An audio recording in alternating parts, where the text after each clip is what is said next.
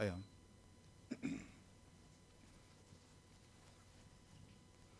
One, two, yes.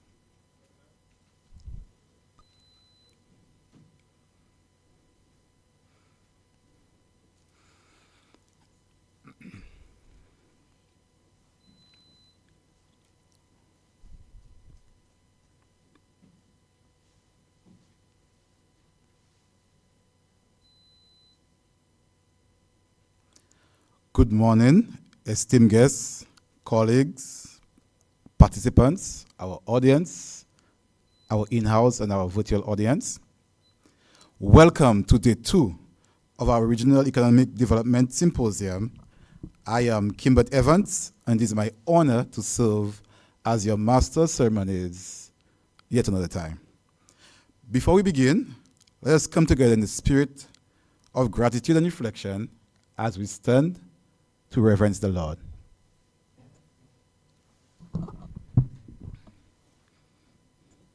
Let's bow our heads for prayer.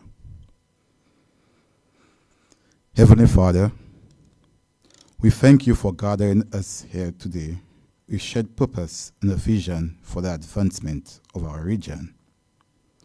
We ask for your guidance, wisdom, and open hearts as we delve into today's discussions.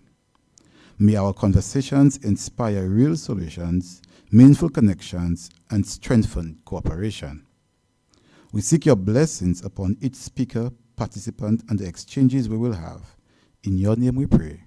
Amen. May all sit.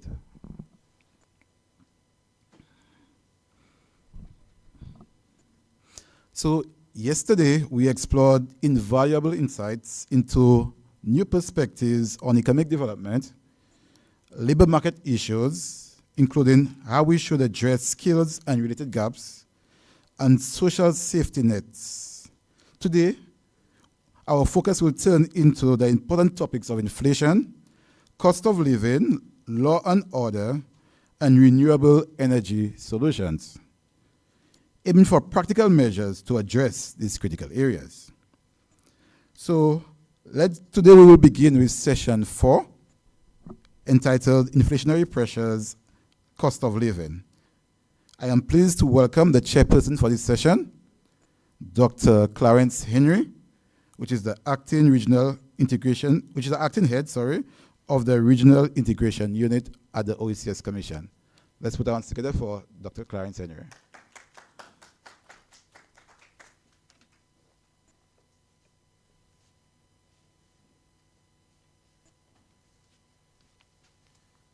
Thank you, Master of Ceremony. Good morning, everyone, once again, both here and online. So I think we starting off with what should be a very exciting discussion on the matters of inflation.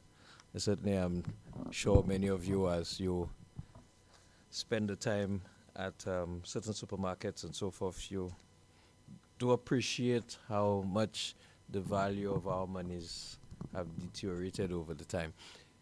Notwithstanding, since I'm not a panelist, I'll leave that to the experts on this panel who will delve into those issues. So we have 2 esteemed panelists this morning, Mr. Janai Leos and Mistress Wendy Frederick. So I'm assuming, Mrs. Frederick, you will join me at the, well, they normally say head table, but I say the table at the front, right? So let me take the opportunity as Mrs. Frederick joins myself and Master of Ceremony at the front to give us some company to introduce our 2 speakers. So Mr. Janai G. Leos, and Janai would have to tell me what the G stands for, but that's another conversation. Mr. Leos is a Sanusian-born economist and father. He attained a Bachelor of Science degree in Economics and Management from the University of the West Indies and a Master's in Science degree in Finance and Investment from Durham University in the United Kingdom. He has over 15 years of experience in building and managing professional relationships and projects between multiple stakeholders in a wide array of settings, including government. He is a keen participant in the digital space, particularly concerning data visualization and data analytics, having advanced knowledge of software programs such as Tableau, Power BI, and Stata, and program languages such as R. Furthermore, Mr. Leos is a published author with papers in the Journal of Eastern Caribbean Studies, published, of course, by Solisys, University of West Indies, and the World Journal of Entrepreneurship, Management, and Sustainable Development. Mr. Leos's research interests includes labor market functioning, particularly concerning gender disparities. Mr. Leos currently serves as the Chief Economist at the Department of Finance in St. Lucia and currently spearheads several projects, including St. Lucia's Blue Bond Insurance and efforts towards the introduction of universal health care in St. Lucia, which would certainly be a win for all St. Lucians. So that's Mr. Leos, who will be speaking first. And then, of course, we have Mrs. Wendy Frederick, who has joined me at the front. She has a distinguished career spanning over 2 decades in customs, where she gained deep expertise in trade and enforcement. She transitioned into leadership roles, first serving as Chief Import Monitoring Officer, and is now the Director of Consumer Affairs. Ms. Wendy's strong background in trade and enforcement, combined with her academic credentials, including an undergraduate degree in finance and a master's degree in strategic management and intellectual property rights, equips her with a solid foundation for driving consumer protection and trade initiatives. Her extensive experience positions her to understand the critical relationship between trade and its impact on consumers. Mrs. Frederick's role have given her insight into the flow of goods across borders and how regulations, tariffs, and trade policies affect market prices, product availability, and consumer choices. Certainly we'll hear a lot more about that in her presentation. In her current role, she leverages her expertise to protect consumer rights in a global marketplace, evaluate how trade policies influence cost of living, product standards, and overall consumer welfare. So here you have it, our 2 speakers this morning. And so without further ado, I believe, Mr. Leos, you're speaking first. So without further ado, I hand over to our first panelist, Mr. Leos.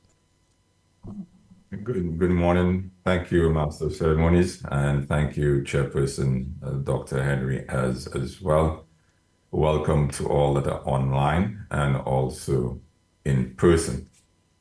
The presentation today speaks to the recent inflation trends, and the one that follows speaks to how the government of St. Lucia actually tries to control some of the inflationary pressures that we are seeing.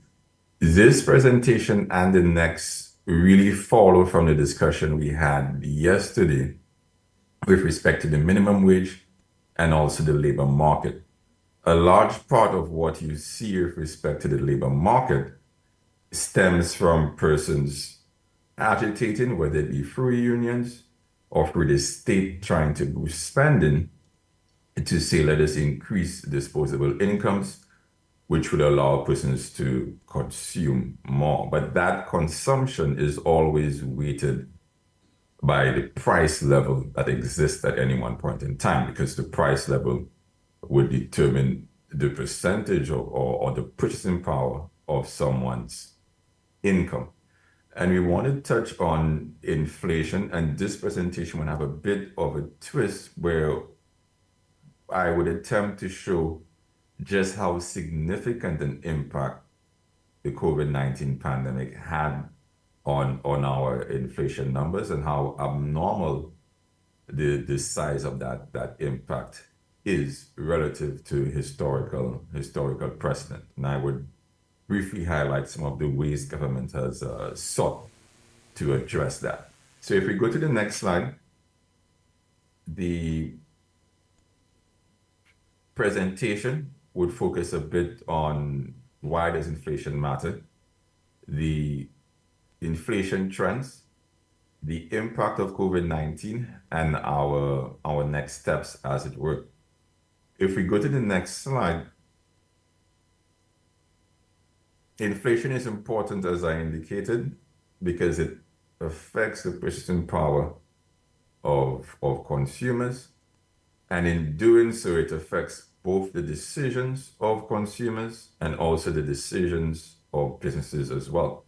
And yesterday, we were speaking to the labor market and also economic growth and how important it was that we have sound and robust growth, and underpinning that we have sound and robust business and consumer sentiment. If that is the case, and that's the takeaway from yesterday, inflation is one of the drivers that affects that confidence and also affects the behavior of businesses and the behavior of consumers as well. So we need to understand inflation if it is that we want to be in a position to affect growth trajectories and labor market functionings. Typically, inflation in the region has been relatively low, but as I've mentioned, you are seeing from the COVID pandemic that has altered that trajectory a bit. If we go to the next slide, one of the characteristics in terms of when economists or the media speaks to inflation is that it often speaks to the rate of inflation. And I'll get to why that is important and how it influences the decisions of both consumers and businesses. If we look at the rate of unemployment, we see that it would have peaked globally at just under 9% following the pandemic. And the rate of inflation globally has come down since then, with expectations for 2024 and 2025 being a return to the sort of long-term average. And if we look at the chart on the right, we are seeing whether it is the euro area, emerging markets, advanced economies, you see that peak and then the gradual decline. Going to the next slide, we see that same development in one of the key influences of inflation, which is the price of crude oil, which is a significant business expense for almost all sectors and a significant driver of transportation costs, which affects the prices of goods and services that you and I consume. So looking at the international trend, we've seen a rise and then a fall. If we go to the next slide, that rise that we saw was so sharp because you had labor market shortages and you had bottlenecks where supply chains across the world all halted at the same time. Whenever you have significant demand and very little supply, you are going to see spikes in the price. And in addition to that constriction in the supply of goods and services, because persons could not work and couldn't move, but the demand for these goods and services was still there, you also had the Russia-Ukraine war and the beginning of tensions in the Middle East, which certainly did not help. Compounding that was as a response to the stimulus, as a response to COVID-19, many of the developed economies introduced stimulus packages that flooded the market in the developed world with money. And when you increase that supply of money, you are going to see inflationary pressures as well, because you now have all of these dollars chasing, as I mentioned earlier, relatively few goods because persons were not able to make and produce as they would have been given the lockdowns and so forth.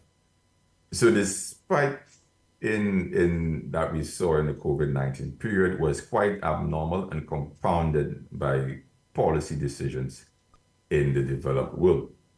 If we go to the next slide, you see a similar trend. And if we go to the next slide,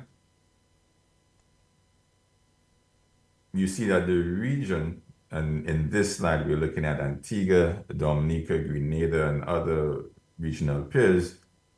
You see that looking at 2010, just before the COVID-19 pandemic in 2020, the rate of inflation was actually on a somewhat downward trajectory. And what you saw with the pandemic was that spike increased prices, but it is now going back to the mean, which would have been on a downward trajectory. Let's go to the next slide.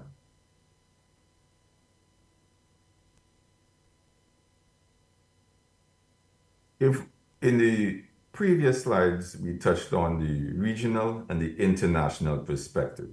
And I've been focusing on saying that the rate of inflation has spiked due to COVID and is since coming down. But if we look at the regional example and the global as well, you would see that inflationary pressures were actually relatively moderate and actually declining, and the COVID pandemic would have changed all of that. In terms of St. Lucia, while we are affected by what happens regionally and also internationally, we are also adversely affected by what happens with disasters, what happens with our agricultural produce, and our own policy measures in terms of fuel, and also in terms of the amount of credit or money in the system due to what's happening with our own indigenous banks, credit unions, and what have you. So inflation in St. Lucia is impacted by regional and global events, but we should also be mindful that it's also impacted by local events. And the very last point there speaks to structural rigidities, low productivity, and inefficiencies, which ties back a bit to the discussion we were having yesterday concerning the labor market and also low growth. And I'll come back to that point later on in the presentation. But let's look at the next slide.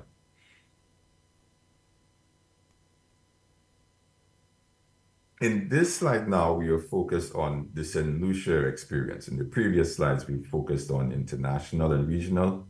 In this slide, we're going to focus on the St. Lucia experience. In the chart to the left, we are looking at headline and core inflation. Now, headline inflation is the inflation rate that is often quoted. It is essentially the price of the entirety of the basket of goods and services measured by the Statistics Office.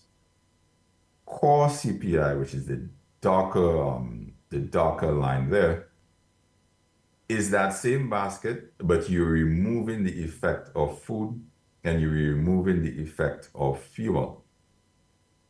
If you look at the historical trend, so 2019 and early 2020, just before the pandemic would have fully hit St. Lucia, you would have seen that headline and core CPI were essentially the same or moved together, which would have indicated that the price of food and fuels moved broadly in line with the price of everything else. If you look at the post-COVID period, because COVID would have hit us with a bit of a lag. So when you go deeper into 2021 and 2022, you see a divergence there. So you see that headline CPI was actually growing faster than core CPI. So it meant that the broad basket of goods, excluding food and fuels, was actually growing faster than food and fuel prices. But if you look at the tail end of the chart, you are seeing that has since changed, and food and fuel prices shot up towards the tail end of 2023, and those two prices are now the same. So you are seeing prices of food and fuel and prices of other goods moving at the same rate, and it appears that they are moving at a relatively accelerated rate. The other chart shows you the rate of inflation over a long average for St. Lucia. We're looking at least from 2024, from 2004, sorry, to 2024. So we're looking at a 20-year horizon. And you could see that when you look at that chart for St. Lucia on the right there, that our rate of inflation has been relatively volatile. We have peaks and troughs, but you often see a reversion to the mean. And prior to COVID, there was a bit of a downward trend as well. But you are seeing post-2020, there was a spike in inflation. Now, all of our discussions so far have focused on the rate of inflation. And in the next slide, what I want to touch on is that while the rate of inflation is important, what we as consumers and what we in terms of the business market sees is the cumulative inflation. And that cumulative inflation is the compounding effect of year-on-year changes. If you look at inflation over the last 20 odd years, the price level has actually increased by almost 53% over those 20 odd years. So the price of a typical good or service now is almost 53% higher than it would have been 20 odd years ago. And that increase, you would note, prior to 2020 was largely in the region of 35, 37%. But between 2020 to now, we have gone from 35% to 53%. And if you go back looking at 2015 or even 2014, thereabout, you would have seen that the cumulative effect was 34% in 2015, 2014. And prior to COVID, it was 45%. So over that almost 6-7 year period, the cumulative effect of inflation only increased by 1%. So a lot of the inflationary pressures that we are seeing was really due to the pandemic. If we go to the next slide, I wanted to briefly explore what would St. Lucia's inflation have looked like if we did not have a pandemic. And the purple line in that blue area there is showing what the rate of inflation could have been if you assume that the trend that you had observed over the last 20 odd years remained the same. And you're seeing that inflation would have followed that sort of downward trajectory that we are seeing when we look at both the regional and St. Lucia's inflation as well. If we go to the next slide, just to put some specificity to those numbers, the purple bars there shows you what the rate of inflation would have been if we assume the trend had continued vis-a-vis the actual experience in sort of the darker blues there. So you're seeing that in 2022, 2023, and the expectation for 2024, had the trend continued, would have actually have been deflation. But what we would have experienced would have been the 2.4, the 6, and the 4.5%, which is contributing to the spike in the cumulative effect that we are seeing. interestingly enough, the most recent data point for 2024, if we look at the first 6 months of the year for 2024 and we compare it to the first 6 months of 2023, we are expected to see some deflation. Next slide. So in this slide, I'm just showing what would have been the trajectory or what could have been the trajectory in the purple line without the effect of COVID. And you are seeing that had there not been that shock and had we continued at our long-term trend, you would have seen a relatively stable price movement.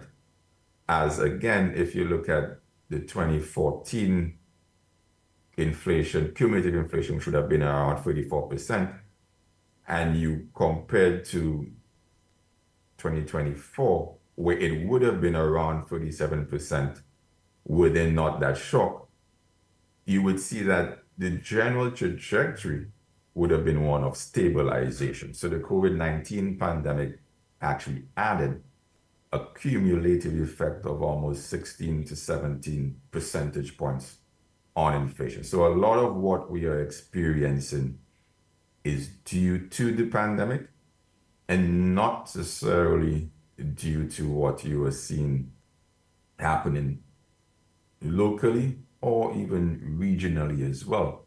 Since had that local and regional trend persisted, if there were no COVID shock, you would have had relatively moderate inflation developments. Next slide.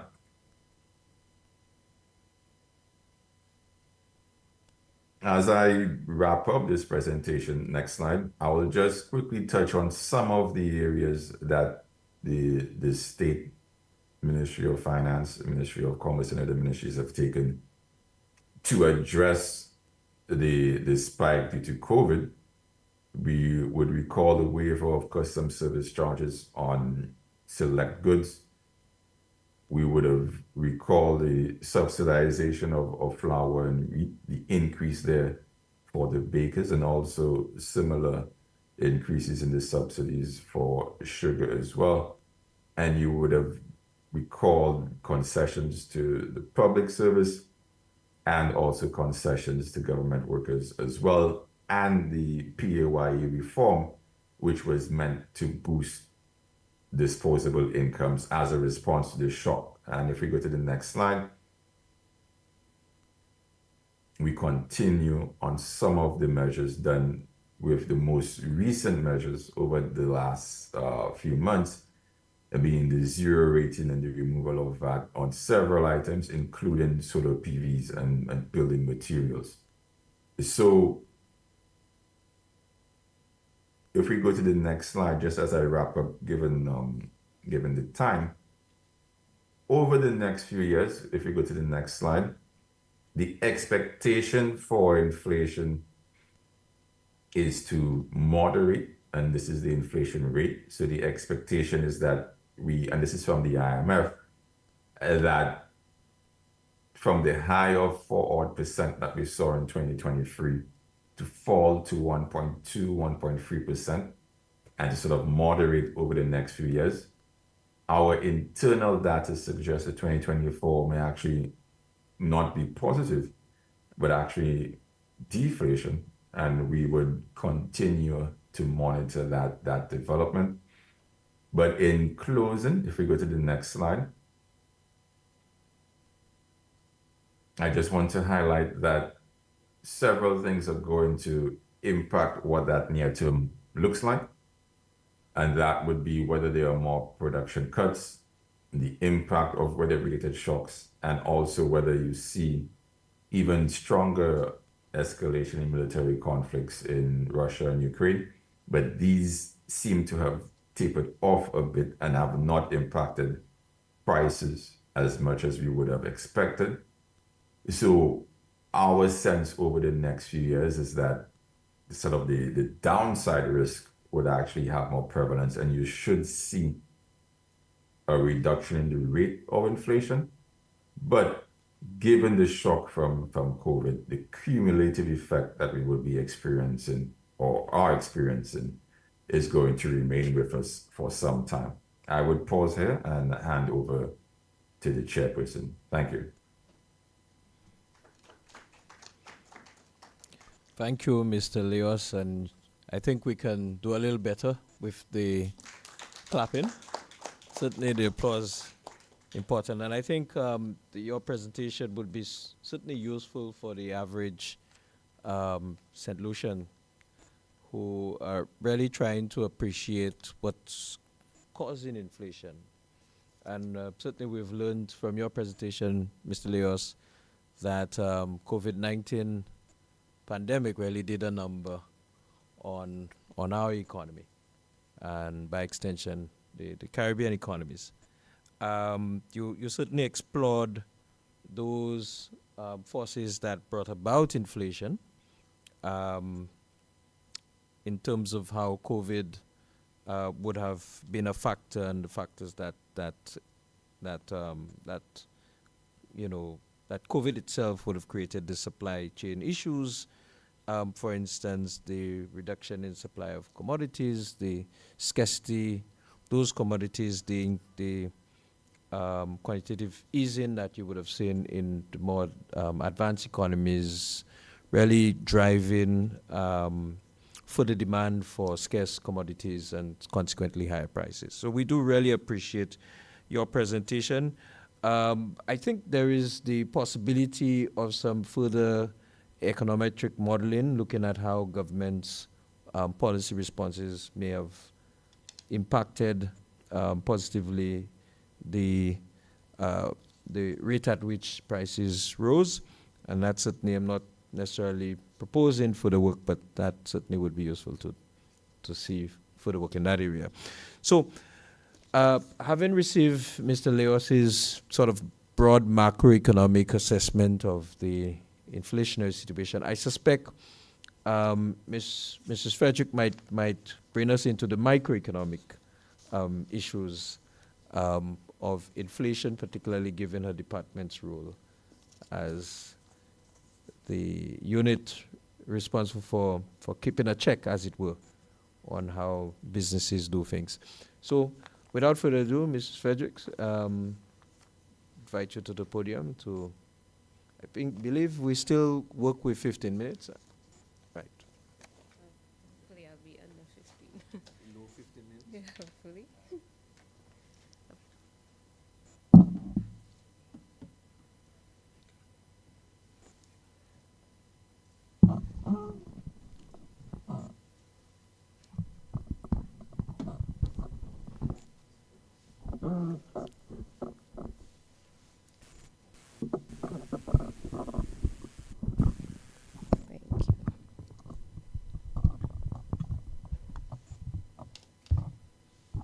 Am I physically challenged?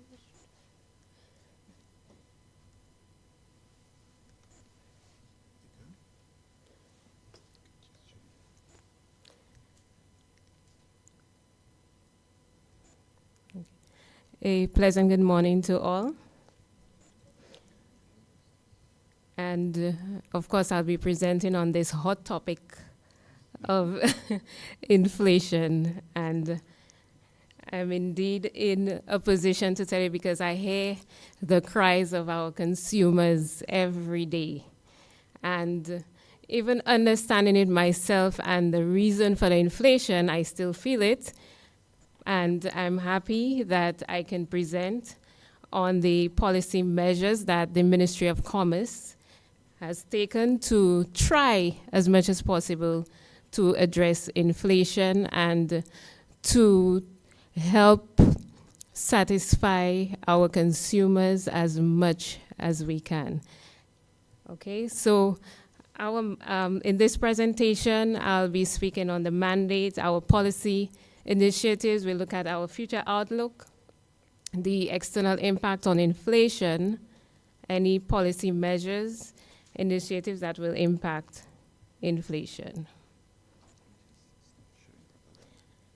And I'm the Director of Consumer Affairs, but I'll be speaking generally on behalf of the Ministry of Commerce and not just what our department is doing, but generally the Ministry of Commerce.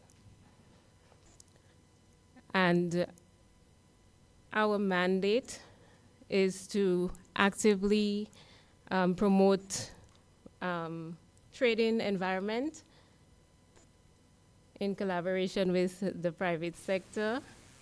I think we're having some technical difficulties over here. So I'm trying to speak off the top of my head right now. We intend to strengthen and enhance our productive capacity, okay? And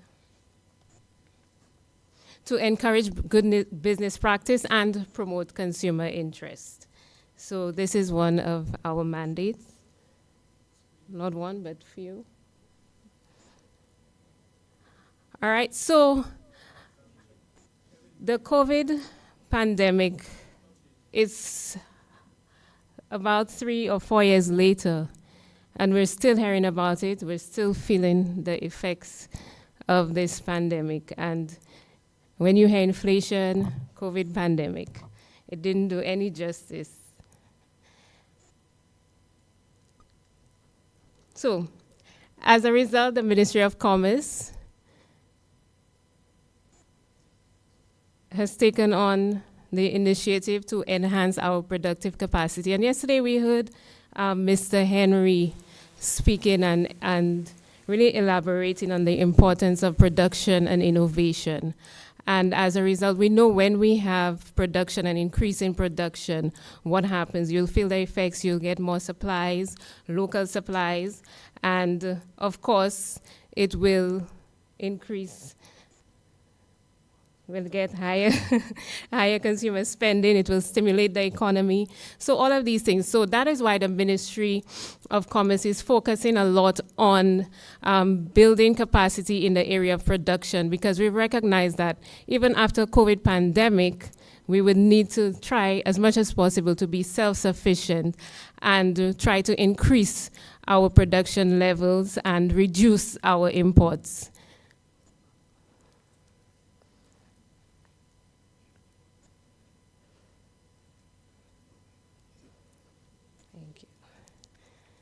Okay, so I just want to give an overview of the cost on imported goods, because you hear persons and we hear consumers all the time. So I just want persons to understand how businesses arrive at their prices, basically. And imported goods, when you purchase goods and you import these goods, the duties are calculated on the CIF, which is cost, insurance, and freight. So, right.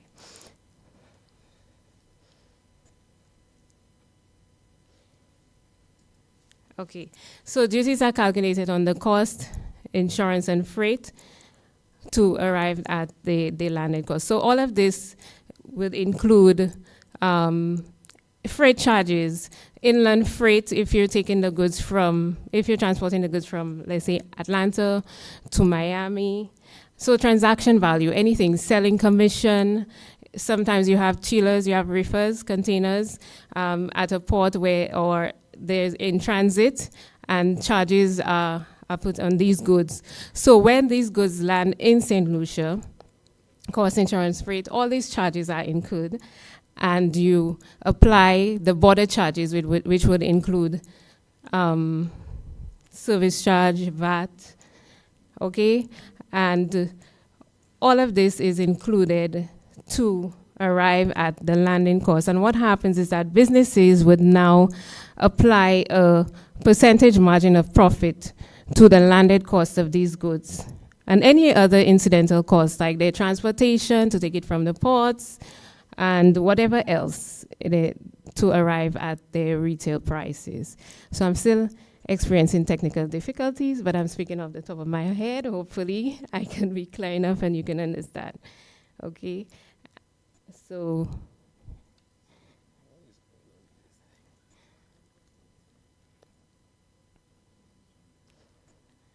we have import duty, you have service charge, you have VAT applied to these items. which would give us the landed cost of the imported goods. Okay?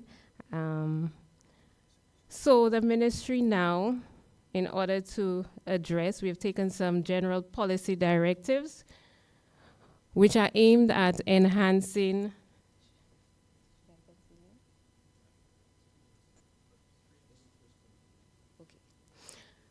enhancing domestic production. We focus on consumer protection and education and building resilience. So some of the initiatives to enhance domestic production, what we've done, one is the Love St. Lucia campaign. So we're encouraging persons to buy locally. So you would go into the supermarkets and you would see on the shelf a little sign with a heart. So these are locally produced goods. And we also have the government procurement. Government now procures a lot more goods locally, right? We're trying to infiltrate the tourism sector, hotels. Okay, awesome. Thank you. So we're trying to tackle the hotel sector. So the hotels are buying a lot more locally. Okay, so this Love St. Lucia campaign will support local production and reduce imports and you'll be able to produce more, right? So the more goods you buy locally, local production will increase, definitely. We also have fiscal incentives, which promotes import substitution and reduce costs for domestic producers. So businesses, manufacturers receive fiscal incentives. They're able to import their raw materials duty-free. So this is another incentive for businesses.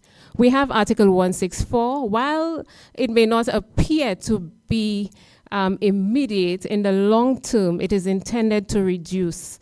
Because Article 164, yes, we've seen an increase in import duties from countries outside of the region. From the US, the duties are high on some items.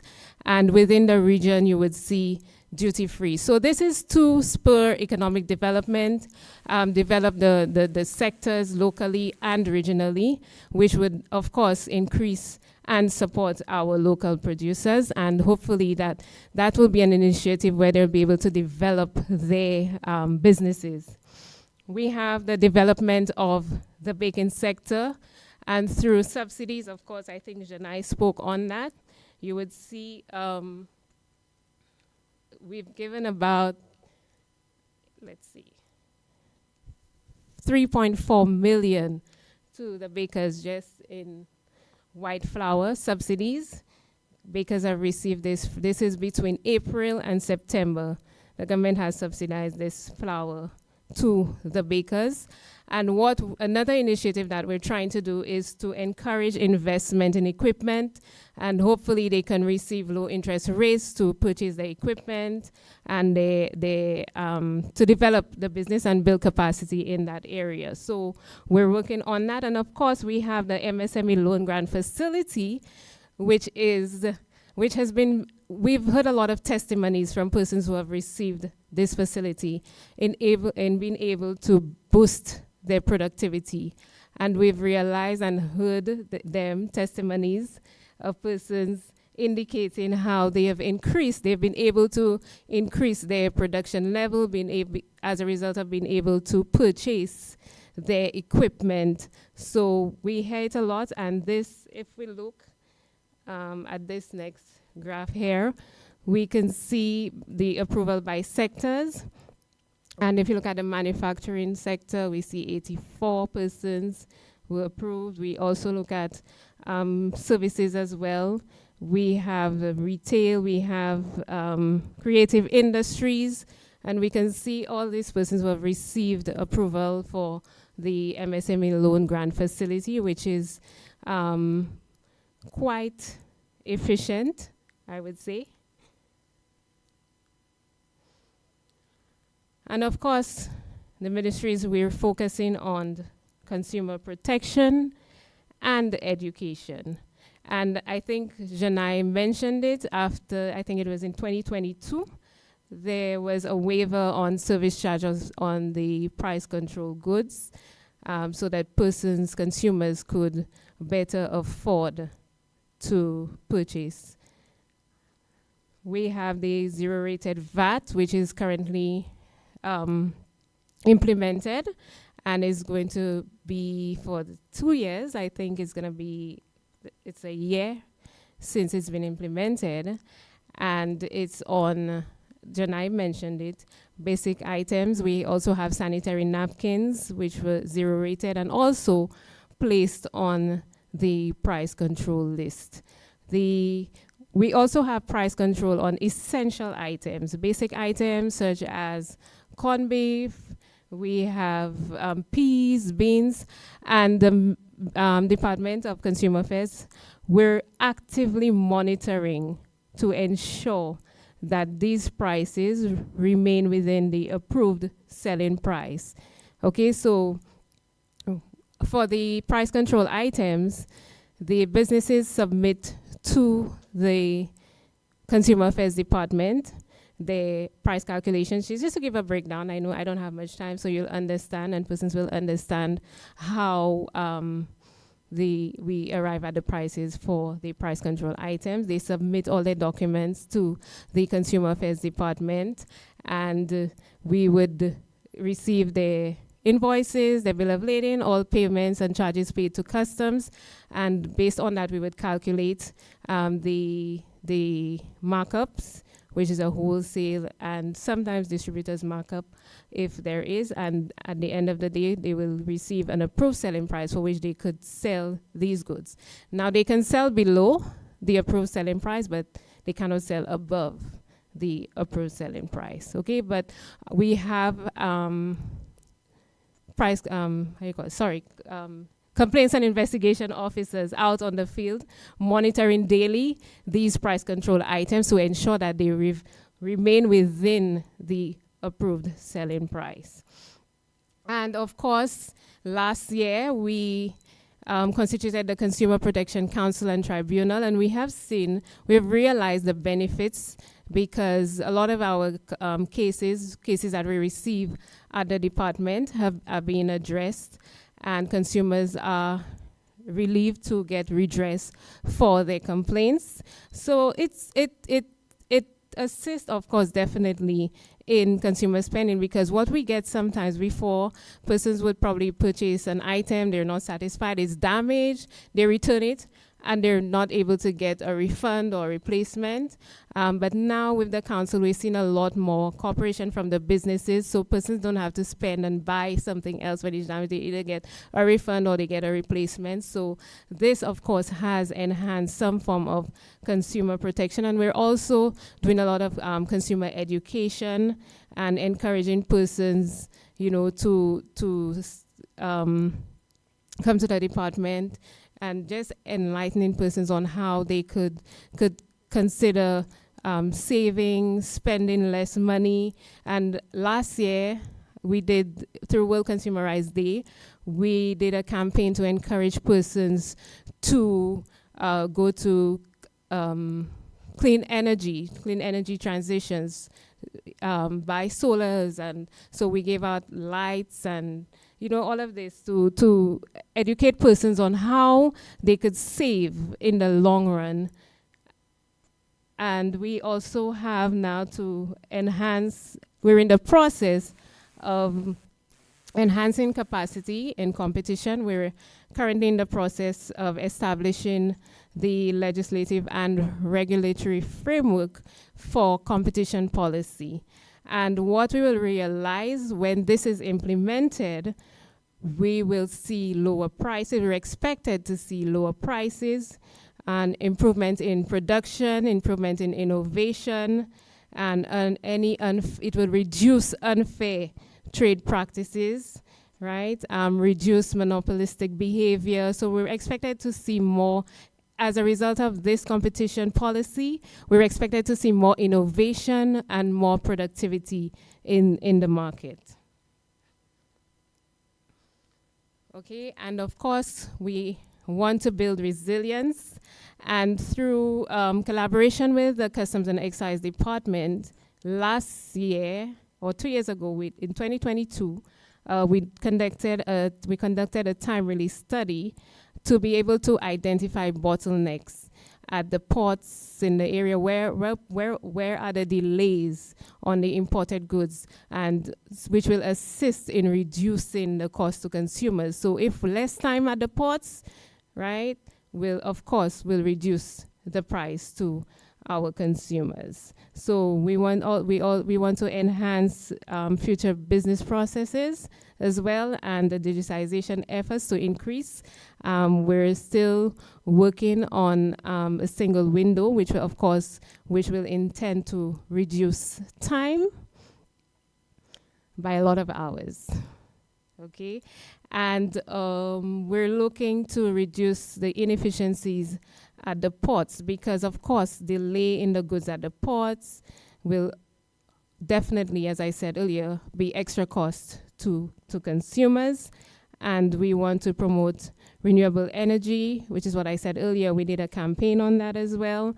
And so if you mitigate your high energy costs, you definitely reduce your impact on consumers. So even with the solar panels, they're zero rated VAT, you get import, I think they're duty free. So we have low interest rates on loans for these solar panels. And of course, our future outlook and legislative goals, our ongoing legislative efforts, we intend to, of course, enhance and implement new policies to enhance resilience and consumer welfare. So the Ministry of Commerce is working assiduously to ensure that we move with the times, we move with the flow. We're proactively scanning the external environment, and we're trying to be very proactive in areas where we may recognize an impact, where there'll be impact on prices and inflation. So we want to continue to develop at a faster rate, right, than the inflation. So we'll develop products, we'll produce more, and explore opportunities such as the business process outsourcing, where businesses can now focus more on their, okay, I just only have 2 minutes, so I'm gonna rush through it. Okay. Of course, I'm almost done.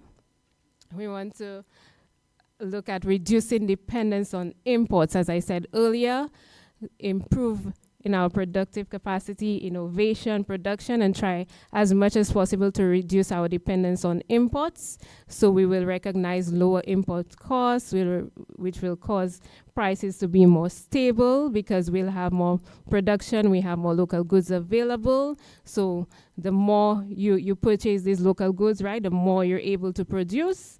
And so the cost will be passed on to the consumers, will begin to realize the reduction in items, goods across. Okay, and the 2 minutes after rest, I have to think fast as well. And of course, as I said, to increase the supply of goods, which will meet local demand, and of course will recognize competition benefits. More local producers create competition, driving down prices and benefiting consumers. Okay, thank you for that. Thank you very much.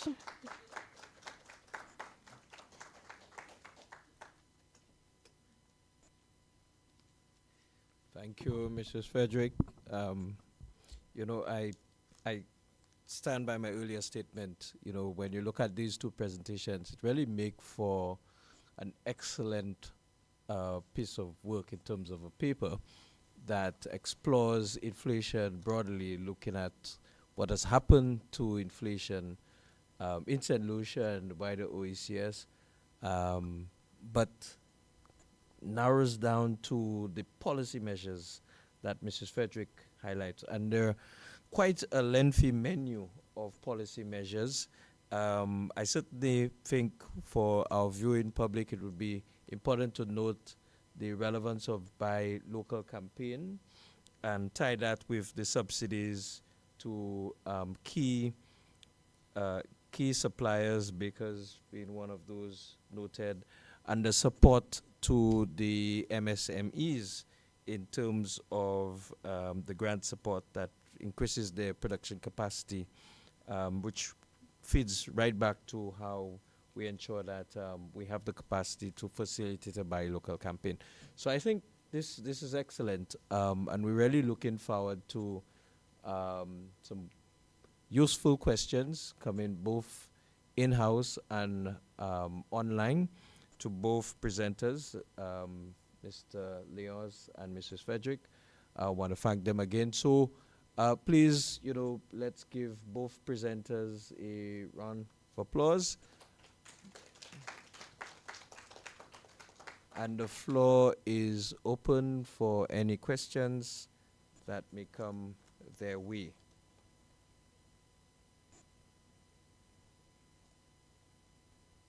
I also believe our online participants can also ask questions. Good morning, everyone. Mrs. Frederick, yes, to you. You spoke so much about, of course, that was your topic, inflation. And you spoke also, you mentioned a number of policy measures that you would put in place to address inflation.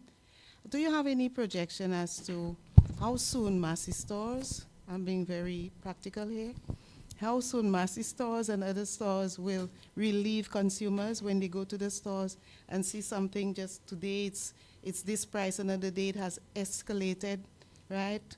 Do you have any projection? What we've recognized, our department they've been monitoring prices and looking at also about the basket of goods. And we have noticed that prices are actually slowly declining, whether it be at a slow rate, but it's going down slowly compared to last year. As to when, Massy stores, I cannot answer that. But as I indicated, there are several drivers that will increase the price of the goods. And of course, we have seen I had some technical difficulties with my PowerPoint, but I think I did mention the difficulty in the supply chain. And so with the increase in freight, of course, this has driven the cost of goods really high. And we've had disruptions. The Panama Canal, there was some delays as a result of the drought. We have issues where we cannot get containers, even with government. Earlier this year, we could not get 20-foot containers to fit our sugar.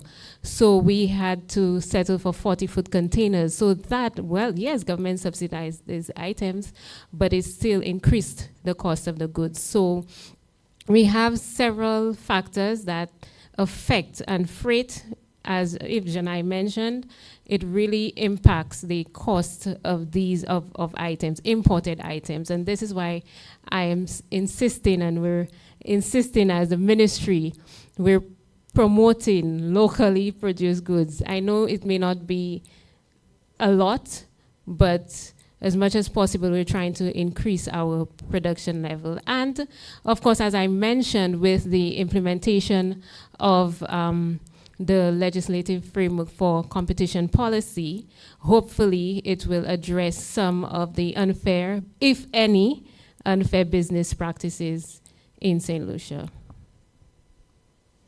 And just to add to that point, because I think the issue on freight, Chairperson, is very important.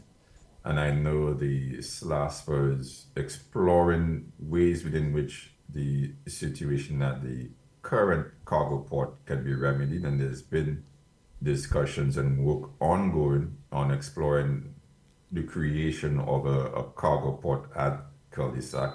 The existing port facilities at Castries are quite stretched, given that they are doing tourism, cargo, and other forms of transportation there, and the infrastructure there is aged, and the ability to easily clear a container and whatnot is quite narrow, which leads to higher storage and other related costs.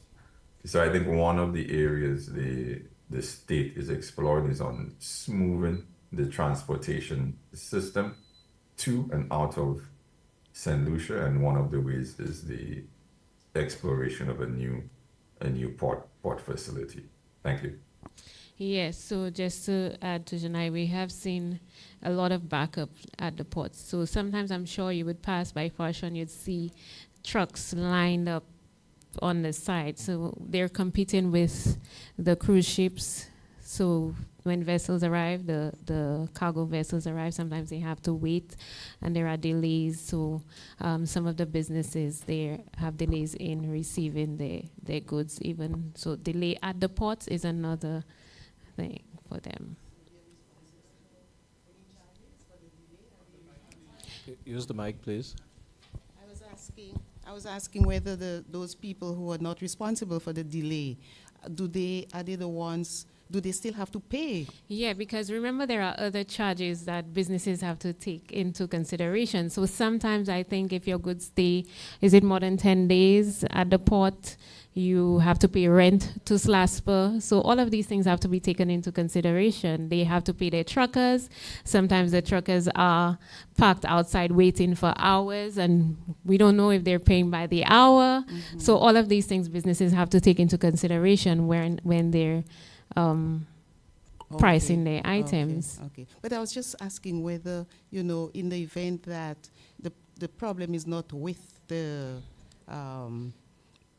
store, right, so to speak, and do they still, are they the ones responsible for paying for the delay? Because if I have my goods out there and it's not my fault that there is a delay, are you still going to, add pressure?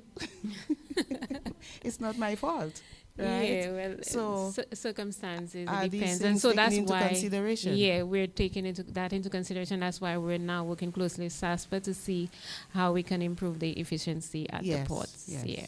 Okay. Thank you. You're welcome.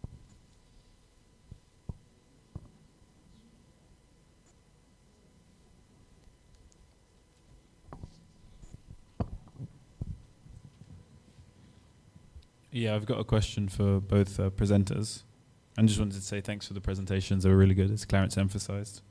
You mentioned, Ms. Frederick, that you were looking at import substitution to reduce the dependency on imports. I just wanted to know more specifically, is this in certain targeted sectors or is this across the whole economy?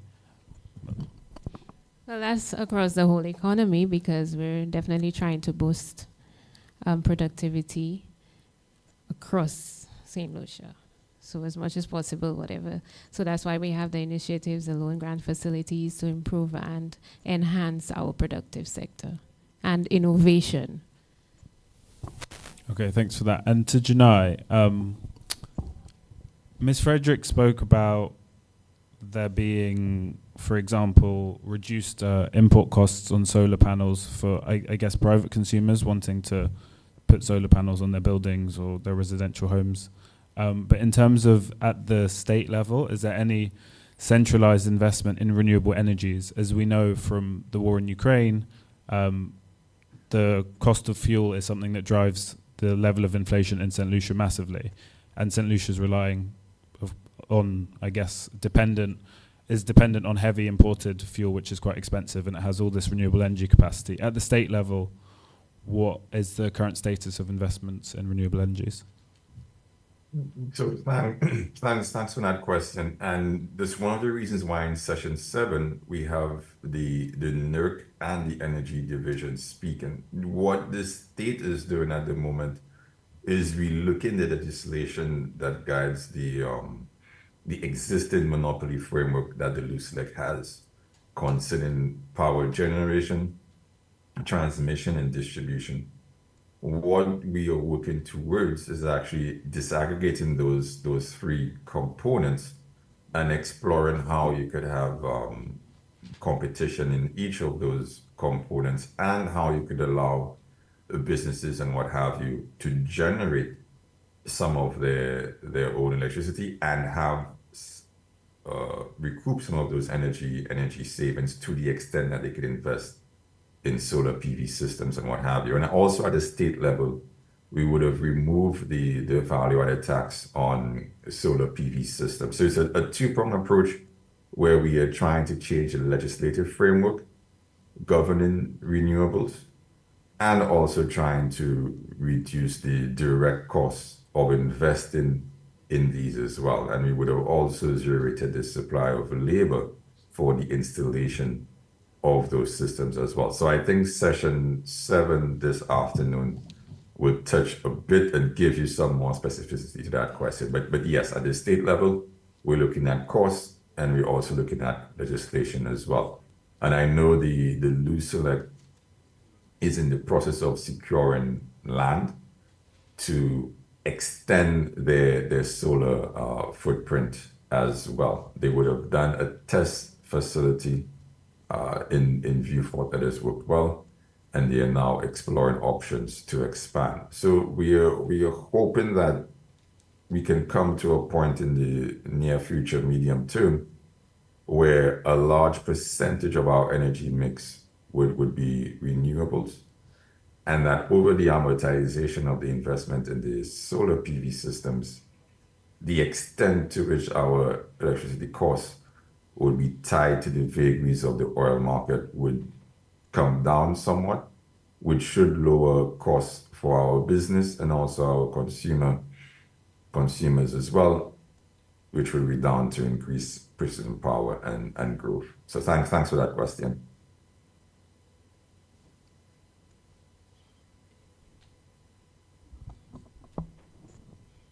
And certainly, you see, in terms of measures to support the reduction in prices, the OECS Commission is actively there supporting member states, and Lucia being included.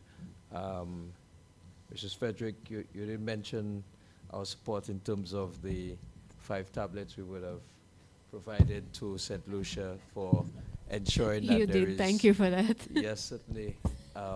You know, through the support of the 11th EDF European Union funded project. And of course, there's increased effort to support St. Lucia and other member states. I'm looking at Dr. Samuel quite intensively because in the context of the competition authority, that's important also to create the environment to manage those price increases. The OECS Commission, in particular my unit, is involved in addressing those needs. So we at the OECS Commission continue to add value to the best that we can and to be there for the member states, and we should be in key member state in ensuring those issues get resolved. So any other questions online or on the floor, as it will? Dr. Samuel? Well, I'm on this side, so mine is not really a question. It's just just a comment on the discussion. We've been talking about inflation experience of St. Lucia and, of course, the region. I think we received a sort of a macroeconomic overview of the drivers of inflation from Janai, and we heard from Mrs. Frederick about the sort of the local picture. I think the question is the lessons learned from that, and what are the policy responses that we as a region should have to sort of preposition ourselves to deal with such exogenous shocks like that, price shocks in particular. Now, that takes us back to some of the things that we've been moving away from, like state enterprises in public stock holdings, holding strategic reserves of strategic items. We have seen what our over-dependence on supplies coming in regularly and disruption to logistics chains and supply chains, what that means for us. And so there is a lesson there that at the regional level, that perhaps we need to bring our minds around that issue, to locate, we talk about import cover or some level of, buffer stocks to deal with these shocks should they arise.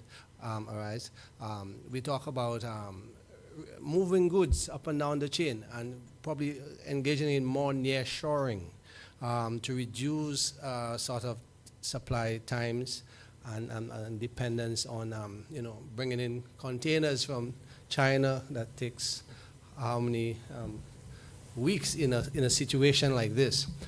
Now we have to be monitoring what's happening in the Gulf, sort of the Middle East area, which is a hot area.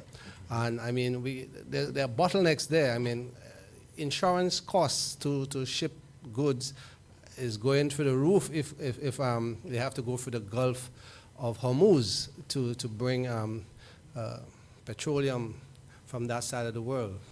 And the option is 4 weeks in delay going across around the Cape of Good Hope. So we as small states need to be looking at these things and thinking of how best do we mitigate the sort of the downside associated with that.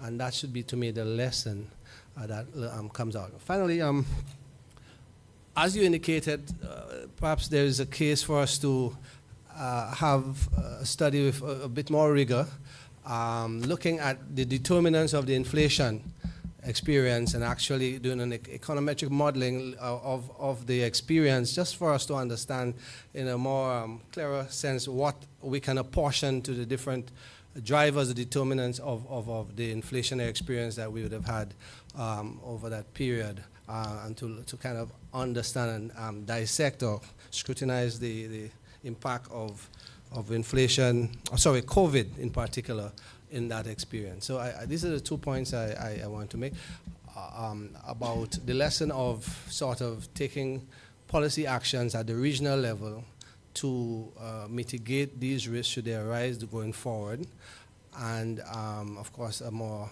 detailed analysis that we can have for the record as we look back on that experience. Thank you very much. Yep. Thank you, Dr. Samuel. Certainly, I don't know if any of the panelists wanted to respond. I mean, it was a statement, but a very, full statement, if I may say so. So, Mr. Leos or Frederick, want to add anything further as we close this particular session? Well, thank you very much, Chairperson, and also to the Master of Ceremonies and to my co-panelists as well. I think from the presentation that the co-panelists would have made, you could see the extensive array of interventions that are made at the state level. I would add that perhaps the extent to which we could broadcast more of this information would help, sort of in the vein of sunlight is the best disinfectant, as it were. I know to spur competition, some governments have actually produced prices of varying goods and compare it across the retailers just to sort of spur some competition, and they do it as part of their reporting function. In terms of deeper econometric analysis, I think that is an action item we could take from that symposium. And we have done some work and started some work on the determinants of inflation and in a sort of co-integrating framework. So some of that does exist, so we can work with the Ministry of Commerce to expand that body and present it as a follow-up paper to this discussion. Thank you very much. Thank you, Mr. Lewis. Thank you, Janai, and thank you to the chairperson and our Master of Ceremonies. Just to add also that we, the ministry, the Consumer Affairs Department, we're actually trying to work closely also with OACS and CARICOM to see how we can have these approved selling prices available so persons can in real time get the approved prices on the shelves for the price control items. So if there are any anomalies, they can send that to the department and we can review. And of course, we enhanced our complaints and investigation officers with the tablets. Thank you, OACS, again. And we also increased our staff complement by 2 so that we could monitor more island-wide and so that there can be more presence of the complaints and investigation officers. So we are working, and I just want to just to give some level of confidence to our consumers that the Consumer Affairs Department is working. We're monitoring closely. We're monitoring prices, not just on price control items, and definitely working to assist the government in implementing initiatives and policies in the better interest of our consumers. Thank you. Thank you again, Mr. Leos. Thank you, Mrs. Frederick. I think this has been a very much wonderful session. I do agree that we would need to place some effort in certainly broadcasting this panel as wide as possible, because the information from this panel is certainly one that would be useful for all of our consumers across St. Lucia and even beyond St. Lucia as well. So my job here is done. Thanks very much. And certainly looking forward to the next session. Pass you over to the Master of Ceremony.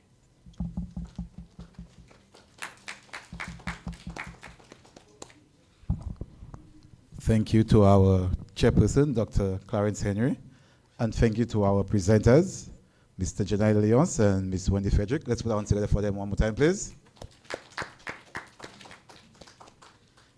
It's now time for our break, and if it's okay with the audience, we would like that pick up the break in just about 5 minutes and can come back in here to continue eating due to our time constraint.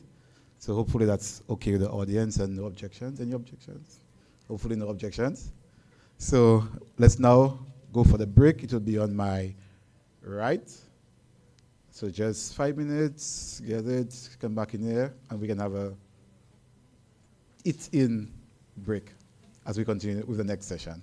So thank you very much.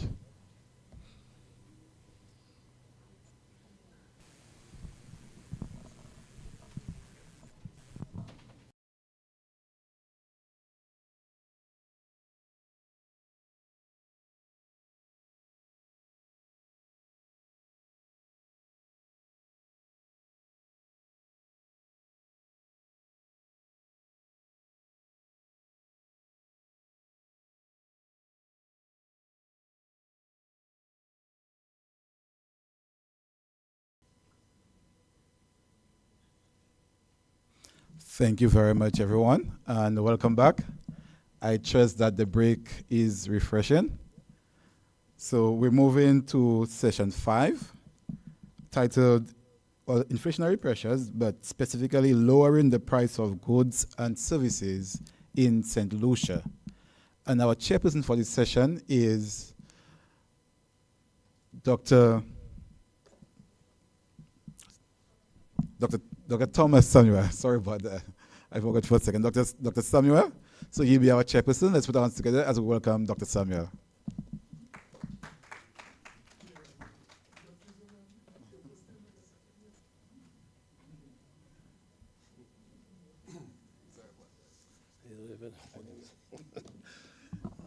Thank you, Mr. Master of Ceremonies, and let me get a height adjustment here.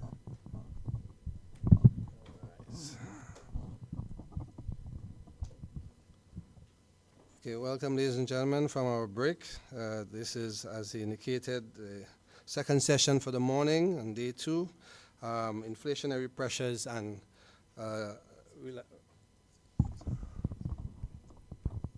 regarding the cost of living, with a focus on lowering the price of goods and services in St. Lucia. In this panel, we have 2 presenters. The first presenter I will now introduce you is one that we've heard from before, quite an icon in our business landscape. Continue to do what I call human service in the field of business and private sector development. Here I refer to Mr. Brian Louisy. Mr. Brian Louisy is the Executive Director of the St. Lucia Chamber of Commerce and Industry and Agriculture, a position he has held for the last 20 years. Brian has over 30 years of experience in development work in both the public and private sector. He's a trained economist in the area of development economics and project planning. He has been active in the field of private sector development, business advocacy, business support services, trade negotiations, export development, sustainable development, development planning and competitiveness, etc. throughout his professional career.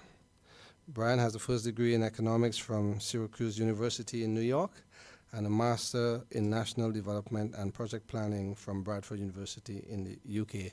Help me welcome to the panel, Mr. Luisi. Mr. Luisi would be happy if you could join us at the table at the front.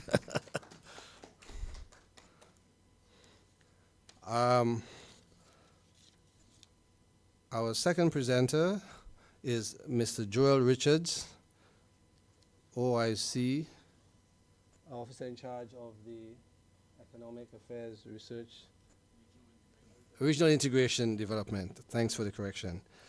Mr. Richards, gentleman who I'm familiar with, he has over 17 years of experience working in multilateral, regional, and bilateral arena on issues such as international trade policy, sustainable development, private sector engagement, and government relations. He has also provided and continued to provide advice to ministers of government, senior public sector officials, senior management of intergovernmental organizations, and business executives. Currently, he holds the post of Senior Technical Specialist at the OECS mission in Geneva, as well as the Officer in charge of the Economic Affairs and Regional Integration Division. He previously held a senior advisory role at the CARICOM Secretariat and also headed the Barbados Private Sector Trade Team. So this is our second presenter, and I think he'll be joining us remotely online. Okay, with that, I will now like to get our first presenter to the mic to hear from him as he addressed the issue before us regarding strategies for lowering the price of goods and services in St. Lucia in the broader context of dealing with inflationary pressures and the cost of living. Ladies and gentlemen, I give you Mr. Brian Luisi.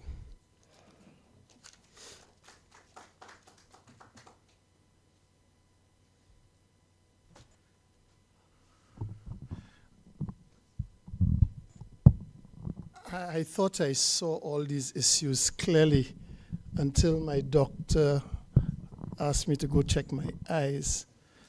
And then I realized I had generally been taking a dim view of things. So these glasses are a couple of weeks old. So I'm still struggling with them. And I think that's where I had a little challenge, because only when I heard Thomas read out the subject matter, I say, oh my dog, they asked me about how to bring prices down. If I knew that answer, I think St. Lucians would have crowned me king. But this is not the case.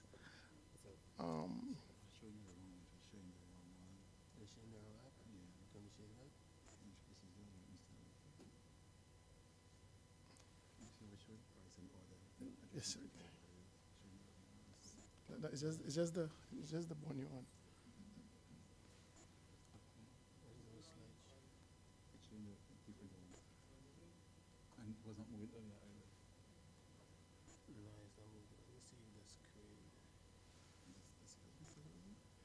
But you have multiple ones on.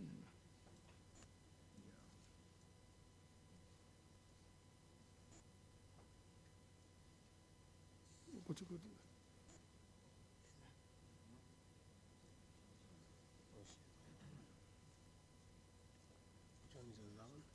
Is the same thing? Yeah, that's it. It's not going up to the first one. That's right. Just once you can move.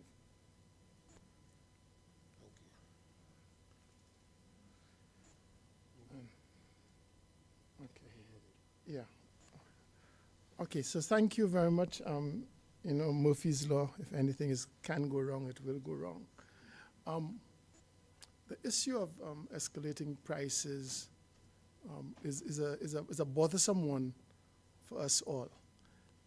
The reality is that St. Lucia and St. Lucians are price takers. We have very little ability to control the price of goods. However, we can impact the final price by the things we do when the goods get to St. Lucia. However, the percentage impact is debatable and is not as great as we think it is. What the Chamber has tried to do as the voice of the private sector is to add a perspective to the discussion, because it's always easy to make negative comments about the final seller of the product. However, there's a whole chain of events and activities preceding that final exchange. So what I'll try to do is talk a little bit about the rationale for wanting to influence and lower the price of goods, talk about the current situation in St. Lucia and globally, and talk about some potential benefits because of doing things differently, looking at Latin America, and what, as a vehicle, as an option for purchasing our goods. Talk about the possible price implications, talk about some of the trade challenges, and then I'll look at some of the policy and regulatory adjustments that need to be made, and then I will try to conclude all within my allotted time. Well, so the Chamber of Commerce last year invited the ambassador of Mexico and the trade counselor out of Brazil to present to the AGM about the possibility and the options for trading with Brazil more and seeing Mexico and Brazil and Latin America generally as a source of goods. All of the intention, all of the argument that we can get better prices down here. So we wanted, the rationale was that we had high imported inflation, there were supply chain bottlenecks, and I'm sure that term has recently entered your lexicon, just like me. All of a sudden, I'm in a supply chain problem, supply chain. 10 years ago, I never heard that, but of course, there were high transportation costs, where we saw the cost of moving a container from China rose from about 5,000 US in 2019 to 15,000 US for the same size and container. And containers are done in lengths, 20-foot lengths, 40-foot lengths. And so they saw that ridiculous increase in just the cost of freight. And then, of course, we had the socioeconomic pressures at home, where people with a fixed income were facing escalating prices for all basic necessities, from food to household supplies to construction material. The prices were just going up. So that's the rationale for our delving into looking at alternatives. St. Lucia's main trading partners, I did a quick look at our trade statistics. And of course, yesterday I did tell you I'm a practical economist. I'm not a desktop economist. I was slightly tempted to give you all the trade statistics and show you the actual numbers and the trend. But I say we all know. Look, simple, let's go to the point. The United States, Trinidad and Tobago, China, UK, and Barbados are our main trading partners. From these countries, we import the vast majority of our goods. As I said, inflation rate rose dramatically between June 2020 up till June 2022, going to 23. But I say inflation, and I'm not saying prices stop, but inflation is really the rate of increase in prices. So it rose and it has sort of come down, and the rate of increase is not as dramatic. But we're also seeing in recent times another uptick in the inflation rate. And inflation rates are influenced by a number of factors. In St. Lucia's case, we get a lot of imported inflation. Our trading partners, they have issues, and we see that impacting the movement of prices in St. Lucia.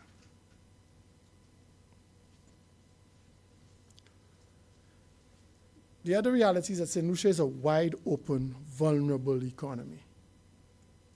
95% of our goods are imported. Either it is for manufacturing or for consumption. We do not have a lot of raw material here. So we are ranked as one of the most open economies in the world. And they measure that, I think, by looking at imports over GDP and exports over GDP. I think that's the measurement. Imports plus exports over GDP. And we are right up there. You know, one time we almost wanted to boast. We have the most, you know, but then we've had persistent high inflation globally, which has influenced. We continue to see prices rise. And one of the things, as a victim of being wide and open, we have more frequent and powerful natural and human disruptions. Now, usually they say disasters, but I prefer to call them disruptions. Things that happen that disrupt your life, your normal life. It may not be a disaster. It may be a pandemic. It may be cyber issues. Yeah? And of course, as I said, the international conflicts on the global economy, you know, you look at the impact of them, what's happening in Europe, the Iraq war, in the Ukraine-Russia war, and why that has such a specific effect. Ukraine was described as the bread basket of Europe. It produced a lot of the wheat, a lot of the food. And when the war started, that was disrupted, so they couldn't produce. They couldn't trade. Russia wouldn't allow them to trade, wouldn't allow them to export. So there was scarcity of these products, and so that influenced the price. The Israeli Hamas conflict, which seems to be spreading, that disrupts the stability of oil supply. It raises questions about it. The Houthis attacking the shipping. The Houthis, I put an N for instead of a T. The Houthis attacking shipping. That has caused problems. And then we talk about, I think an issue we need to talk about also is about the trade routes, what happened in the Panama Canal. You know, we talk about climate change. What does that mean? Well, in Panama, we've seen less rain than traditionally. And so the Panama Canal operates using water, a system of locks and levers. So when the ship comes, when it's going across, they raise it, they put more water, they raise it, so it gets to the next level, goes, lower it. They don't have water, they can't do that. And so they had to conserve water, and so they were queuing ships up. Rather than moving 20 ships, 30 ships a day through the canal, they were moving only 12. So if you go outside Panama, you will see ships just lined up, waiting, queuing to come in. Delays in the cost of food, delays in the cost in the shipment of goods, and time is money.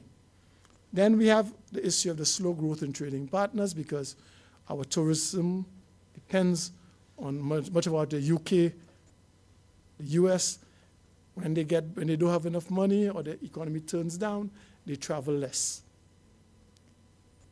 When they are not feeling very confident, they don't invest as much. So these are some of the things that a wide, open, vulnerable economy contends with. So the chamber, recognizing what was going on, but also, being a chamber, we have a network of chambers. I'm sure if any of you have a business and you go to another country, you will feel compelled or have no surprise if you go to the Chamber of Commerce for information or to network or to meet businesses. So we have this global network, and so we're keeping our eyes and keeping our ears attuned to what's happening. One of the things we noticed was that the US, the UK, Canada, and other countries in Europe, because of what happened with the dependence on China, a lot of firms decided to relocate their businesses to Mexico, to Brazil. Mexico has seen an influx of investment in production because they're saying, if we're having problems getting goods from Europe, getting goods from China, maybe if we relocate production, we don't have that challenge. So we've seen that. We've seen that in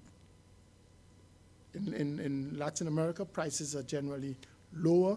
They are closer to us, proximity, so that could lower transportation costs. Again, as I said, taking advantage of the pivot by American and European countries away from dependence in China to locate a lot of manufacturing and production in Mexico. And just in case you're not aware, Mexico is one of the largest economies in the world. Mexico is one of the most diversified economies in the world, producing food, one of the only countries outside Europe that produces the big five automobiles. They have automobile plants at the big five companies located there. They're manufacturing parts. They're the largest producer of white goods, meaning refrigerators, stoves, appliances. Our nice, fancy, flat screen TVs, world's largest producer. So they're not, we sometimes like to think of Mexico as, Juan Valdez and the tortillas. They are a huge economy, diversified, sophisticated. Telling you. So we're seeing that shift. And it's not just Mexico. We're seeing that shift to Latin America, Brazil. With the new president, President Lula, coming back, he's a lot more liberal. He's not at the right wing. He's looking to expand his economy and make ties, the South-South ties once again. Colombia, Chile are great manufacturing and producing countries who are growing their economy as they stabilize. We should also note that thinking of Latin America is not anything novel. Yeah, I'm bright, but not that bright, come on. CARICOM has a number of free trade agreements with Latin America already. So CARICOM has been thinking and seeing that, knowing that South-South trade and South-South partnerships hold great potential and benefits for countries in that hemisphere, in that sphere. So, if you're not aware, Brazil is cementing its transportation ties to CARICOM. And maybe I should say Guyana is doing that. Guyana is building a huge road work, highways that will connect all of South America to Guyana. So we're changing the dynamics. No longer is shipping. In Guyana, you'll be able to drive and transport. So we're opening up Guyana. Guyana is opening up Brazil, a major economy. And it's taking place now. And we're already seeing companies in this part of the world, OECS, linking with Guyana. When the Guyana president was here earlier this year, he spoke about it. Brazilian companies have representatives in Guyana. Yeah? So there's something happening there. Mexico has taken a deliberate decision to invest billions to expand capacity to produce and trade from its Caribbean coast. It's building new cities, new production and industrial sites, and ports. That will cause and allow trade to take place. What we also have to think of is that we sometimes don't know where a good comes from. But if you go in your supermarket, look at Sapilo. Where do you think that's from? It's already happening. A lot of the things we buy are actually manufactured, not in the US, but the US is the entrepot. So everything goes to Miami, and it ships from Miami.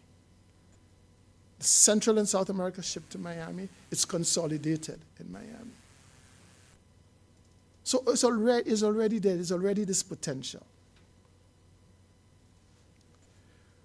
As I said, trade and production dynamics are changing quickly.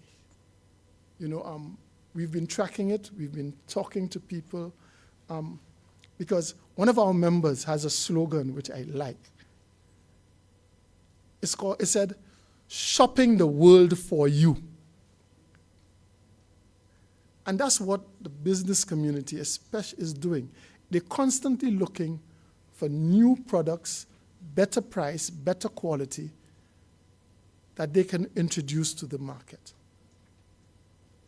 And so we are keeping our eyes open. So as these changes occur, there are potential benefits. We could see initial price changes in the market as new products seek to gain acceptance. So people bring in new products, they'll start off with a discount, lower cost, and try to attract you. We may see some price drops due to currency exchange fluctuations, because unlike St. Lucia, Latin America has a floating currency, and you could see possible benefits from that. We could see import cost reductions that can be passed on to the consumer, leading to potential price decreases.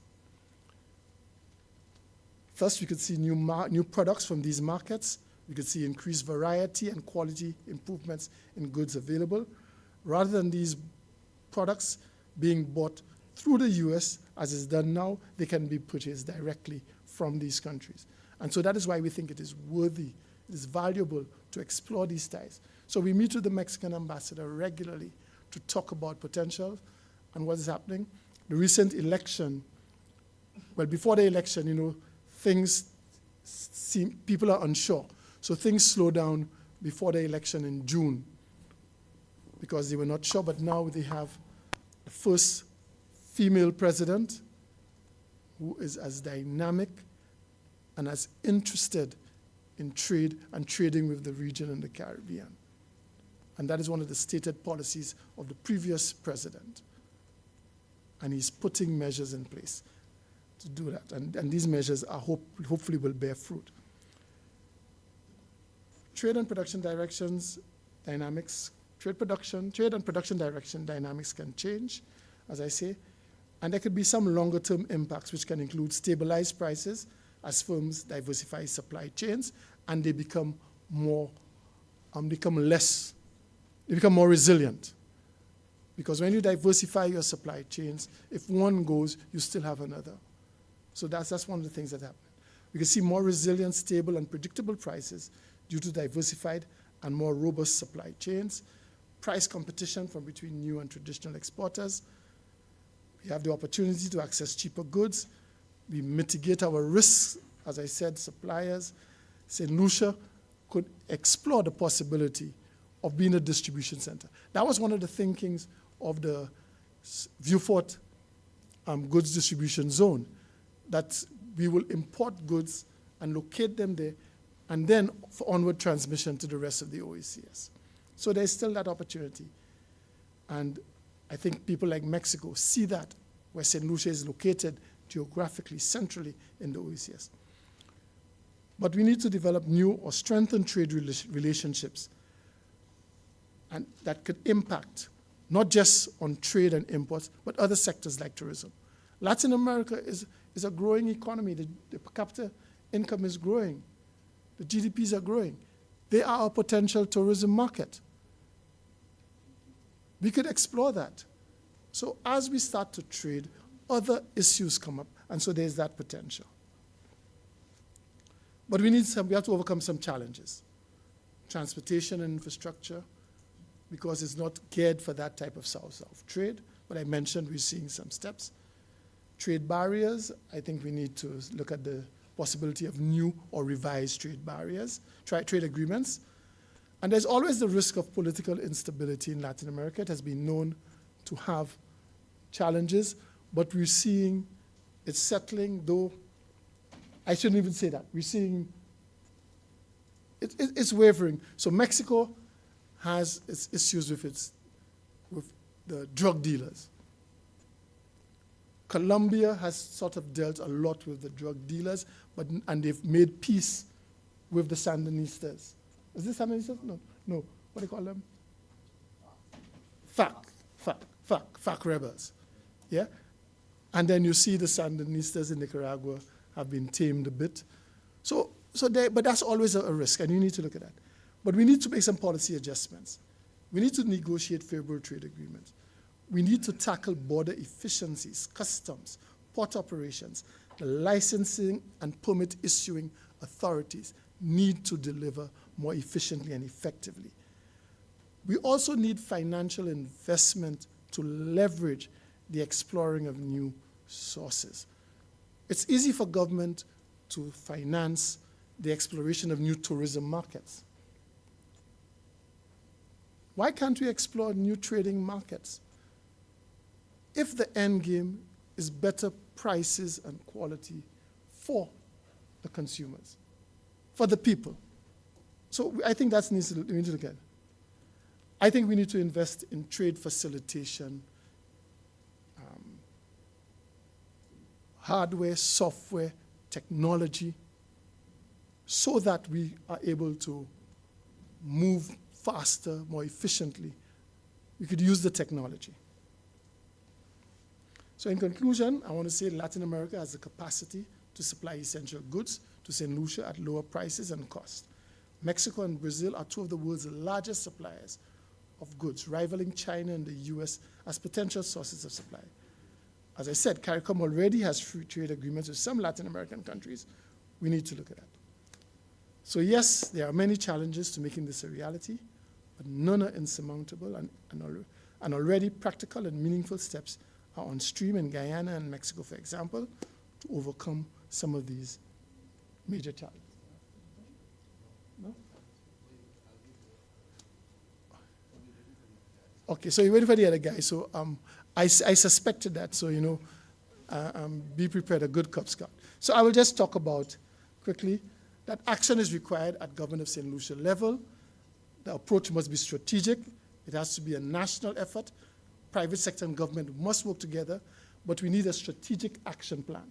We cannot just run after it. We must be strategic and deliberate in what we do. Government needs to provide adequate resources to implement the strategic action plan. No sense in having a plan with no finances to execute it. We need to implement critical trade facilitation measures at our border. That's what we control. We need to do that. And as I said, there is significant economic and social benefits in trading and expanding trade with Latin America. Thank you, ladies and gentlemen.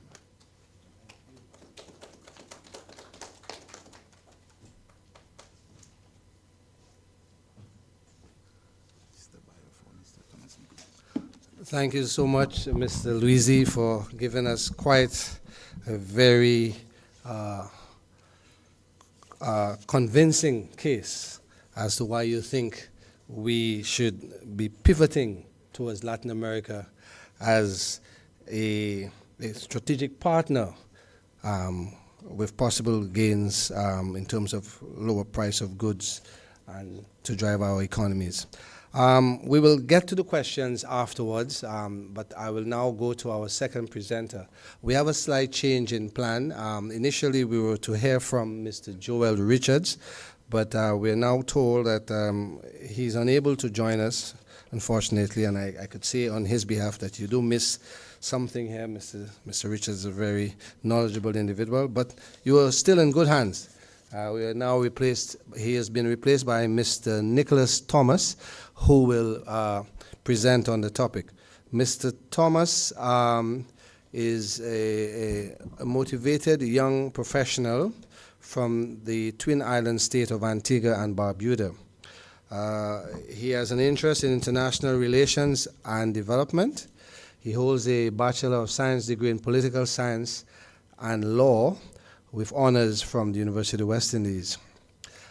He has been he has a keen interest rather in international trade and continues to explore topics of a global political economy. He's currently an attaché at the OECS mission in Geneva. So help me welcome Mr. Thomas to speak to us on the same topic regarding inflationary pressures with respect to dealing with cost of living issues. I now hand you over to Mr. Thomas. Can you hear me, sir? I can. Okay, thank you. The floor is yours. A pleasant good morning to each and every one of you. As it would have been previously said, I am Nicholas Thomas from the OECS Geneva mission. I'm here on behalf of Mr. Joel Richards, who apologizes for his absence.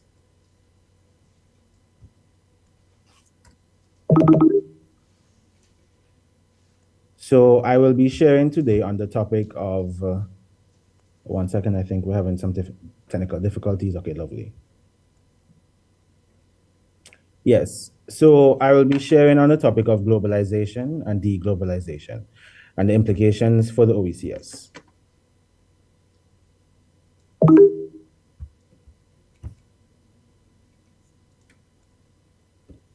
Now, as an overview, globalization has shaped economic, social, and political landscapes worldwide. Recently, trends towards deglobalization have emerged, impacting global interconnectivity. This presentation explores the implications of these trends for the OECS. Now, there are three key questions that we're going to be covering today.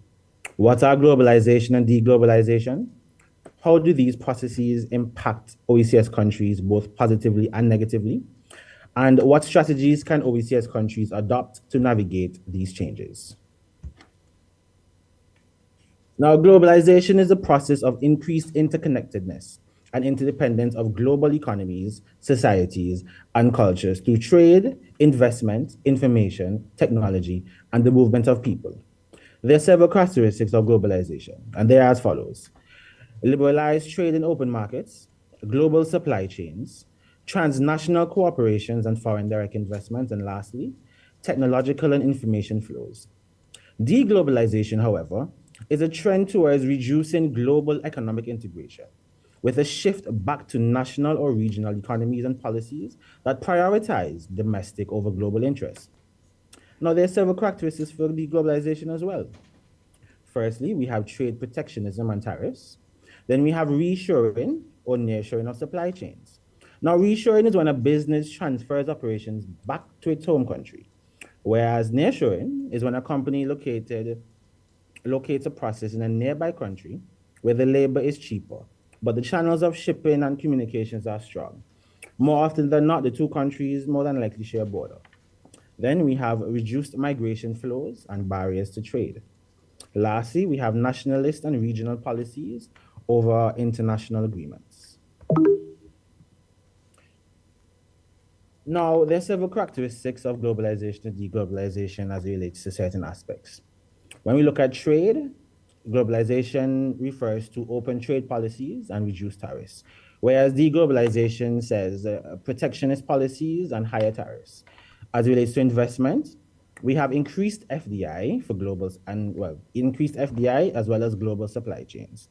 For deglobalization, we have reshoring and nearshoring, as well as localized production. For migration, for globalization, we have easier cross-border movement. For deglobalization, we have restrictions on migration. For technology, for globalization, we have rapid transfer and sharing. For deglobalization, we have localized efforts and restrictions.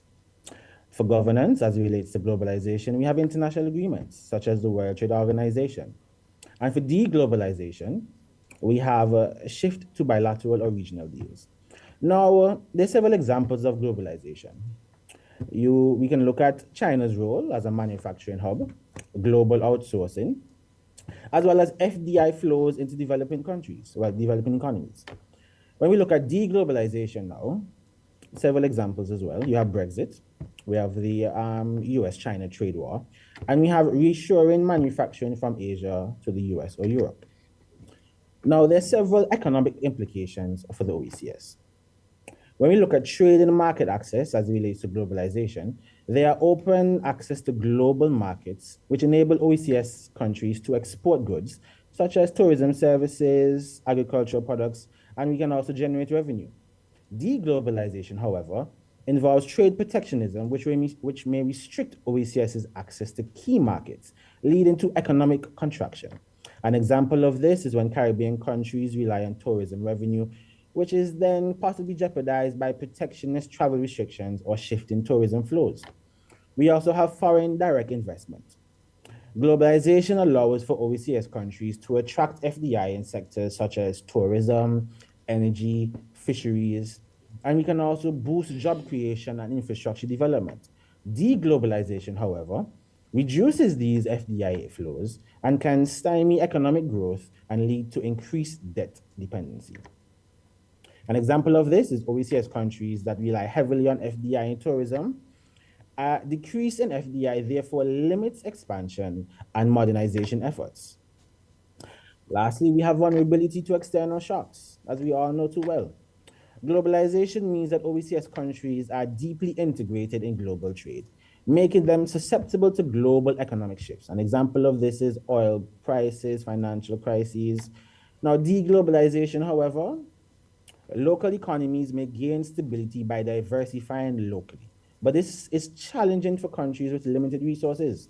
An example of this is rising energy prices due to geopolitical tensions, like the Russia or Ukraine conflict, which then severely impacts energy-dependent countries. Now, there are also several social implications for the OECS. Migration and brain drain is a big issue. Globalization allows for OECS citizens to benefit from the opportunities abroad, but also experience brain drain as skilled professionals migrate. Deglobalization, however, it leads to tighter immigration policies in developed countries, which then reduces migration opportunities, affecting remittance flows crucial to the OECS economies. An example of this is remittance is a significant GDP contributor for virtually all OECS countries. This reduced migration could shrink these inflows and impact household incomes. Another characteristic is cultural exchange and identity. Globalization means that global media and cultural flows promote cultural exchange, but can lead to cultural homogenization. Deglobalization, however, is a revival of nationalistic values globally, which may encourage OECS countries to prioritize cultural preservation. An example of this is OECS countries can use tourism to showcase indigenous culture, which then attracts visitors looking for a unique, authentic experience. Health and education access. Globalization has facilitated access to healthcare advancements and educational resources through international aid and partnerships. Deglobalization reduces international cooperation, which then limits OECS countries' access to essential resources and technical support. An example of this is COVID-19 vaccine distribution highlighted disparities. Initially, OECS had slow access to vaccines due to the global supply prioritization issues. We also have environmental implications for the OECS. We have climate change vulnerability. Globalization means that international agreements and funding, like the Paris Agreement, provides the OECS countries with financial and technical assistance to address climate issues. Deglobalization reduces the international cooperation and withdrawal from climate agreements, which threatens the OECS adaptation efforts. We have resource depletion and pollution. Globalization increases the industrialization, which has led to the pollution and resource exploitation, which then affects even the OECS countries' biodiversity and marine resources. Deglobalization reduced the global demand for resources, which provides environmental reprieve. But OECS's economies tied to resource exports, such as fisheries, may suffer. Disaster resilience, lastly. Globalization means that OECS countries benefit from global partnerships in disaster preparedness, technology transfers, and aid. Deglobalization, on the other hand, means that a focus on domestic agendas in large economies may reduce funding and technical support for OECS countries, leaving them even more vulnerable to extreme weather events. An example of this is the Caribbean Catastrophe Risk Insurance Facility, which offers financial protection against natural disasters, largely funded through international contributions. Now, we have several strategies for the OECS in a deglobalizing world. One, economic diversification. We need to reduce the dependence on a single industry, such as tourism. by investing in sustainable sectors such as renewable energy, digital resources, and agriculture. Then we have a regional cooperation.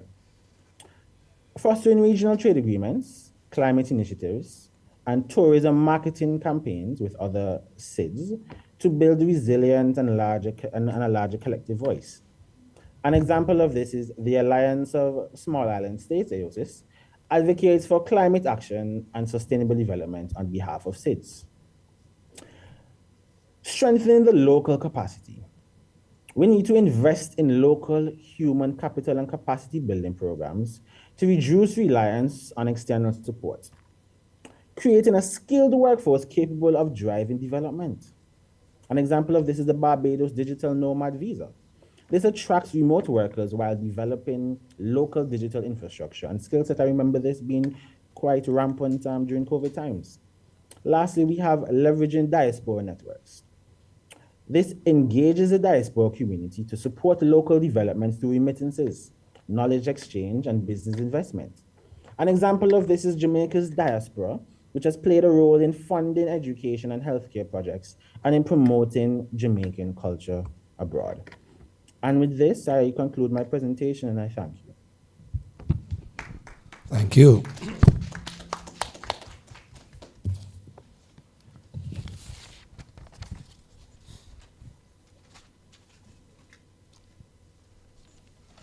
There you have it, ladies and gentlemen. We have been treated to a presentation by Mr. Thomas looking at globalization and deglobalization and basically the choices that the world faces. We have been hearing for some time about the virtues and sort of extolling the virtues of globalization for some time.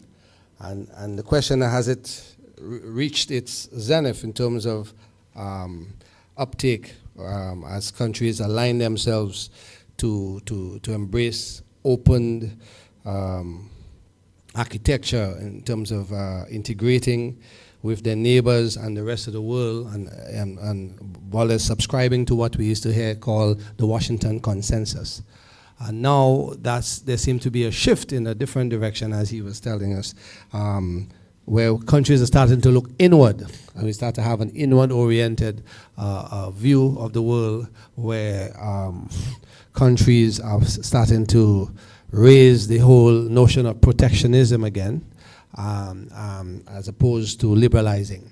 So he gave us a number of prescriptions as he thinks that would help us, or strategies that will help us to reduce the effect of deglobalization, which is a very real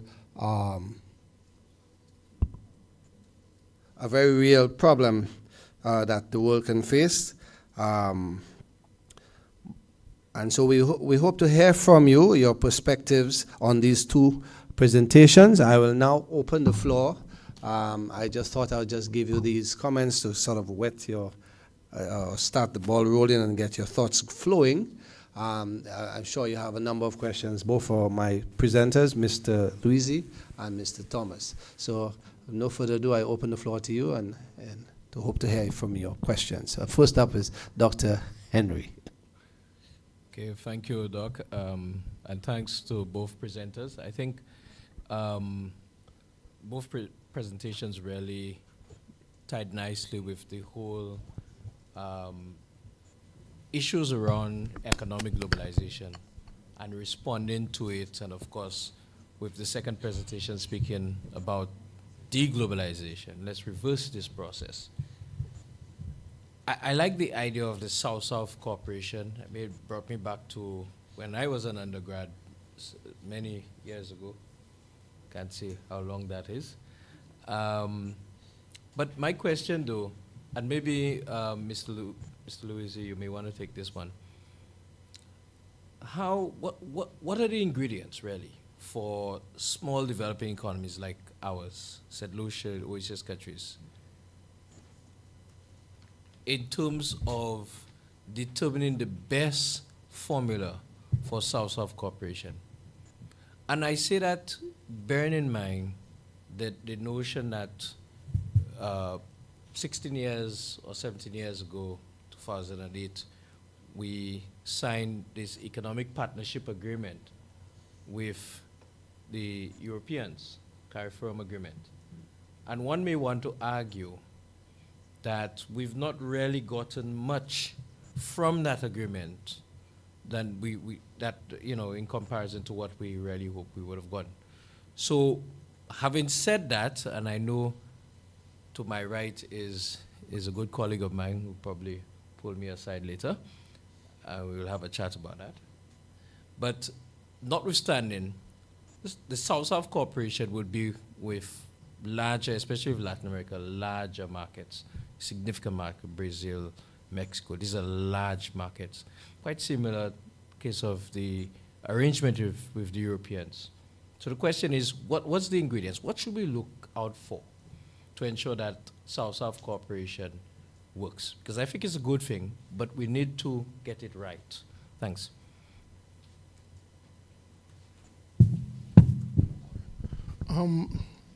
You asked the question as though there is a formula.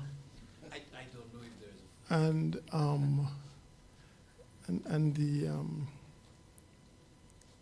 and also this is just the case for the glasses, not my grandmother's crystal ball. So I don't have that kind of straight answer. And these questions do not have these type of straight answers. Essentially, I think our country, when you look at the nature of the country, we are small, limited resources. That immediately says we have to make good choices. We have to make good choices. But that starts off, in fact, that comes from thinking that we have a goal, a vision of what we want, who we are, and where we want to go. So when we ask the question, what kind of South-South trade? Is there merit in exploring? I think, yes, there's merit in exploring.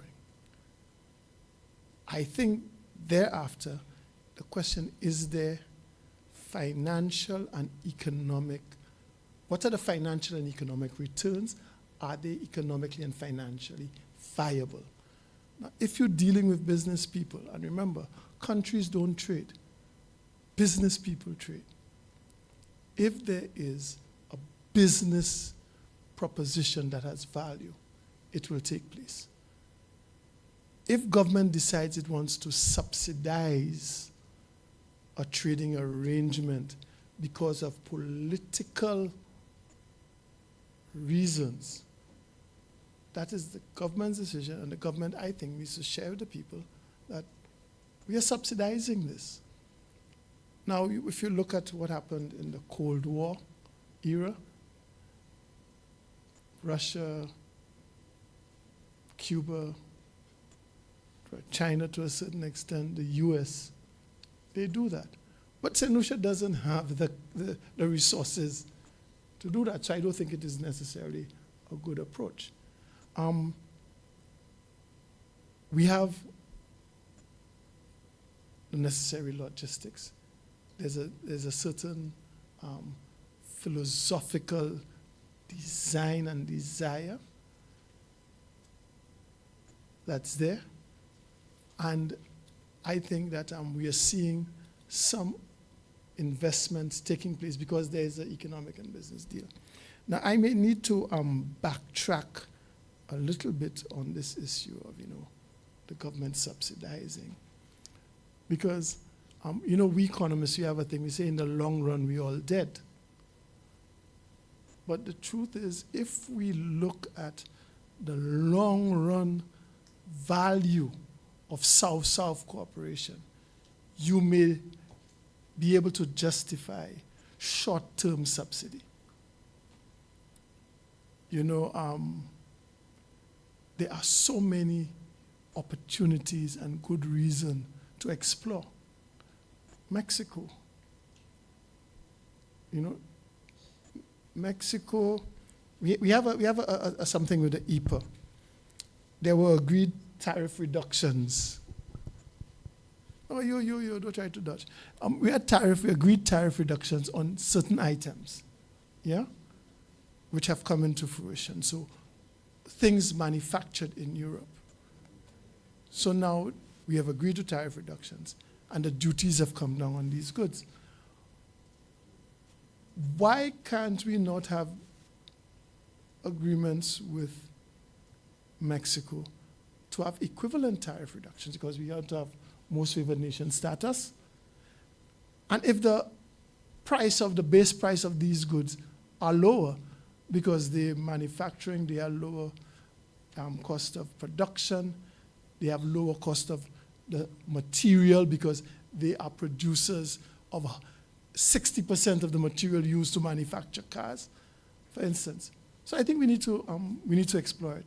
So the ingredient is not and I suppose the formula is, does it make sense? Is there economic justification? And do we have the capacity to do it? I hope that helps.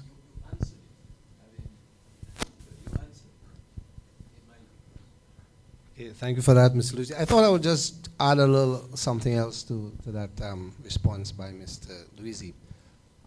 Yes, he is quite correct about all what he has told us about Mexico. I mean, Mexico is a major economy, and the question is, why aren't we, better aligned with them in terms of agreement?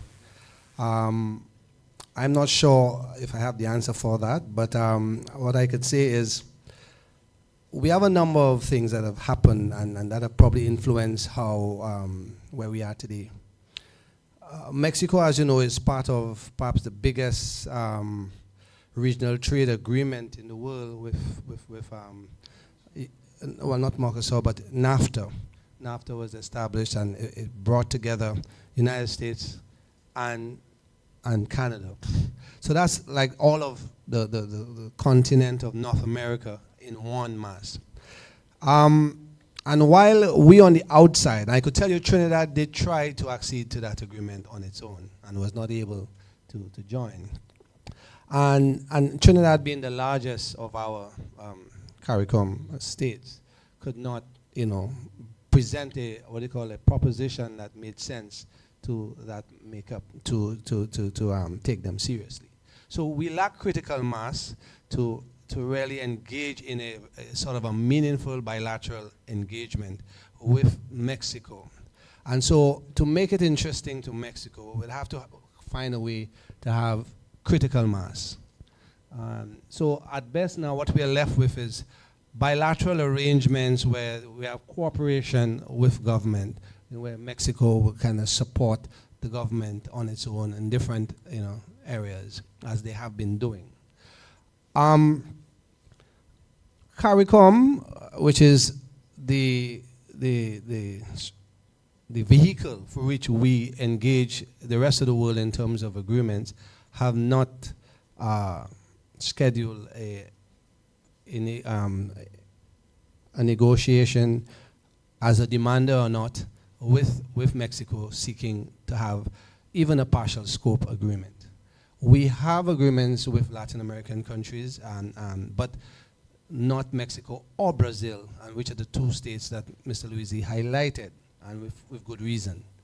And I would say one other country would be good to add to that these two would be Panama. I think these are the real major players in that space that I think are strategically useful to us in many ways. Panama as a major free port on the Caribbean side, dealing with perhaps the highest volume of container traffic in the Latin American space, in the port of Colón, Manzanilla International Terminal, where I had the opportunity to visit earlier this year. So, in other words, to move away from traditional markets, so we have to really consider that, and it's something I'm sure we'll be hearing more from as long as Mr. Luisi has breath. So, but I just want to say that the concept of reshoring was raised up, brought to the fore as well, where we have a concept called maquiladores. Is that how we say it? Maquiladores, where the Mexicans, where U.S. companies set up shop to produce all the whitewares and the different things in Mexico, and these are then re-exported back into the US market and elsewhere as a platform, as a strategy. So again, we need to find ways to insert ourselves into those spaces to take advantage of the whole concept of globalization and basically drive our economy through trade. And he did tell you about how open we are as a small open economy. So I'll now again give the floor to our Ms. Customs Officer, who's been waiting for quite some time. You have the floor, Ms. Customs Officer. Sorry, I don't have your name. Thank you very much, sir. A reference that my question is more for Mr. Luisi, who made mention of the action plan, reference price reduction and tapping into the markets of that of Mexico, Brazil, and the others. While you were saying that, what came to mind though is we have to also take into consideration customs is not just, well, revenue-based in terms of collecting government's revenue, but we also enforcement-oriented. Now, we've been labeled before what you call, in fact, right now, the black sheep in terms of trade facilitation, hindering trade. And when you're tapping into new markets, we're looking at changing laws and also rules and regulations, protocols, how officers operate. Because, for instance, in Mexico, you mentioned about the fluctuating prices. And one of our biggest issues we have when it comes to goods coming in and importation is officers looking at the value of goods and questioning whether, you know, when you see something coming in maybe a couple of weeks at one price and then a whole month or a couple months after at a lower price. And then again, that is as a result of the fluctuation in the currency. But I think it's important that early engagement is necessary with customs on that so they can sit and streamline the processes and look at all these factors, take all of these factors into consideration to expedite the process of clearance of goods coming from these countries. Because what you're going to find is still that goods are being held back because values are being questioned. You know, we're looking at some of these countries as source countries, which is what we've been trained to look at. So you're going to get increased examinations when goods come in from these countries. So if we sit down as early as possible with customs and streamline the processes, then you would not get the added cost of goods being left back at the ports because they're held back because of valuation issues and examination issues because officers question the values when it comes to these goods coming in. I certainly agree that there's need for dialogue, and that's why I made the point that, you know, we have to, I call it border issues and at border agencies. I was at a meeting and I was talking about, very flippantly, about customs holding the goods, customs holding the goods. And one of your colleagues, Mr. Luisi, please, when things happen at the seaport, at the port, it's not always customs. There are other agencies. And so I quickly had to eat crow pie and apologize because I was just being flippant and saying, you know, and I do recognize there are a number of different agencies that interface. And I think all of these need to be brought in. A comment that came to mind, which I was doing something last week and I wrote it down. And when my colleague, Dr. Samuel, was speaking, and he said, you know, traditional suppliers. And then you talk about new suppliers. Is that if you want significant and impactful change, you must start doing what comes unnaturally.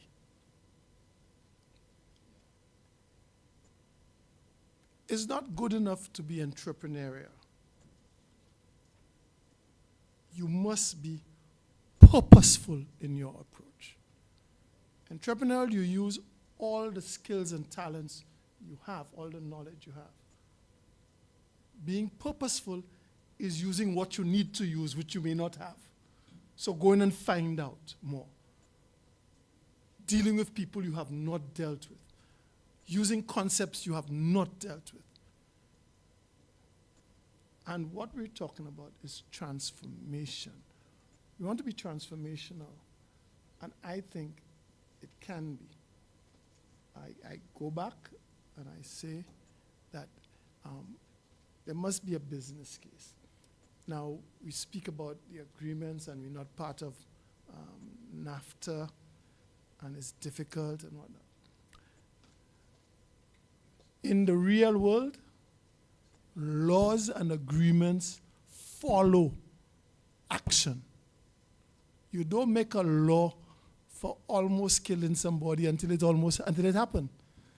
They didn't make a law for what do you call it, for computer fraud before they had computers. It's when they had computers and people start doing it. The criminals usually ahead. So laws come after action. When you start to trade, when a man comes in to you with two boxes of stuff from Mexico, you don't change customs procedure for that. It's when it starts to take place and it has substance and becomes substantive. So I'm saying the business community should be the ones leading that charge.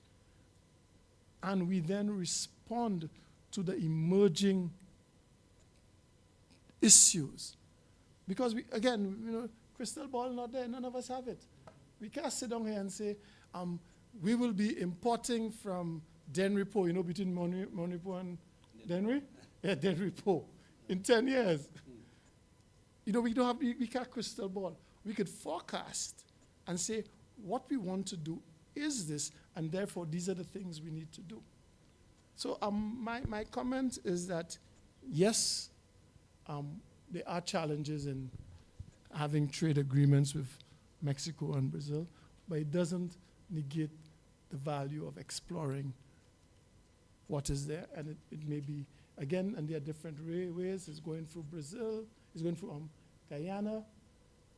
That may not require, we are big importers, so you never know. And also to say, yes, I totally agree, we need to bring everybody on board, and that's why I talk about it has to be strategic and requires an action plan. That's my view. Thank you. Okay, thank you. Okay, well, we could just wrap up here. I'm told that I don't see any takers, questions.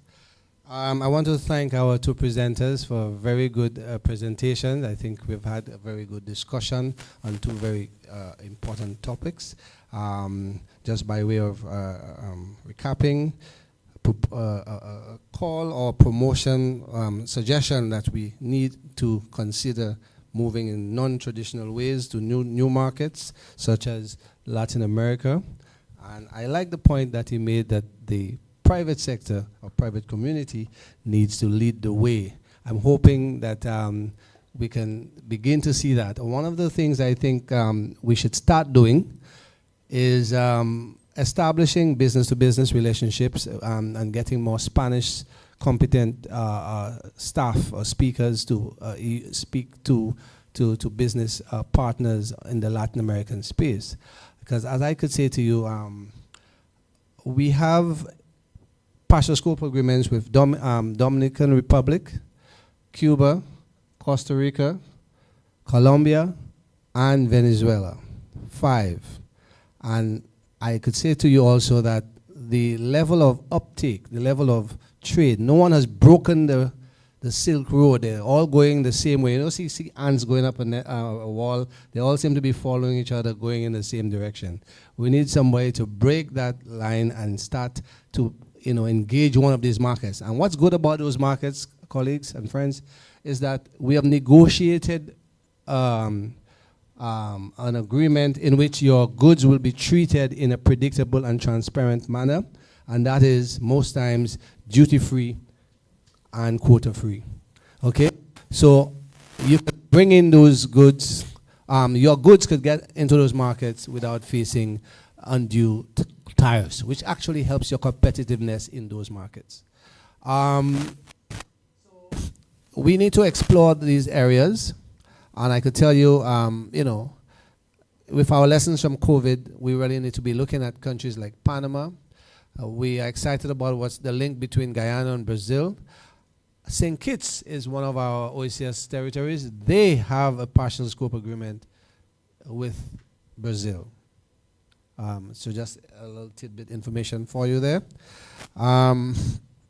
Okay, so I would like to wrap up here and thank you. That brings us to the end of our session. And we look forward to the next session. I want to thank again our presenters, Mr. Luisi and Mr. Thomas, for their very insightful presentation. Thank you, ladies and gentlemen.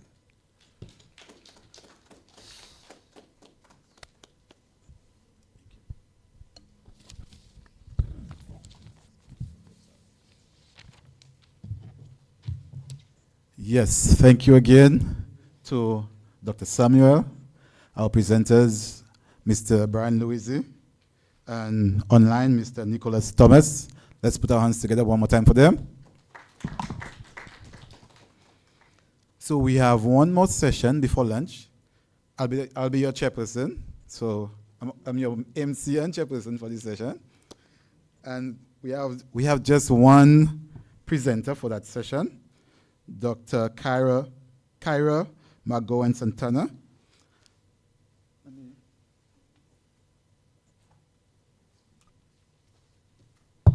So she has joined us virtually. So Dr. Kyra McGowan-Santana is an educator with over 15 years of experience in higher education. Before transitioning to higher education, Dr. McGowan-Santana worked in the fields of marketing and publishing. As an educator, her passion lies in the areas of online education and educational technology, with a focus on student engagement and differentiated instruction. Her research has focused mainly on online student engagement, particularly among non-traditional higher education students, but also includes all factors related to online education at various levels of instruction. In addition to her research, Dr. McGowan has been instrumental for many years in curriculum and policy design at the tertiary level. She currently serves as the Dean of the School of Business and Digital Technologies at the College of Science, Technology and Applied Arts of Trinidad and Tobago. And with this, let's welcome Dr. McGowan-Santana. Good morning, good morning. Am I coming through clearly? Just confirm for me, please. Yes, you are. Yes, I can hear you. Okay, great. Morning, everyone. Thank you so much. I believe Natasha indicated she would be sharing my screen or sharing the presentation. So I'm now seeing it coming up here. Thank you. All right, so good morning again. And I thank the chairperson this morning for the review of my bio. So we're going to launch right into it because I know that I'm coming on the agenda right before lunch. So I'll make sure and try to keep to time. Right, so as mentioned, I am here, Dr. McGowan-Santana. I'm representing the College of Science, Technology and Applied Arts of Trinidad and Tobago, and you will hear me referring to the college in my presentation. It's otherwise known as COSTAT. And today I'm going to be talking about how we are addressing or how we can address the skills gap by looking at applying a whole community model or a whole community approach. So when we talk about the skills gap, it is important for us to acknowledge that the skills gap is not something that is unique to our Caribbean region. The skills gap is a global problem. According to the World Economic Forum, this global skills gap, if addressed properly, could add $11.5 trillion to global GDP by 2028. So we have to recognize that we are not unique in our challenge of addressing skills or workplace skills. This is something that we are seeing globally that needs to be addressed. Specific to our Caribbean region, are you all still seeing the slides? I'm not seeing it on my screen, so I'm just making sure that you guys are seeing it on your end. It just came back up virtually. Okay. All right, so I think it should be around slide 4, maybe.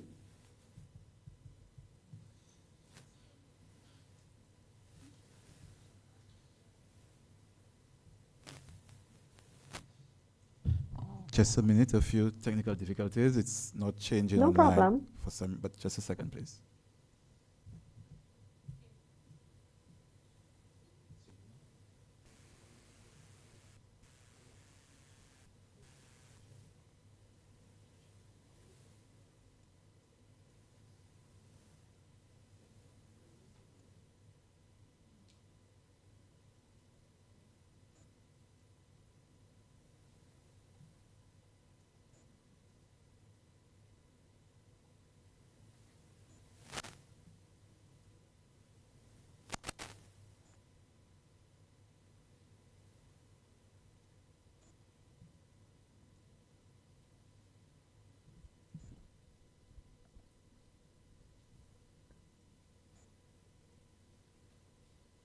All right.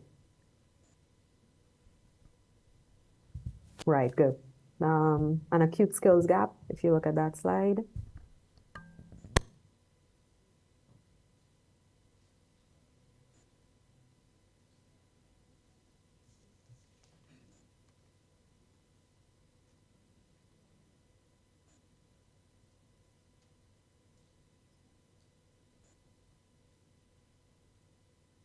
I think two more or two. Right, acute skills gap, great. Right, so as I was mentioning, I think we are all aware of the fact that in terms of the global skills gap, or it's not it's not just a global problem, or it's not just a Caribbean problem. It's something that is affecting the workforce globally. So the World Bank Group, in the collaboration with the International Finance Corporation (IFC), periodically runs what they call the Caribbean Regional Private Sector Diagnostic, RPSD. The most recent study done by the two organizations in June 2023 speaks to the acute skills gap and how that compromises productivity of the labor force in the Caribbean, and in turn, of course, the competitiveness of our entire region. The same study speaks to the fact that we are seeing an increasing unmet demand for workers in the Caribbean. Specifically, the study speaks to CARI 12, that's 12 of our Caribbean nations, and the gaps that we're seeing in both technical and soft skills among the workforce. There are other challenges as well. We're seeing challenges in terms of the quality of education at the secondary level, and of course, access to tertiary options is definitely an issue in the Caribbean. We're looking at, in terms of the skills gap, how do we address some of these issues in our Caribbean context? So some of the underdeveloped skills that we're seeing, or that being reported from the workplace, include worker inability to present critical thinking skills, their ability to problem solve, and their socio-emotional skills, which is people being able to present those soft skills that allow them to relate to other individuals. But in addition to these in addition to these underdeveloped skills, the critical thinking, the problem solving, the socio-emotional, we're also seeing issues in terms of language and literacy. We're still seeing issues in terms of numeracy, customer service, and work ethic inside in our industry. This presents challenges, we know, for our region. In terms of our societies being innovative, it really pushes us to really find ways that our workplaces, our organizations can be more innovative. And if we're seeing some of these gaps in terms of skills, this is going to hamper that. It also hampers our ability to develop green and smart economies. So looking at our green economies, where we reduce environmental risks, we look at or we address ecological scarcities and aim for sustainable development, those missing skills in the workplace are going to hamper that. And of course, our smart economies. How do we build economies that are based on technological innovation and resource efficiency as well? When we have those skills present, it's going to hamper that development of smart economies. So to address some of these issues in the Caribbean, what I am proposing is that we have to look at what's called the whole community approach, or the whole community model. Now, this is not anything new. It is used a lot in primary education, K through 12 education in various countries. And it basically speaks to that whole village phenomenon, right? That it takes the whole village to raise the child. So for education, they look at balancing the school environment, families, and communities, and what is required from those three bodies to really bring about a holistic educational experience for children. But it has not only applied to education. Even organizations like the Institute for Socio Emotional Learning use the whole community approach in saying that we need to look at student skills and mindsets, educator practices, school-wide systems, connections to the home, and being responsive to opportunities in the marketplace to really build that social emotional component in our learners. What this means, or how we apply that to addressing the skills gap, is that we need to look at what I refer to as the 3 E's of addressing the skills gap. We have to look at educational innovation, we have to look at empowering our stakeholders and our economic collaborations to address this skills gap in the Caribbean. In terms of educational innovation, we have to leverage technology. And even before we leverage technology, we have to get more of our educational systems to first embrace technology, because we need to recognize that there is still a barrier to adoption of technology sometimes in our educational systems. So we have to get our educators to embrace and leverage technology and use that technology to be more innovative in the classroom. We have to as well look at our industry collaborations and putting in place advisory committees that help expand or help enhance our curriculum across levels of learning. And I say across levels of learning because the difference with using these 3 E's is that much of the data that we see addresses skills gap only from tertiary education. And if we look to address that skills gap only at the tertiary education level, it's not going to be as effective as looking at it across the educational spectrum. So from primary all the way up to tertiary. So your industry collaborations, your advisory committees with specialists in certain areas can help you adapt the curriculum to better address some of these skill sets. It allows for the focus, or it allows for a focus on social and emotional learning, so that really that missing skill or that underdeveloped skill that we're seeing in the workplace, where people aren't really able to use those social and emotional cues to relate to others, that is being addressed across your educational curriculum. And it helps achieve for learners what we call the executive function skills. So those are the skills across age groups, from your toddlers all the way up to your 18-year-old learners, that are markers for development. And it says that even at that 18-year-old range, or that 18-year age group, learners are supposed to be able to analyze, so that's your critical thinking, analyze problems, and then develop complex solutions to those problems. So if we see that some of those executive function skills are being missed early on in education or in a student's educational life, when it comes to that tertiary education point, they are already behind on some of those markers. So your social emotional learning has to be leveraged in your educational systems, and they are leveraging them to really achieve those executive function skills. And then, of course, that focus on citizenship, and of course now digital citizenship, to ensure that students understand, or that learners understand, what constitutes being a good citizen and a digital citizen in today's atmosphere. For your empowered stakeholders, of course, we're looking at your empowering your educators and administrators, your parents and guardians, of course, across all levels, but also your extracurricular leaders. Much of the discussion about addressing the skills gap is looking at just your educational systems.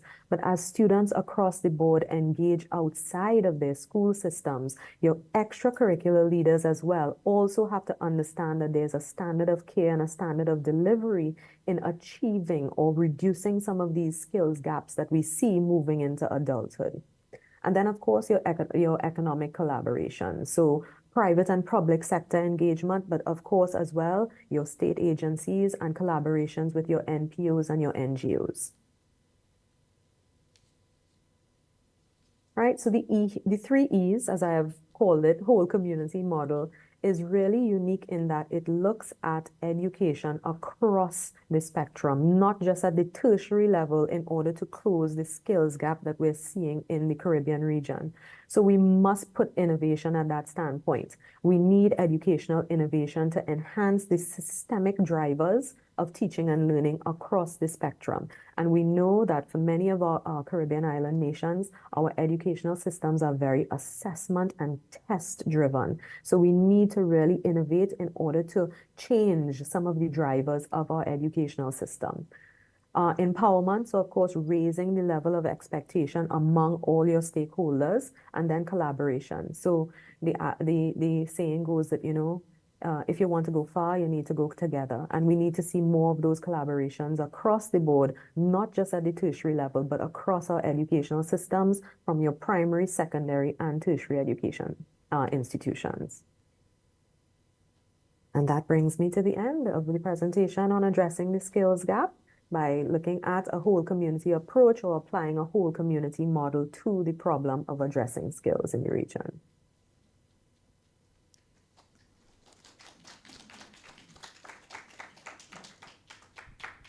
Thank you, Dr. Santana. And now we'll You open are the welcome. Okay. And now we'll open the floor for questions or comments. And you can use the mic right there. I know it's lunchtime, but almost done. So questions, comments? Okay, we have one. Good afternoon, still? It's already, yes, afternoon. Hi, good afternoon. Hi, Dr. Santana. I really like your presentation. It's so didactic. That's intended to teach. And I'd just like to commend you on the fact that you have accentuated the notion of the across curriculum, right? Education across the curriculum. That is not focusing solely or mainly on the secondary spectrum, but also across, like from the elementary. And we know that if we have a strong edifice, the education system will be strong, and that begins from small. So in closing skills gap, we need to focus also not only on the higher spectrum of the continuum, but also from the start. So I think this is a very good idea. I like this model, the idea of the three E's: innovation, educational innovation, economic collaborations, and empowered stakeholders. I really like that. And I think I'm going to encourage our system here to use that model so that we could actually improve what we are looking at, the focus, closing on skills gap in our education system. Thank you so very much. You're welcome. Thank you. Thank you. Yes, I mean, it is, and it really, I was looking at the data and the research where they were really looking at, even at our primary levels, they're seeing a reduction in those executive function skills for our younger learners. So take an example of students understanding the process of putting on and tying their shoelaces, right? And again, all of these things, or some of these things we know would have been exacerbated because of the pandemic, right? But we need to understand that they exist, and that if we don't address them from that earlier age, then the students, as they move up the system through primary and secondary, when they get to tertiary, they're already behind the ball on looking at some of the development of these skills. So for example, those executive function skills at that 18-year-old age group, students will be able to look at problems and develop solutions, develop complex solutions at that. Right? So if it is, we are already seeing the signs that in our younger levels, they're missing some of those markers in terms of executive skills, it makes that the addressing or closing that skills gap even harder when they reach to the tertiary level. So that's why this model really looks at us collaborating across the board in terms of our curriculum, using program advisory committees and figuring out ways that we could infuse some of this learning in the curriculum that already exists, right, to enhance and to close some of these skills along the way. Okay, thank you, Dr. Santana. Okay, go ahead, one more. I just would like to know whether you have already embarked on that model, the usage of that model in Trinidad. Not yet, but it is something that definitely I think will be of use. At COSTAT, we already employ some of this because we have identified that skills gap through the students that we have coming in. So our collaborations, we work very closely with industry in terms of the review and the development of our programs. We use program advisory committees, both for our technical and non-technical programs.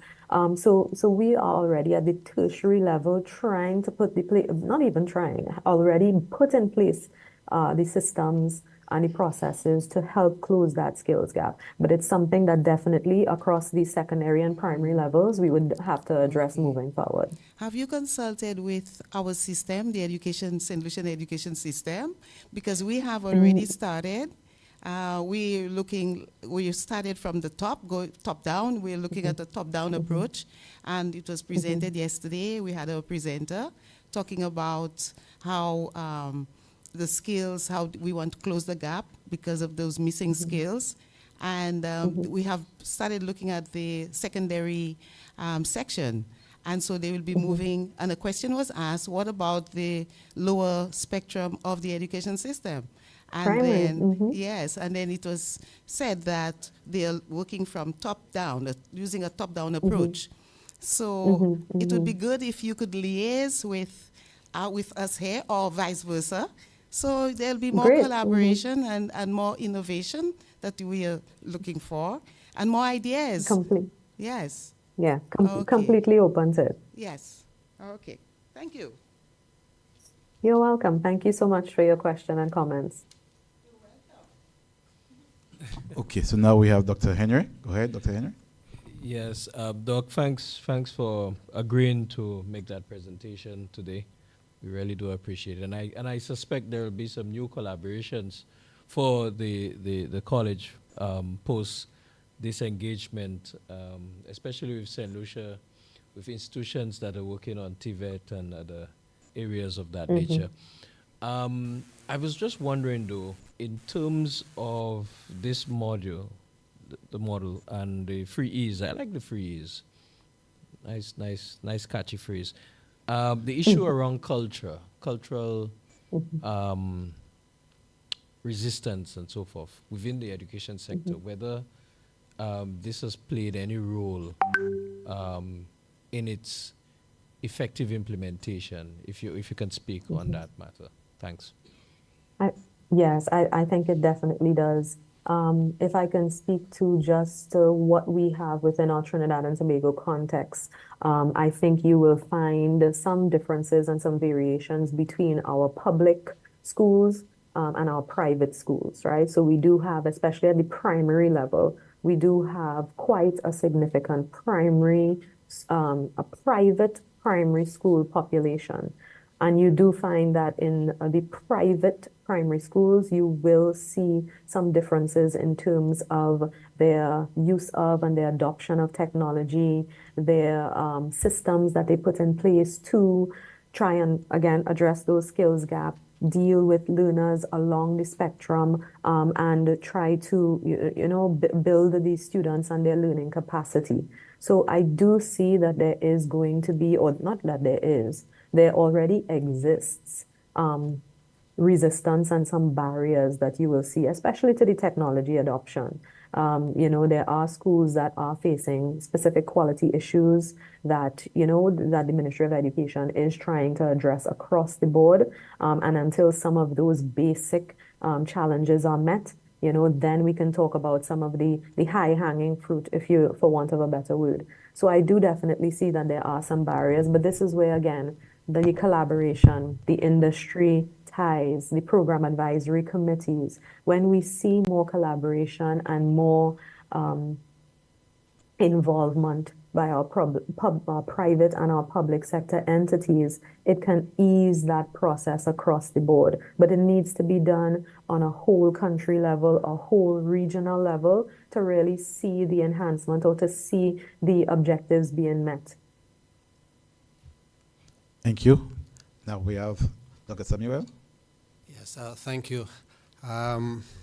It's not too often I speak on matters relating to education, but you know, it's all part of human development, which is an input in the production function. So I think I can still speak about that.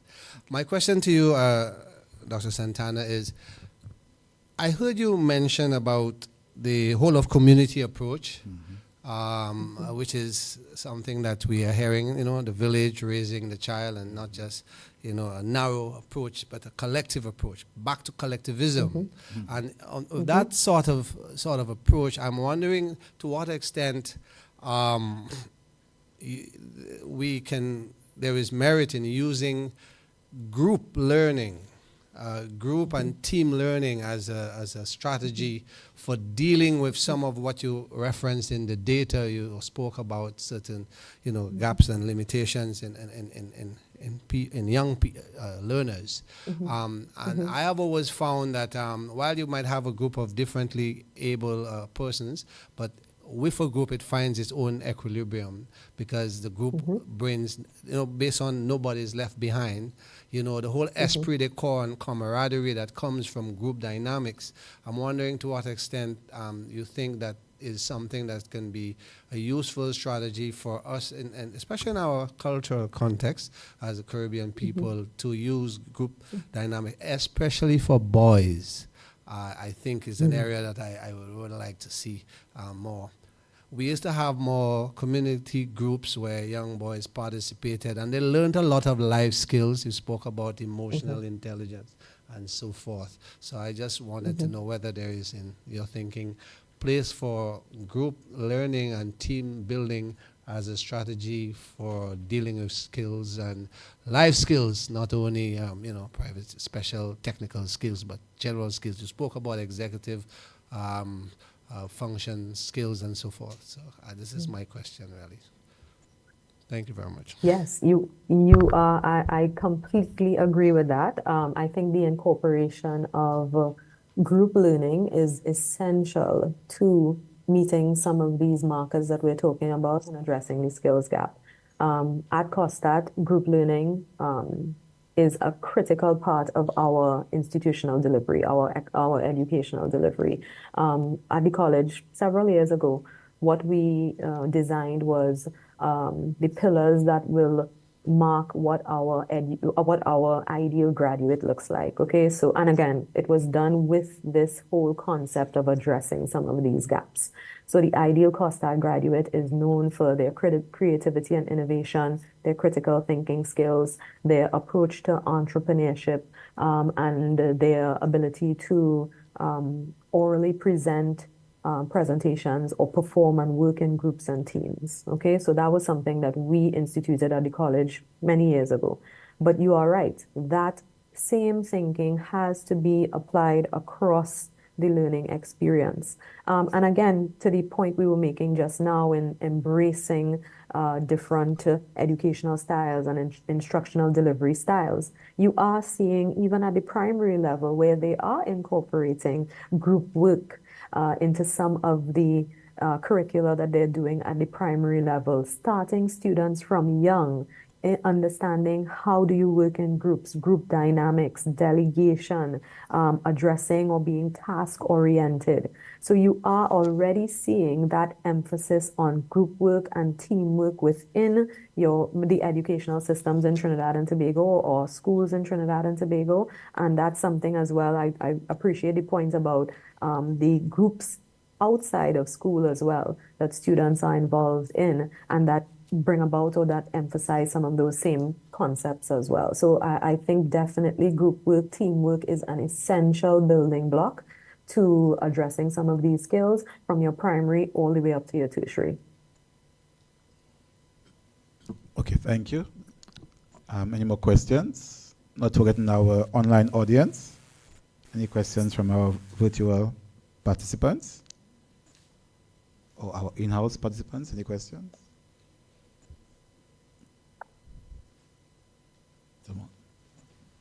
I just had one quick question, Chairperson. Do you see any limitations on the other side of this in terms of having a sufficient body and quantity and quality of teachers to execute some of the vision that you've indicated? Do I see that we're lacking that quality? Yes. Yes. Um, I think it depends on yeah, it will vary. It will vary. I do think that when it comes to our teaching workforce, there is more of a hesitation among the more mature teachers to transform their instructional delivery to keep pace with what we are asking in terms of educational innovation. But then, some of them surprise you. There's some of them who really embrace it and take it on and try to find different ways to infuse it into the system. So I can't really make a general statement that we're lacking quality. I think it is very contextual. And it will vary from school to school and from educational system to educational system. But once we start to identify what is needed and then figure out where we have the resource gaps in terms of the teacher ability to innovate in the classroom and how they can innovate within the current curriculum that they have, then we're able to provide teachers with some of the tools that we need. I know, again, from Trinidad and Tobago, there are certain schools that they always identify those super users, right? Those teachers who, took it on years ago. I mean, for example, in Costad, online learning was something long before the pandemic. We were doing online education and running our courses online for at least 10, 15 years. So way before the pandemic happened, we started getting into online education as a way to increase the quality of our tertiary education offering, but also to broaden access because we recognize that as a campus that had a distributed model, so we have 3 locations in Trinidad and 1 in Tobago, our students were coming from far and wide. And to really alleviate some of the issues that they would have had with commuting and that sort of thing, we started going into online education. And at the point in time, it was not a college decision. It was the decision of just a handful of us faculty. At that point in time, I was a senior lecturer, to delve into online education. And sometimes that is what you need. Sometimes you don't really need the systems in control to lead the way. Sometimes it's just a handful of people who decide, you know what, we're going to take on this challenge. We've identified what are some of the issues, and we are going to address it in the ways that, will better all of the teaching staff within our organization or within our institution. So there are different ways to address it. Yes, is there issues with quality? Definitely 100%, but there are some short-term ways that you can address it, and then some of those longer-term ways that you would really have to integrate to see the broad impact. Thank you. You're welcome. Thank you, Dr. Santana. Anybody else? Any other questions or comments? Okay, so that brings us to the end of this session, titled Addressing the Skills Gap Through a Whole Community Approach. And thank you so much to our presenter, Dr. Santana. Thank you to the participants, in-house and virtual. Let's put our hands together for this session. So it's now lunchtime, and after lunch, we will delve into law and order and renewable energies. But it's now lunchtime. Lunch should be here lunch should be here in a few minutes. So sorry about that. But hopefully we can be back here at 1:20. So lunch should be anytime soon and back here at 1:20. Thank you so much and enjoy lunch.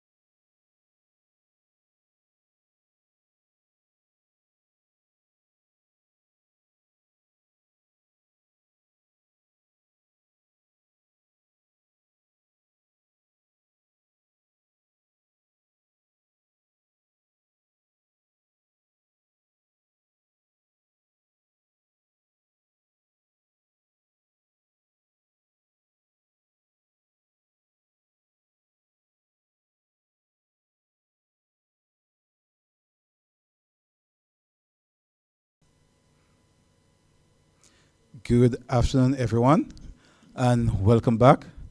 I trust you enjoyed the lunch break. So we're moving to session number 6, titled Law and Order.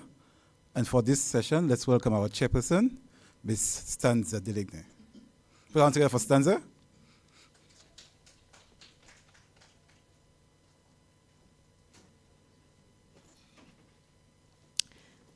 Good afternoon, everyone. I trust you enjoyed a hearty lunch and despite the temptation to rest, are energized and ready to engage in a rich discussion. My name is Stanza Deligne. I am an economist within the Department of Economic Development, and it is my absolute pleasure to chair this session on Law and Order, a review of crime. Law and order exists to establish justice, and when they fail in its purpose, they become dangerously structured dams that block the flow of social progress, said by the late Dr. Martin Luther King. This sentiment remains profoundly relevant today as issues of crime and security permeate every sector, with the potential of seriously affecting commerce, tourism, foreign investment, employment, and overall economic growth in St. Lucia and across the OECS and the wider Caribbean. From a socioeconomic standpoint, crime has substantial multiplier effects that influence not only immediate safety and security, but also long-term development. These far-reaching impacts highlight the critical need for a comprehensive approach to security. Maintaining law and order is therefore essential to fostering a secure, resilient, and sustainably prosperous Caribbean region. Rigorous monitoring of citizen security patterns and trends along proactive, multifaceted strategies is necessary to counteract crime and gain social stability across our Caribbean region. Thus, it is my pleasure to introduce our 3 esteemed panelists to discuss the important matter on law and order. I now invite Mr. Kyle Raggi, Ms. Bridget Algodel, and Mr. Calix Joseph to join me to the front as I give you the audience just a snippet of their work before they delve into this important matter. Our first speaker, Mr. Kyle Raggi, is a project implementation specialist who has over 5 years of experience working with national security and justice. This is complemented with his strong background in data analytics, problem solving, and research, which he did for 7 years before his work in project implementation. He started off his professional career in the private sector in the year 2012 as a junior bank analyst, where he managed the bank's financial accounts and non-performing loans and their roll rates. He entered the public service in 2016 and has served as the research officer and economist responsible for tourism, conducting sector economic impacts and developing tourism performance reports. In the Prime Minister's Delivery Unit, in his role as the Citizen Security Lead, he managed to implement St. Lucia's parole system, transform the forensic lab towards accreditation, reduce stress, serious crimes, and develop a framework to reduce criminal court backlogs. Currently, he is now transitioning to his own privatized delivery unit and coaches tennis with a focus on toddlers. How adorable. He enjoys going to the beach and spending time in good company with his family and friends, and has a passion for building architecture and vehicle designs. He holds a bachelor's in economics and a micro master's in business entrepreneurship, with many professional certifications in problem solving, people management, project delivery, and economic forecasting. Please join me in welcoming Mr. Kyle Raggi. Joining him on the panel is Mr. Calixtus Joseph. Mr. Calixtus Joseph is the Acting Assistant Director of Policy, Strategy, and Innovation at the Caribbean Community Implementation Agency for Crime and Security, CARICOM Impacts. With over a decade of strategic influence in regional security, Calixtus has been instrumental in crafting landmark policies that shape the security architecture of the Caribbean. His authorship of key frameworks, including the Caribbean Maritime Security Strategy of 2023, the CARICOM Inter-Terrorism Strategy of 2018, and the CARICOM Crime and Security Strategy of 2013, underscores his deep commitment to advancing security and resilience in our Caribbean region. In 2023, Calixtus led regional negotiations, culminating in the CARICOM Declaration on Autonomous Weapons System, reflecting his expertise in addressing critical emerging issues at the intersection of policy, security, and artificial intelligence. From 2015 to 2020, Calixtus also served as an expert resource facilitator for the German Federal Office for Economic Affairs and Export Control, where he provided specialized guidance as part of the EU outreach program on export control on conventional arms. In this role, he delivered high-level assistance to national authorities across multiple countries, including Germany, Thailand, Switzerland, Georgia, and Bosnia, enhancing their capabilities in arms control and non-proliferation. Additionally, Calix has also lectured in international security at the University of the West Indies, St. Augustine, from 2018 to 2010.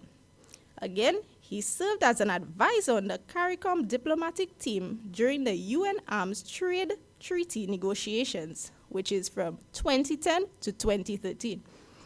He has actively participated in several global efforts to establish normative and political frameworks for international peace and security.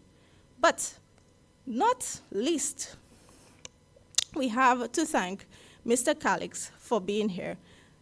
My audience, please invite me in welcoming Mr. Calix Joseph.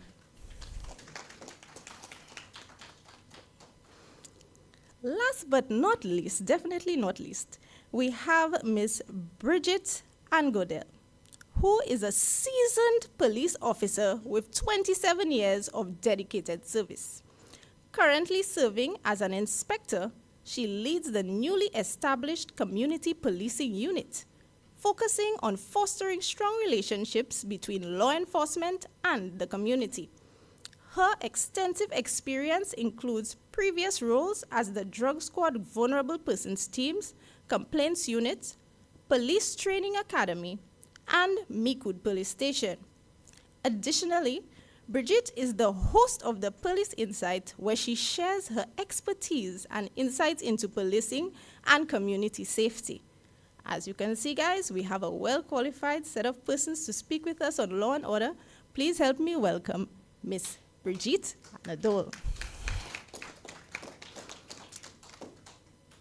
Please note that each speaker will have a total of 15 minutes to present, followed by our question and answer segment, where you will be free to express any questions, comments, or concerns.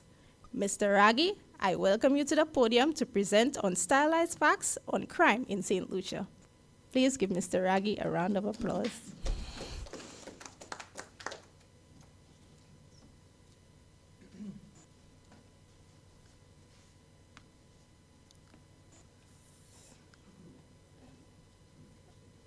Okay, thank you, Madam Chair.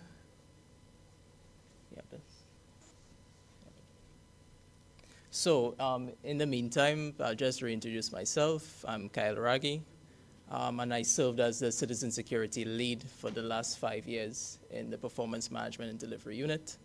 I will be trying to basically explain some of the factors that contribute to crime in St. Lucia right now, from both in my experience and also with data as well.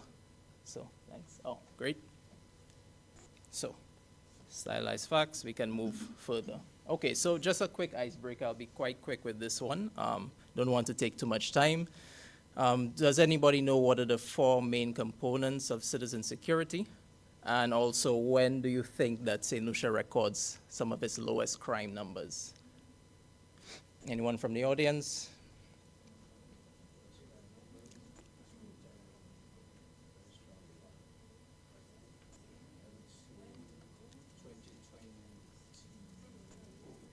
COVID? Yeah, that's... All right, so we'll be diving in a bit more, but I'm actually looking at some of the periods of within the year that happens. So there are basically 4 main components of citizen security. You have your crime prevention, you have investigation, the justice system where you have your trial, prosecution, and of course rehabilitation. These all are the real 4 components when you are dealing with citizen security on a whole. And actually, in September and October, religiously, crime always dips in St. Lucia. And some of the periods are usually circle around holidays. So usually your carnival time, you see a lot of crime dip in terms of crime reduction when it comes to serious crimes, I should say serious matters. Religiously, I don't know why. You can take that as a mental note. Carnival, your Christmas, when people seems to be happy, I think we tend to have lower crime numbers. This has been happening for maybe the last couple of years, right? All right, moving forward. Great. So this is the value chain of citizen security in a little more in depth. So you have your, basically your main stakeholders. Everyone really circles around the Royal St. Lucia Police Force. But with your crime prevention, you have, basically that is the main stakeholder. And then you have some non-government or agencies that assist.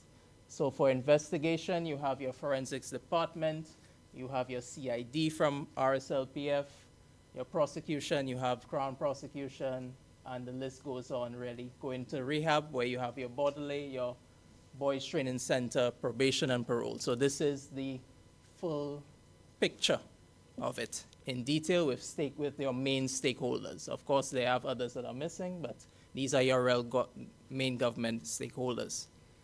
So really the agenda, as I'm beginning, I will just give a very brief introduction on the Performance Management and Delivery Unit. I've been saying it, probably some persons are unaware of it. I will be speaking on crime and deviance. I'll be speaking also on contributing factors to St. Lucia's crime. I'm going to do a nice deep dive into some of the years that we had some of the highest crime levels, namely 2023, 2022. So you'll actually see it basically on a chart, really showing how it really reached that state. And what I found, well, I would say my unit found was successful in basically dealing with crime, the crime situation in St. Lucia. That's as simple as it is. Okay, so Performance Management and Delivery Unit. This was a unit created from a CDB project to really implement the medium-term development strategy. It was a partnership between the Delivery Associates, which is where it started from in England, and Pemandu, which is the Malaysian's delivery unit. So they came together and they formed PMDU, which was in the Prime Minister's office. Started off in 2018 where they had social and economic labs, which is really these big assessments, finding out what are all the teething issues, solutions, etc. It's a large stakeholders. And it ended officially in July 2024, and a couple of us continued the project and we went into the private sector. This has happened with most delivery units. They start off in government and then they move on after a while. So we are trying to, I guess, move in that same direction. Okay, move, next. All right, so as I mentioned, PMD is a small team, really dynamic. We try to really be performance-driven, change the culture, be results-oriented, and really implement the aspirations of the medium-term development strategy. As you can see, there are 6 areas that we focus on. I was the citizen security lead, but there was an individual for each of the other areas, and each has their own challenges and success stories to mention. We also have an end-of-year report. You can We can probably share later. Right, moving forward, these were the aspirations that we set. So we wanted a 45% reduction by 2022. We wanted a 100% reduction in criminal court backlogs, 100% in forensic backlogs. Recidivism, we wanted to bring it down to 30%, reduce it by 30%, I should say. And these are some of the strategies that we wanted to do. Transform the forensic lab, which we did. The CCTV cameras, we had a lot of initiatives really trying to get towards these targets. And I will show how well we did going forward. So, next slide, please. Why is there a high level of crime in St. Lucia? Big question. All right, to answer this, I'm taking a different spin. I actually believe we need to speak on both crime itself and committing an offense, and also deviant behavior, or deviance, if you want to call it, right? And I also took some notes from sociologists, really showing what really affects crimes. They believe it's really a social inequality. And of course, there are also two schools of thoughts, one stating that behavior, and some is really the social factors that influence it. Could be a bit of the both. But I figured we should at least mention these two. Deviance. So this, I think, is something that we kind of, I would say in my latter years of working with citizen security, I realize is probably the most important issue right now. So deviant behavior comes in many forms. I think everybody can have some example of it. In St. Lucia, I found quite a bit of persons that exhibit that type of behavior, and some of them don't even know that they are doing it. So in essence, I gave some simple examples. I think driving in St. Lucia, you can see quite a bit of that. But there are persons that may double park. They don't even know you, but because they want to reach a place or they don't want to walk a long distance, they would do that. Using connections, that is worldwide, but I think it's been increasing in St. Lucia. I can even draw reference to even getting a passport, almost any simple thing. And of course, favoritism. And then I put some of these call-outs. Oh, can we go back? Sorry. Can we move forward a bit? We are forward. Right. So I put some of these call-outs, making it difficult, So what do you expect me to do? It's quite difficult to get things done. I need connections. So we do it all the time, in essence. And I said this is probably the hardest or the most challenging thing, I believe, in terms of correcting that type of behavior. I will state all deviant behavior is not bad, but we do need to pay attention when it comes to some of these things. I'm sure everybody has some kind of example when it comes to that, but usually we justify it and we move on with our lives when it comes to this. So just to highlight this type of behavior, which I found is quite increasing, you can think of anything. Even let's say you have a vehicle, a person can be leaning on your vehicle, they don't know you. Things like that, you never know what can happen. And this kind of spurs up this kind of activity. So as we go forward, we also have actual criminal offenses. So we have criminal offenses committed with minimal sanctions, arrests, due to lack of enforcement, and also being overly understanding, depending on which citizens that you interact with. So one of the initiatives we really wanted to work with the police is really with traffic tickets. As you can see, like only 10% is even paid. We have announced just in that period, I think it was about $7.5 million, and so far only 600,000 has been paid. And this is quite recurring in our society every day. So it's just to give you an idea of this type of behavior. It's normal. You get a traffic ticket, I pay it, I don't. That's how it is. Driving under influence, I think that's very common, but once again, legislation, if I'm not mistaken, is still not there in terms of the instruments used to measure it. So you have this ongoing, persons are drunk, they get into accidents, nothing really happens. you might get a charge. And then you have the flip side where you have persons actually fighting or resisting the police. This happened quite a bit in COVID. I gave some little snapshots. This was in Grosley, I think, when they were trying to send some of them back indoors during curfew hours. They were bottled. This happened in Soufrière. And you have this type of violent behavior. So, as I mentioned, I don't want to say all of it is justified sometimes. Sometimes persons, it can be a bit frustrating depending on circumstances, but we also have to think from ourselves. So just wanted to get that point of view. And then I added on also that with the complexities with social media now, persons recording, Operation Restore Confidence, you have officers hesitant in how they proceed right now. So you see that kind of flip side. All this is factoring why crime is high, because now you have this kind of justification again, where I can do this and I'm recording, and then the police will not really do anything to me, right? So, as I said, deviance is not always bad. St. Lucia in itself is a difficult place.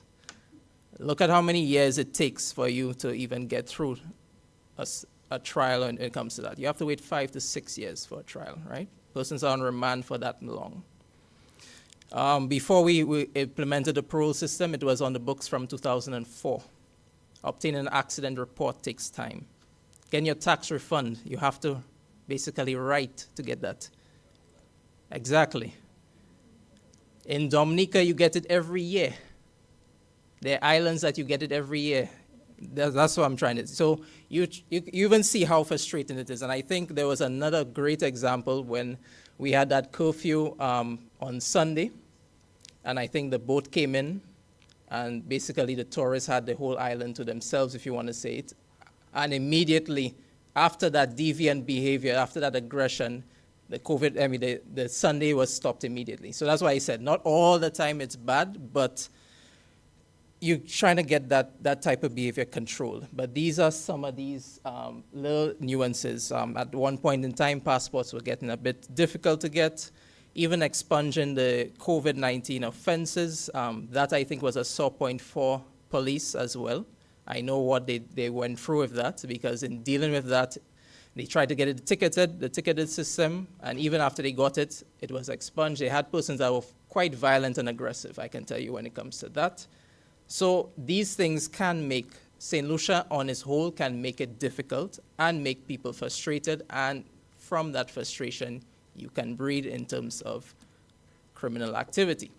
Now, let's take a step back. Government policy as well, heavily skewed on policing. Whenever any government comes from my experience, whenever you have a government coming in, you have a crime problem, we only focus on police. And most times, the funding doesn't even go where police need it, right? So, yes, you do need it, it's the main stakeholder, but you have investigations. This area is very weak when it comes to that, not by fault of the officers, but really getting that scientific means, right now, this eyewitness testimonies, you're not gonna get any results with that. Hence the reason why, if you look further, 50% of cases are thrown out due to lack of evidence. This is what happens in reality. So when you see so-called alleged criminals are back out on the streets, this is the reason why. And I hope you are seeing there is no kind of punishment or sanctions. In essence, it's showing how easy it is to commit an offense. That's how it should be to me. You have about 700 plus people, criminal court backlogs. These people are waiting. Remember, I showed how long they're waiting, about 5 to 6 years. And of course, rehabilitation, which is almost non-existent. That I can tell you from a fact. Borderley, the institutions do not really get funding when it comes to that. When we introduced parole, it was supposed to come in with targeted behavioral, changes, behavioral support. That never happened, so it was left kind of like a standalone. So these are kind of, when you look through the whole value chain of citizen security, this is how, this is how it plays out. And I think you can see why the results are as it is today. So lastly on this point, we also see from the national plan, which was a medium-term development strategy, how many things were implemented. Most of them funding. The funding was either stripped away, not really important, and usually a lot of them were just scared on basically the agency having to pull resources and do it themselves. We were lucky to transform the forensic unit because they always had the funds to do it, and they were focused on their goals. They wanted that goal, and parole was one of the milestones, I would say, for my unit as well. But a lot of them, when it comes to enhancing adult rehabilitation, these things are not even seen as, even down to getting a psychologist at Bodley, that was hell trying to get that as well too. So I'm also going to go into COVID-19, really what COVID-19 brought to the table. So COVID-19 not only suppressed some crime, but it actually created an implosion when restrictions were relaxed. Okay, so everybody can see the graph right now, as best as you can. Sorry if it's not that visible. So these are their weekly crime numbers. And as you can see, when the first COVID case came through, there was a scaling down of the country. And as the country started to open, of course, crimes followed with it, and you started getting this sharp increase. And this was another statement. This was a kind of, I would say, an argument we had with, I guess, the command center of whether to allow alcohol. I think it did more harm than good than closing it off, but this one is to argue. But sadly, we've never heard of all this theft in terms of alcohol, even down to breaking into the brewery, and we saw that happen during that moment. So you can see how much we depended on it. I'm not saying we need it that much, but I'm just trying to say that you have to be careful with how you stop something, especially if it's part of someone's daily life. I mean, I know there's the flip side of it, but most countries ensure that they kept that, at least, especially to deal with stress time. So it's an argument. I can't tell you which one is right or wrong.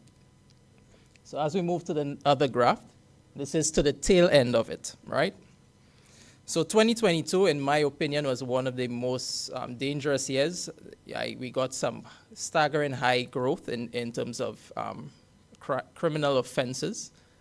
And as you can see, from the time COVID protocols were relaxed, so all these dotted lines, I tried to chart every time they changed some of the protocols, right? And this was the final one when they relaxed most of it.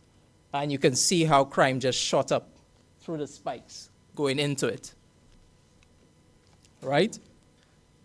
And also to the tail end of 2021, you can also see how crime was already shifting as persons were getting frustrated. So let's move on. So now let's investigate into the further, let's investigate further on some of these crime years that were quite higher than normal.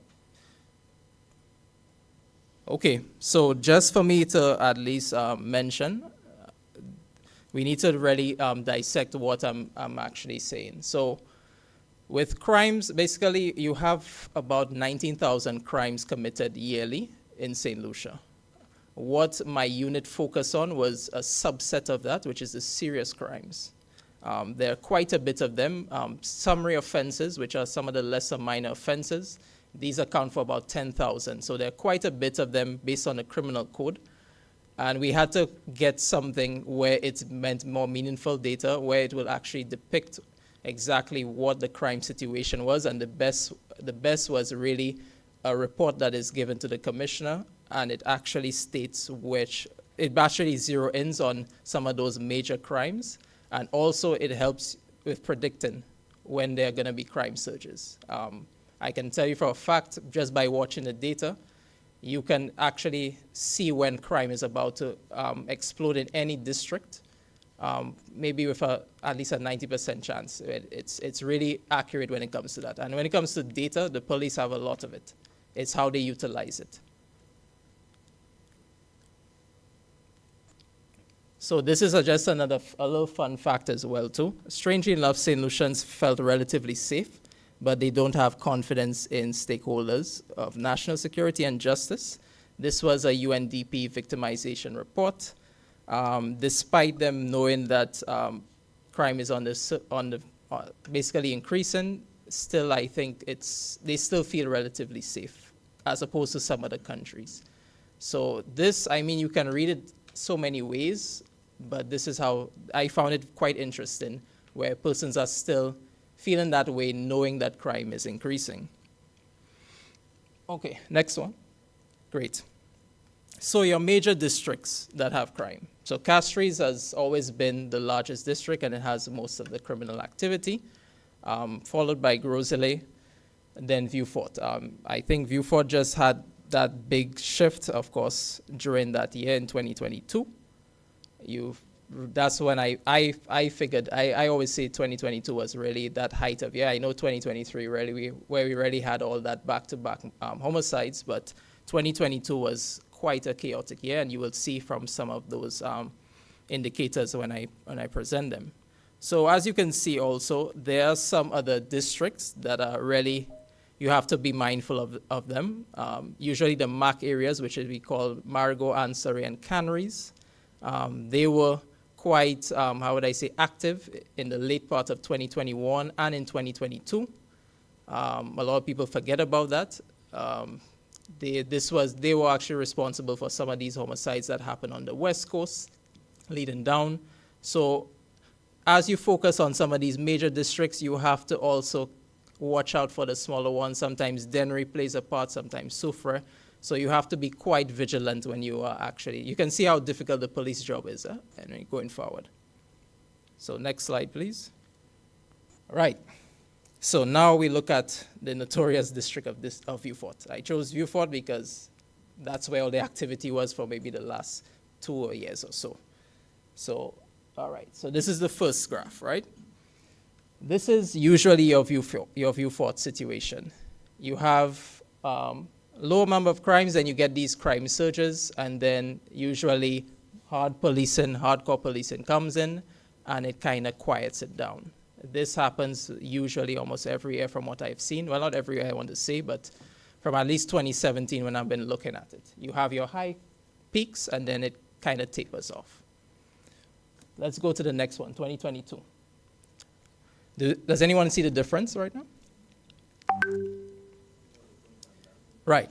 So this is Vieux Fort in 2022. This is not the year when we had the back-to-back murders and we had to bring in RSS one time. This is 2022. And this is where I found we miss a great opportunity in reading the data. Not for a lack of trying, I can tell you that much, but this is what was happening. I think if you remember, there were a lot of videos of persons just basically shooting, firing shots. That was that year. No one was really connecting, if you want to say. That year actually had the most attempted murders as well, too. You had about 25 attempted murders, persons who missed target. So easily that year could have been the worst year homicide-wise, easily, if they actually connected with that. So I always say 2022 was a very dangerous year. And that was the beginning of Vieux Fort. And then, of course, the last year, 2023, that period there is where you had that back-to-back murders. Everybody was very heightened on what the Vieux Fort situation was. And then, of course, you can see as you got assistance from the French, RSS, you can see it just kind of tapered off. But to the tail end, it went back up. So we still have not really solved it. So in essence, this is what we do all the time. We bring in the reinforcements, hardcore policing, have to do these things, and just to bring it down, and then we have to see it just come back up later on. So how do we begin to tackle citizen security in St. Lucia? So let me make sure I'm very particular with this one. This one, I'm not pleading for PMDU to come back. Let me make sure I state that. This is just from my experience. You need a dynamic team, something even better than PMDU, I would say, that has more reach, that can really foster all the agencies on a daily basis for them to understand what the situation is and how we curve the crime situation. So when we did our aspirations of what we wanted to do, the 45% reduction, we had targets going forward. And our base was 2018, which was supposedly a good year for crime. And in 2019, it started going a bit sour. So this is where we intervene with the help of police, forensics, the courts, everyone. And we were able to get it as high as 10%, but we ended up at 5% in 2019. 2020, of course, they had less, definitely they had less theft offenses, so the rate was a bit higher than usual, but it did have a lot of good work, I can tell you that, and I can show in the latest slide with that we had quite a bit of success. And then, of course, 2021, where I would say was a bit difficult because that year you had both campaigning and then you had a new term of a new government, which made it quite difficult to get everybody involved in that. And then in 2022, this is where we deprioritize national security because we were not really getting any traction. And then I think that is where everything fell apart when it comes to that. So as I mentioned, COVID-19, it kind of helped citizen security a lot because a lot of things that were maybe doubtful to do, persons were scared to do. You would have things like, let's say we didn't want to suspend officers, so everybody was in emergency mode. So there was quite a bit of efficiency.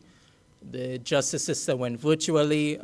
Forensics, that's how they were able to transform and become accredited. They had all that time. So we kind of built on that momentum. Persons were we had no government bureaucracies at that time, or minimal, I should say. And this is what led to a lot of the success in 2020.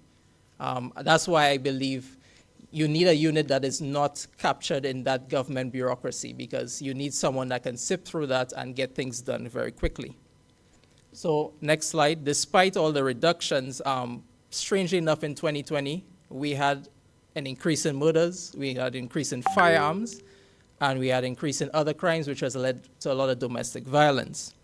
And of course, we had the highest level of recidivism. This is where we had to problem solve, and this is where the K9 unit came from. This came from my unit, and also we did mediation training. So this is how we have to kind of, how would I say, think. Even if we had such a nice reduction in crime, we should not have had higher murders at all. So we have to kind of, and you look at when firearms went up. That's 2020. And we still have a firearm issue right now, up to this day. So these are the things we need to ensure that everybody knows that firearms are already up and what are we doing about it. And lastly, we have to be mindful that when we're dealing with situations, we may have to do things that we may seem not moral or maybe a bit, how would I say, creative when it comes to that. So Antigua had this gum amnesty thing where you just literally give in firearms and I get a monetary value. Sounds a bit bad, but it did quell the crime surge. St. Kitts had some issues. They worked out with some gang leaders. So it's quite common to meet gang leaders. I don't know if persons may feel a bit reserved when it comes to that, but when you have a situation with high levels of crime, you have to do all what it takes to reduce it at that moment, and then you actually, not really encouraging it, but actually seeing how best you can problem solve when it comes to these situations. So governments have to be very creative when it comes to these situations, depending on circumstances. And of course, there are different pieces of legislation that can be quick amendments. This was from the DPP that can really assist when it comes to a lot of investigations, a lot of trials and prosecutions. This one, I wouldn't go in depth with it, but you want that culture to basically to reduce the loopholes. I think that is really the goal I'm trying to give out here. There are too many loopholes in terms of trying to commit crimes in St. Lucia. There are no wanted pictures because of ID parades. There's a lot of things. We don't have a fingerprint registry. If I commit a crime right now, nobody has my fingerprint. We have to, if we really want to be serious about crime, we have to start having these tough decisions and really try to push these lawmakers to really think about differently when it comes to that.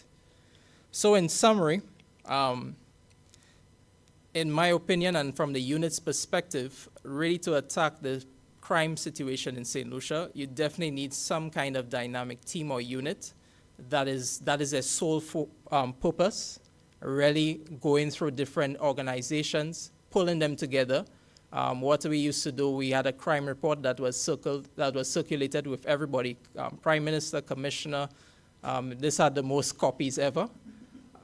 Economic development, everybody knew what the crime situation was, what the districts that were problematic, what the police were trying to do, what forensics were trying to do, what the courts were trying to do. So we had it broken down, basically outlining that. So everybody needs to be informed when it comes to that, because I'm sure some of those data points that I'm presenting here, you all were not aware of that, especially in terms of like firearms have been going up from that. That was the biggest change during COVID. We need a good judicial system ready to basically finally punish people that actually break the law, not slap on the wrist.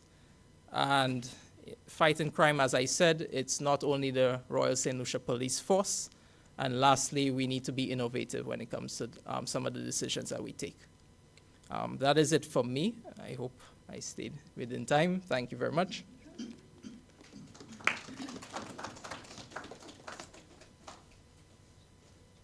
Thank you very much, Kyle, for that insightful presentation. Kyle touched on a number of points. He gave an update with regard to the medium-term development strategy. So we're very happy to see, what has been accomplished. And we're also, I guess, also happy to know where we are in terms of crime and with St. Lucia and understanding the key issues.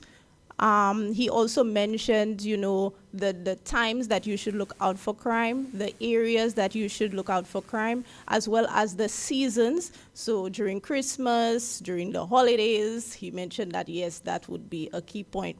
So I think it was also a bit comforting to know that despite the crime situation, persons are actually feeling safe in St. Lucia. So it would be interesting to find out why that is so, despite the crime situation. But one thing that he said is that, of course, given this data, because the police, Home Affairs, they do have data, they don't have that problem. It is just using this data to effectively curtail crime and employing the right solutions to make sure that we do see a reduction in crime. So Kyle, thank you very much for that insightful presentation. And now I would like to welcome Mr. Calixtus Joseph, who will be presenting next. Please help me in welcoming him. He will present from a regional perspective, exploring potential solutions to transnational organized crime. Thank you.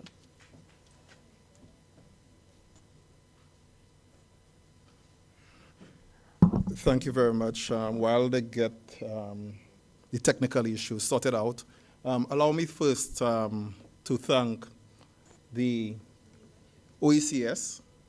In addition, allow me to thank the government of St. Lucia, the Ministry of Finance, least but not last, the Chamber of Commerce. Presentation is on? Oh, do you have a clicker? Okay, all right, thanks. I could click from here? Could I click from here? Would it work? No. Oh. Okay, all right. Thank you very much. Thank you very much. Don't change anything yet. So we would have that challenge in terms of you changing and back and forth. All right, whilst I wait for the clicker, I'd just like to thank the previous speaker, Raghi, in terms of his presentation. In many countries, citizen security do work. That's one program that we have recognized that work in many countries across the Caribbean. Unfortunately, the citizen security programs are usually cut off. So not only in St. Lucia, but in many places in the Caribbean, where you see a reduction in crime. And what the citizen security program usually do, it's take what you call a public health approach to crime, basically using evidence. And from that evidence, I'm going into communities. I'm doing work with all relevant stakeholders in communities to reduce crime. So it does work. That's one program. The evidence shows works, and it works worldwide. Okay, no clicker yet. So I will commence my presentation by, oh, thank you very much. Hopefully the battery doesn't, okay.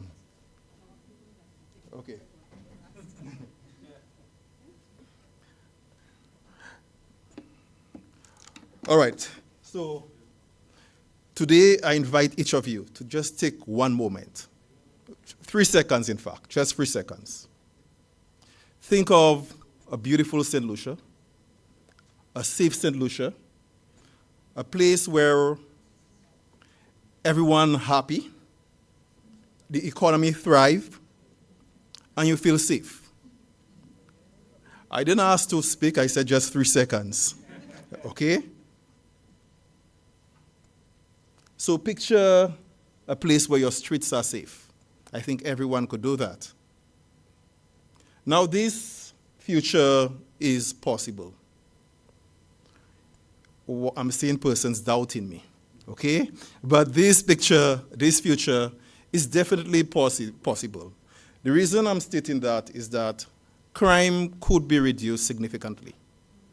And in many areas around the world, many communities, many districts, it has been shown that crime could be reduced with the proper strategies, proper policy. So it can happen, okay? So don't think that crime is just going up. Crime can be reduced, but you just need proper procedures, proper strategies. So, when you think of organized crime, what are the root causes of organized crime? That's studied from time of memorial, organized crime. So in terms of the factors that cause crime, we all know the factors that cause crime, okay? Any study you do, it will come up with those factors. Whether it's the socioeconomic deprivation factors, which you talk about, unemployment, poverty, all of those, whether you speak about issues of the criminal justice system, which you heard a while ago. So inadequate criminal justice system, for instance, when we speak about the criminal justice system, we could think of the prison, we could think of the law, and it was given to you earlier in the presentation. Inadequate criminal justice system may inadvertently also cause crime. So imagine what you just spoke about, waiting for so long. What do you do when you wait for so long? What do you do when a prison treats you worse than what a human's supposed to be treated? How will you get out of there? What kind of mentality is it creating? So are we creating more criminals in the system? Now the impact of crime, and I know for the Ministry of Finance, I had to touch the issue of the economic growth and economic value of crime. Think of what crime could do in your country. Whether it undermines economic growth, it lowers your citizen security. For instance, I am sure most of you, certain places that you don't go anywhere anymore. Certain parks, you'll not say, let me go and get a run in that park. What does crime do? I'm trying to rush through the presentation. I gave him some of my time, so don't worry, I'm going to get you back. Now, we also spoke to the medical cost of crime. And recently, we carried a case study of 3 countries in terms of the medical cost of crime. And within that case study, it showed that Jamaica, the cost of crime, the medical cost, and the medical cost is basically the direct cost in terms of persons going to the hospitals when they had injuries, was 135 million for Jamaica. This number was actually a very low number. We looked at the lowest number that we could gain in terms of that. So it's much higher than that. This is a very low estimate in terms of the medical cost of crime. It doesn't even take into consideration all the indirect costs. And any economist would know all the different indirect costs. It's just take, okay, an injury, how much for the doctor to treat that person. It cost Jamaica $145 million just to treat. Interestingly, those figures may not necessarily go up. They perhaps could go up, they may not necessarily go up. The reason I'm stating they may not necessarily go up is because right now what you are getting is that most times when you get a gunshot, you go straight to hell or heaven. So you don't get injured. Before, think about it, you have a .22. Nobody died. 15 years ago, fellas running shots in the valley, nobody died. You fellas in hospital. So there is that medical cost to treat the person. Now, what you get because of the lethality of weapons now, most persons go straight to the morgue, not to the hospital. So that's why I'm stating that the cost may not necessarily go up. But the indirect cost will definitely go up. Because think about that. This person has mouths to feed. This person, the productivity lost from that person.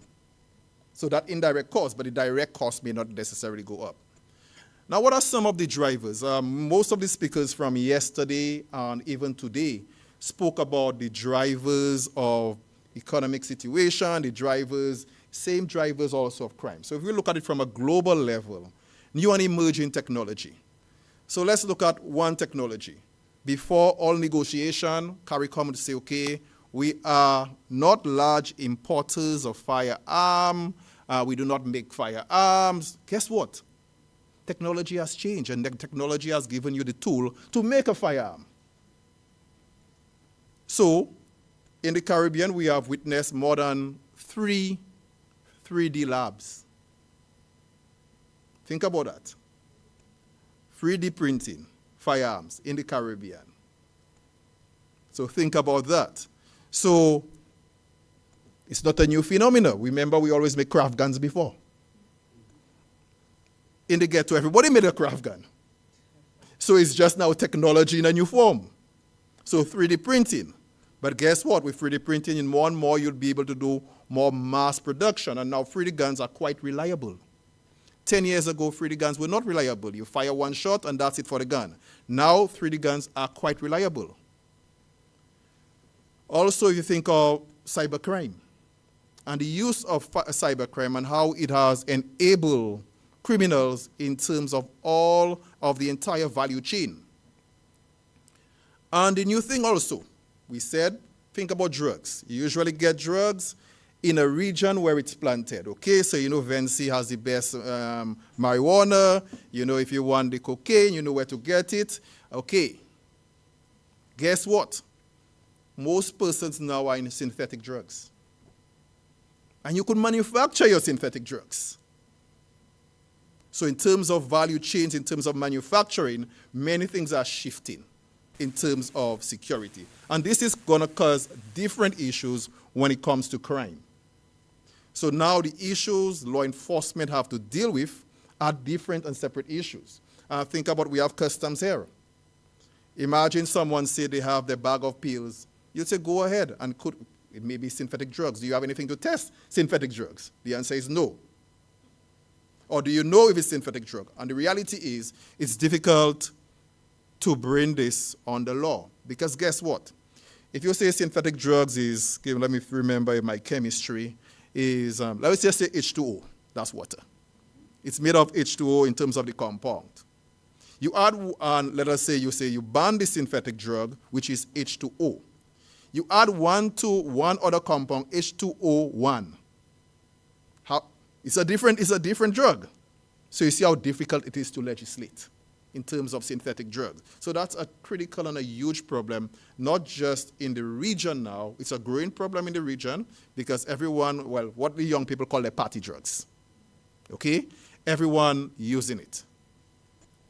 Now, think about when you had to transport drugs. Okay? The normal thing, since I come from the valley, you rent a car and you tell the fellas, okay, go and collect that for you, go and do whatever for you. Okay. Now with the advent of drones, guess what? Now think about the police was stationed one place when you pass in with that car. With drone, you could circumvent that. You could pass different places. So delivery systems have also changed in terms of security and in terms of how crimes will be committed. Even more importantly, what you call unmanned marine vehicle. When fellas say they're going on the sea. Guess what? You don't need that anymore. With unmanned vehicles, put the drugs in it, and it goes by itself. Nobody gets arrested. Everybody happy. Okay? So those are the key issues which the region will be dealing with or is dealing with. For instance, take the issue of drones. Drones are already dropping drugs in prisons in the region. So one delivery system they use to drop drugs now in many prisons in the Caribbean are drones. So you drop for your partner in prison or some cigarettes, he makes some money, he's selling in the prison. Simple like that. Other issues that will affect crime and security. Issues of migration. Now, whether we look at climate change, now think about the Caribbean. What percentage of persons live in terms of the coast? In Jamaica, around 70% of persons live in the coast. St. Lucia, it might be the same thing or more in terms of where the population is. What would happen with sea rise? More persons will come to the city. According to data around 2030 to 2050, a large proportion of the world will be living in urban settings. Where did he note that most of the crimes happen? Castries. So what do you think will happen? With more persons coming to a crime zone. Okay?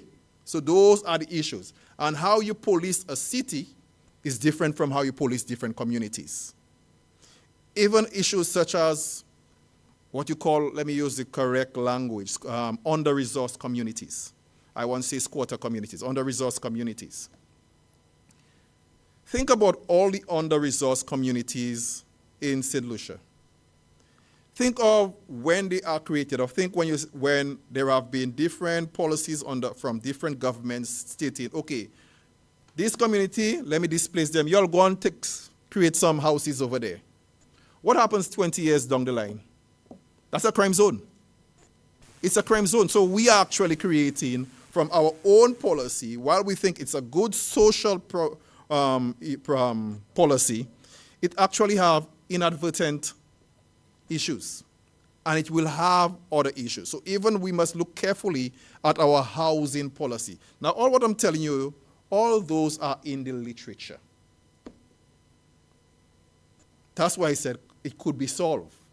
But while it could be solved, we are creating more issues, especially sometimes in our housing policy in many countries in the region, where we believe we are doing best, but inadvertently, it's going to displace a problem, but it's going to create a problem in 30 years. So you create a community, and the police van cannot even go there. Not even the police bicycle could go there. There are no roads. What do you think will happen to that community? They will govern their own self. Those are the key issues. Now, we have to always understand that keeping up is difficult, because every time there will be new actors, new markets, new products. Now, usually when we think of crime, we think of the underworld and we think of the upper world. What world are you in? You don't know what world you are in? All of you are in the underworld? Now, it's not so simplistic. Criminality happens within both the underworld and the upper world. So it's an ecosystem when we think of criminality. The same value chains, the same transport routes, the same banks. Isn't it the same amenities criminals use that you use? So most times our vision of criminality, which we have to change, is that these happen in the underworld, which is separate from us, that's highty-tighty, in the upper world, which is no. The answer is no. So if we move from that mentality, we start watching at criminality in a different way. So we must understand the blurred boundaries between the illicit underworld and the legitimate activities. Organized crime activities like drug trafficking, arms smuggling, and human exploit, which is the underworld, and there are blurred boundaries. Now, think about it. For any, how will I say it in St. Lucia parlance? For any drug to run, you need people in the upper world and you need people in the underworld. You need persons in the bank to change that money for you. Am I wrong? If things have to run, you need persons in both sectors. Okay? Those are the realities. So thinking of reducing crime, you have to take that perspective. We must look at the entire ecosystem and what aspect of the ecosystem that we could change. Now, crime in St. Lucia or in the Caribbean. Three key issues we have in most of the Eastern Caribbean country. Access to illicit firearms and gang violence, drug trafficking. There is an inextricable link between the three. That's proven. Access to illicit firearms. 70% or in some countries in the Caribbean, more than 80% of firearms come from the US. And during the previous presentations, we spoke about how policies in different countries could impact policies or issues in the region. Similar also, insecurity policies in different states impact other countries. So take, for instance, US gun law, which are quite liberal gun laws. So those policies will have negative or unintentional impact in terms of the region, because most of the guns coming to the Caribbean are from the US. And guess what? Most of them are coming from the legal ports. Not the illegal ports. I'm not saying they don't come from the illegal ports, but most of them are coming from the legal ports. And if you watch the kind of guns that's coming in, straight from the US, AR-15, AK, everybody want those, the kind of Glock straight from the US, from the legal ports. Most of them are coming from. And that's just not just St. Lucia, but Caribbean-wide. So, something to look at. Now, what the data also shows us, and you should also, the data shows that most of the guns are, again, the illegal ports. Fishing on the ports, that's where. Those that come on planes might be at one at a time, but more smaller weapons. But those that most of the bad guys have here are from the legal ports. All right, my time, I've been told, is up. 2 more minutes. Okay, all right, thank you very much. So how do we solve that, the crime issue? Recall when I started the presentation, crime could be reduced significantly. Crime could be managed, okay? And in many areas of the world, crime is managed and crime is reduced significantly. I want to speak about the US now because actually crime is down in America, but politics is happening now, so you're hearing all different figures. But crime is actually down significantly in many areas in the US and in many areas in the world. Now, first of all, how to reduce? Just some, including all the other points you will hear, just some 10 points. You know, I'm like a politician like 10-point plan. I'm going to give you a 10-point plan, okay? All right. Let's denormalize violence. What do I mean by denormalize violence? Our attitude to violence. And remember I said violence, not just crime. Violence and crime. Our attitude has reached a place of acceptance. I am sure when you hear somebody die, it's nothing anymore. Oh, this guy gets shot. Oh, where? Oh, souffre. Okay, bye. It wasn't like that before. Was it like that before? Okay. Before, you'd want to hear all the details. Now, you open a newspaper, crime on the front page. Guess what? You turn it. It reminds me of a few years in Jamaica when I stayed there, whereby there were 5 murders on the front page. And it was nothing. The guys just turned the page.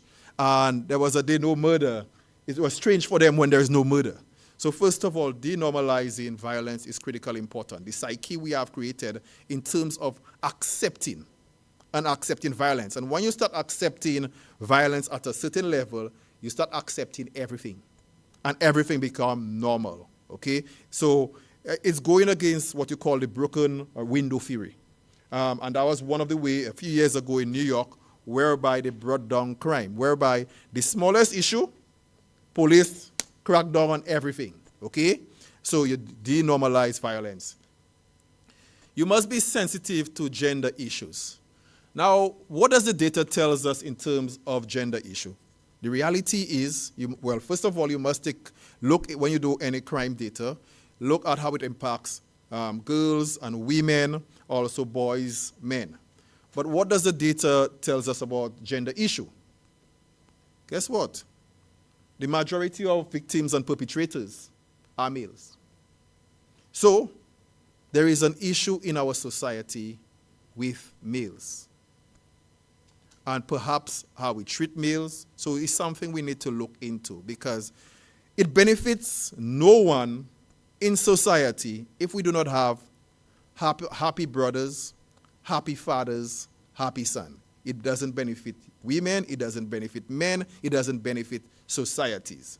And we have to be very careful that sometimes we advance gender policy, but inadvertently it causes issues for men. And we are pushing men further. So it's an issue we need to look at very carefully in this region. You heard all about investing in technology. I won't go there in terms of investing in technology. Right now, there are so many opportunities to reduce crime through the investment of technology, okay? But it's knowing the right technology. Critically important, not just having data, but appropriate and timely data. And I put the word appropriate and timely. Think about, does the police service have a website where I could see the data? The answer is no. The answer is no? All right, where she won't say anything. Doc, the answer is no. Guess what? We're working on it, okay. Now the reason I state that is, don't feel offended. The reason I state that is, it's not just an issue in St. Lucia. Even the FBI. I was doing some work and checking some FBI data. You know, it took the FBI 9 months to put certain data. Think about it. Crime, somebody died now, life or death. You're making life or death decisions. And you have the data 9 months later? That ought not to be. So, that's why I said, data is supposed to be available, not just any data is supposed to be available, even for the general public, for researchers, so that they could, you cannot say crime is everybody's business, and let's say I'm a community activist, and I want to do certain intervention, and I do not have data. I'm just walking blindly. So having appropriate and timely data is critical, but also analyzing that data is critical in terms of moving forward. We need to look at systemic change. Sometimes we often see crime as, being reactive, and I guess not having the data, you have to be reactive. This happened, I do that. What's about changing the environment for this not to happen? Let's position or shape the environment. If we stated earlier that crime could be reduced, we know all the factors that create crime, and we know all the factors. What's about shaping the environment so we won't have a certain level of crime? Critically important, the recidivism rate was 45 or 55% in St. Lucia. 45%. Think about that. Recidivism, persons going to jail and coming back in jail. I'm just going to the simplest form for you. Okay. If you solve the prison issue, you could solve crime. Think about that. Solving the prison issue, you could solve crime. Unfortunately, the prison doesn't concentrate a lot in terms of reformation and other reformative justice programs. So one way, an easy win to solve crime is solving the prison. I hate saying prison. I dislike saying prison. Corrections issue. Okay? That's critically important. But an issue persons, or in fact I'm not supposed to speak about, but I usually speak about it, unfortunately, is that of leadership. Let me give you a 10-second story, if I may. Okay. There is this hotel in a community in the United States of America, or this company who buys hotel. What the company does, it buys failing hotels. What they do, anytime a hotel is failing, they go there, they fire the leader. They don't ask the leader one question. Why? They don't even ask him what not working, what you do, nothing. They send the leader home and retraining of all the staff, and then they make a profit within a year. This shows leadership. Those are the realities. The same way, if all of us have an organization. If we are the chairperson of organization, we hire a CEO and to make profits. We have bills to pay. The business have bills to pay. CEO not making money. What do you do with that CEO?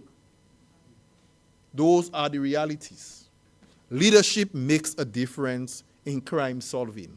Leadership makes the difference. So all what I'm stating there, without proper leadership, this cannot happen. So thank you very much for your listening there.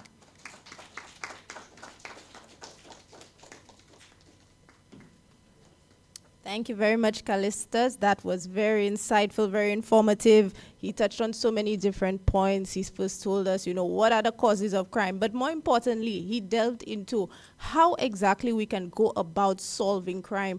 And it is really looking at those lessons learned. Sometimes we are implementing a policy and it does the exact different from what we intended it to do. So perhaps we have to really focus on what we want to solve and implement the right solutions, the investing in technology to make, he spoke about the criminals using the drones and everything, and I'm thinking to myself, we can use the drones too. Like, we are implementing those, but we just have to focus on that and make sure that we are keeping up with what the criminals are doing, okay? And not only the criminals, but also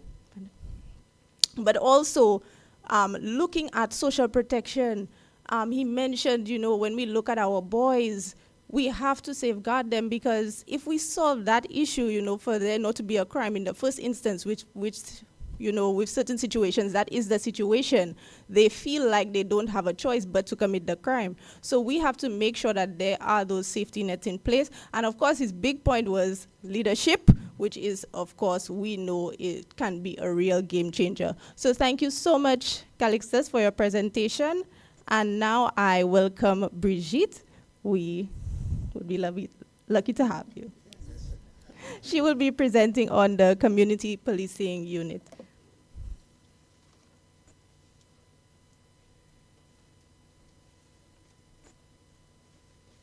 Everyone, please welcome Ms. Brigitte. Put your hands together. Good afternoon, everyone. I'm Inspector Brigitte Algodel of the newly formed Community Policing Unit. Newly formed as in maybe a month and a week old. And I have the mammoth task this afternoon to present on a different approach. I've listened to the two previous speakers, and mine is more or less the softer, smarter approach, because most definitely traditional policing is not working. So we are venturing not just by word of mouth, but also action into community policing. So without any further ado, a little background.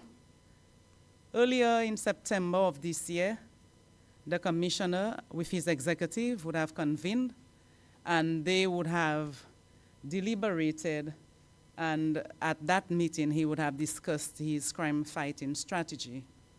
And during that meeting, he decided he was going to use a tripod approach along with his team to fight crime. And I'm here basically this afternoon as the representative for the very first tentacle, which is community policing. The second is problem solving, and the third is intelligence-led. But I'm sticking to community policing.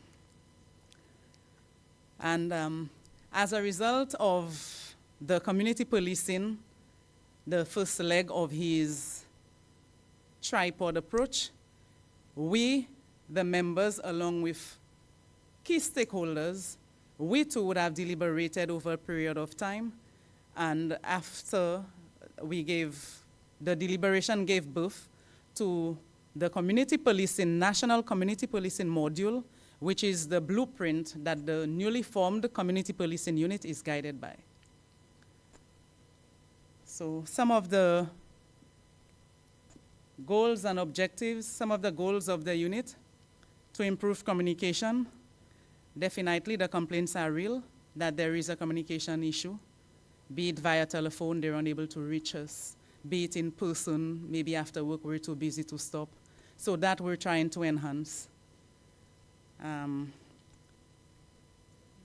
We have some KPIs to measure whether we'll be meeting our objectives. And you can read along, there are quite a few. I do not wish to go into all, maybe as you browse through, the audience can read along. So you can go through the entire KPIs.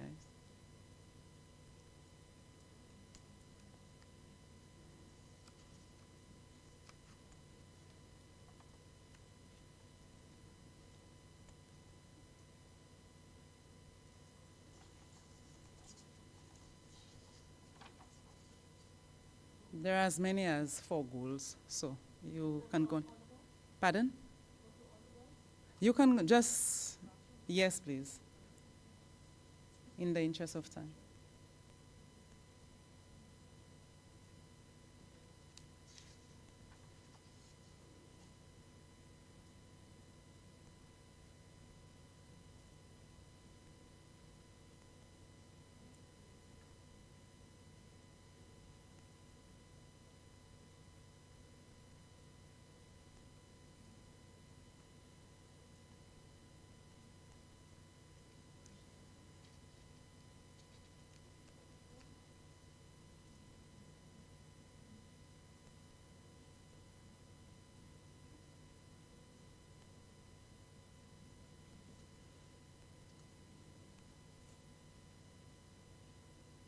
I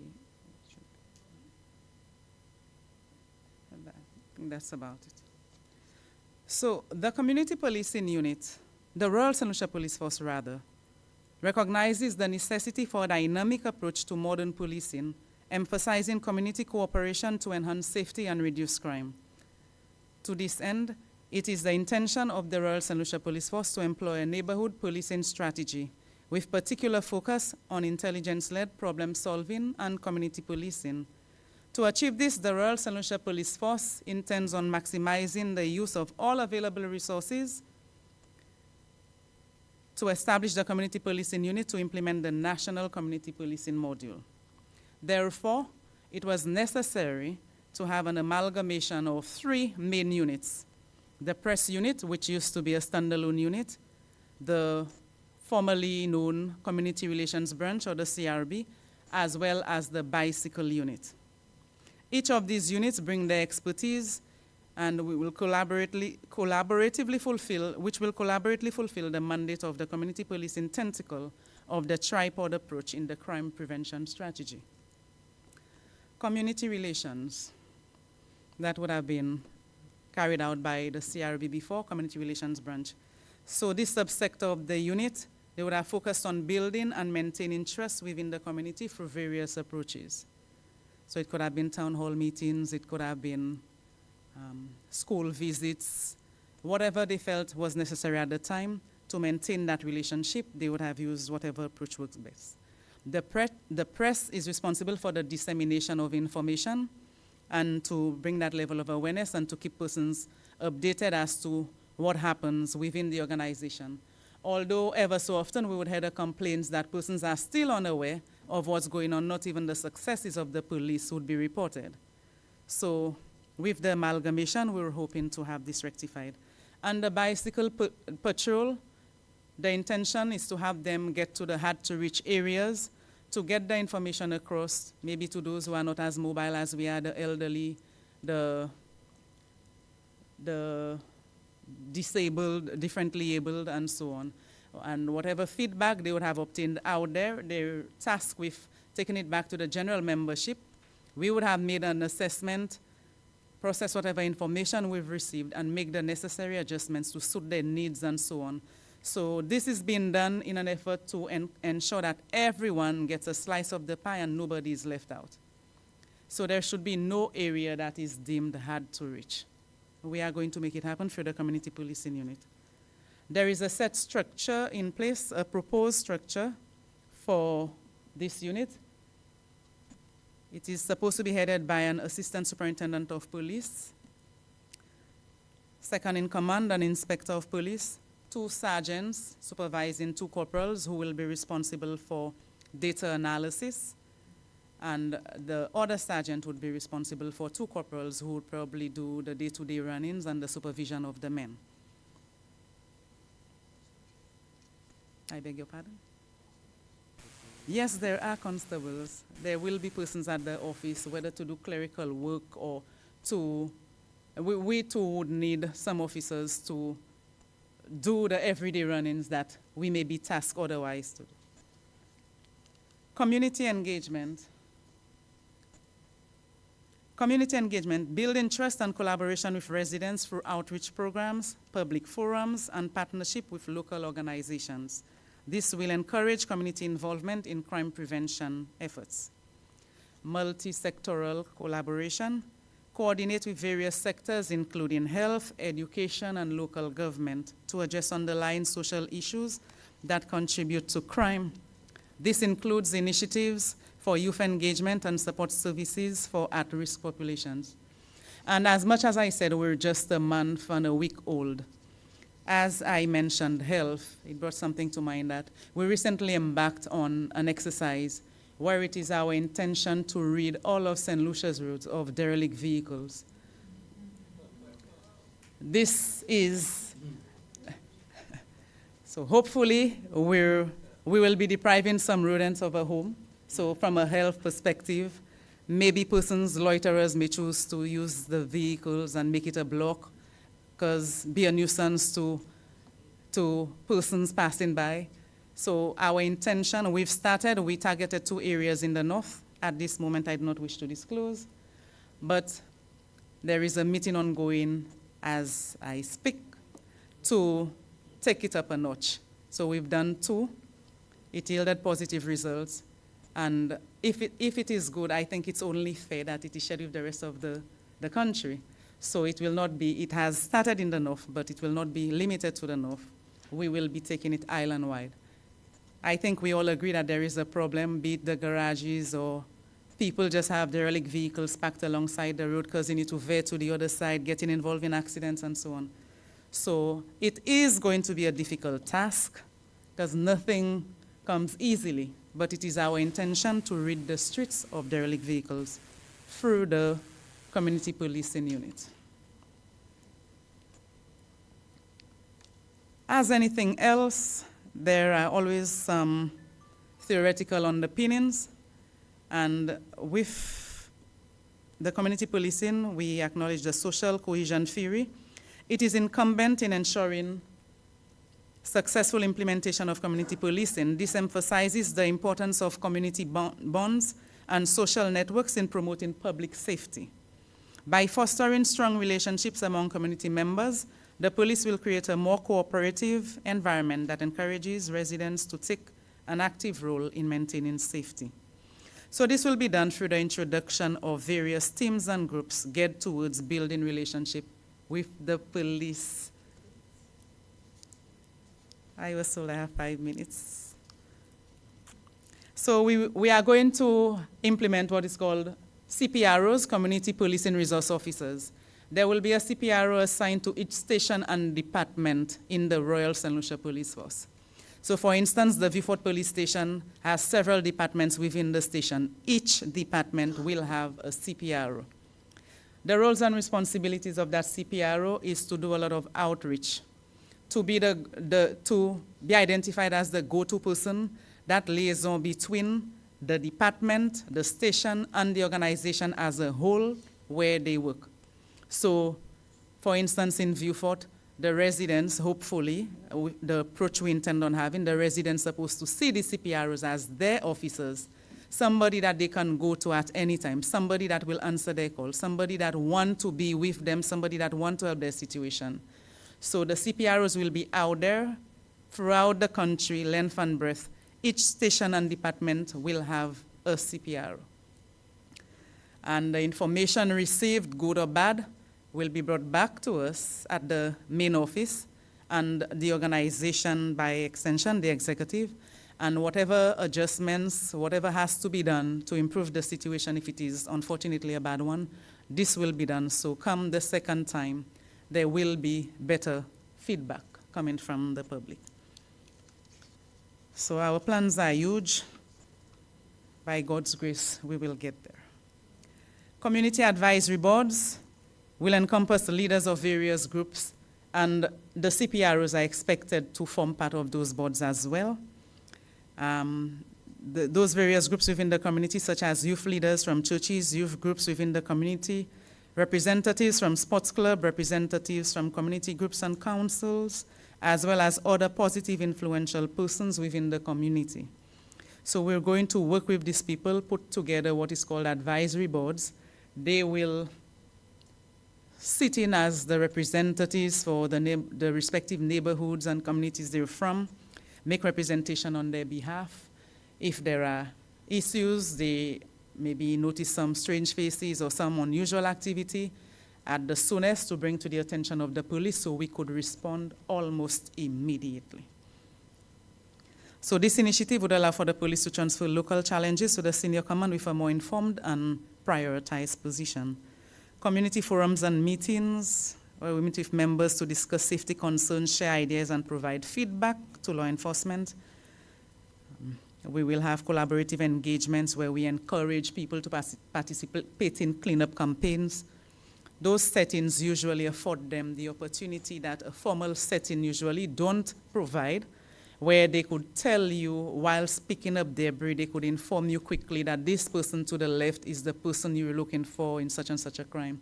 So the intention is to make it possible, create the environment where, sadly, trust is an issue, and we are out to regain the trust of the public. It is not going to happen overnight, but if we continue to persevere, I know, small as the steps may be, baby steps, but we are going to get there.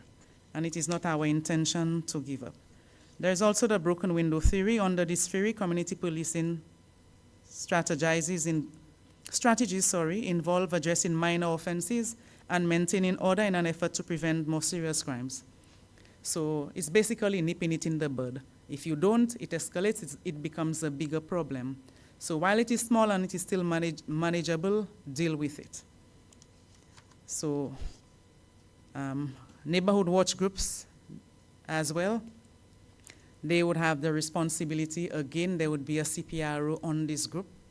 And the understanding is that persons should be made accessible no matter time of day. You hope and pray for the best, but God forbid you get a call at wee hours. Please make yourself available to be there. It's a commitment that you've made, because we cannot do it on our own. The public cannot do it without our support. We cannot do it without their support.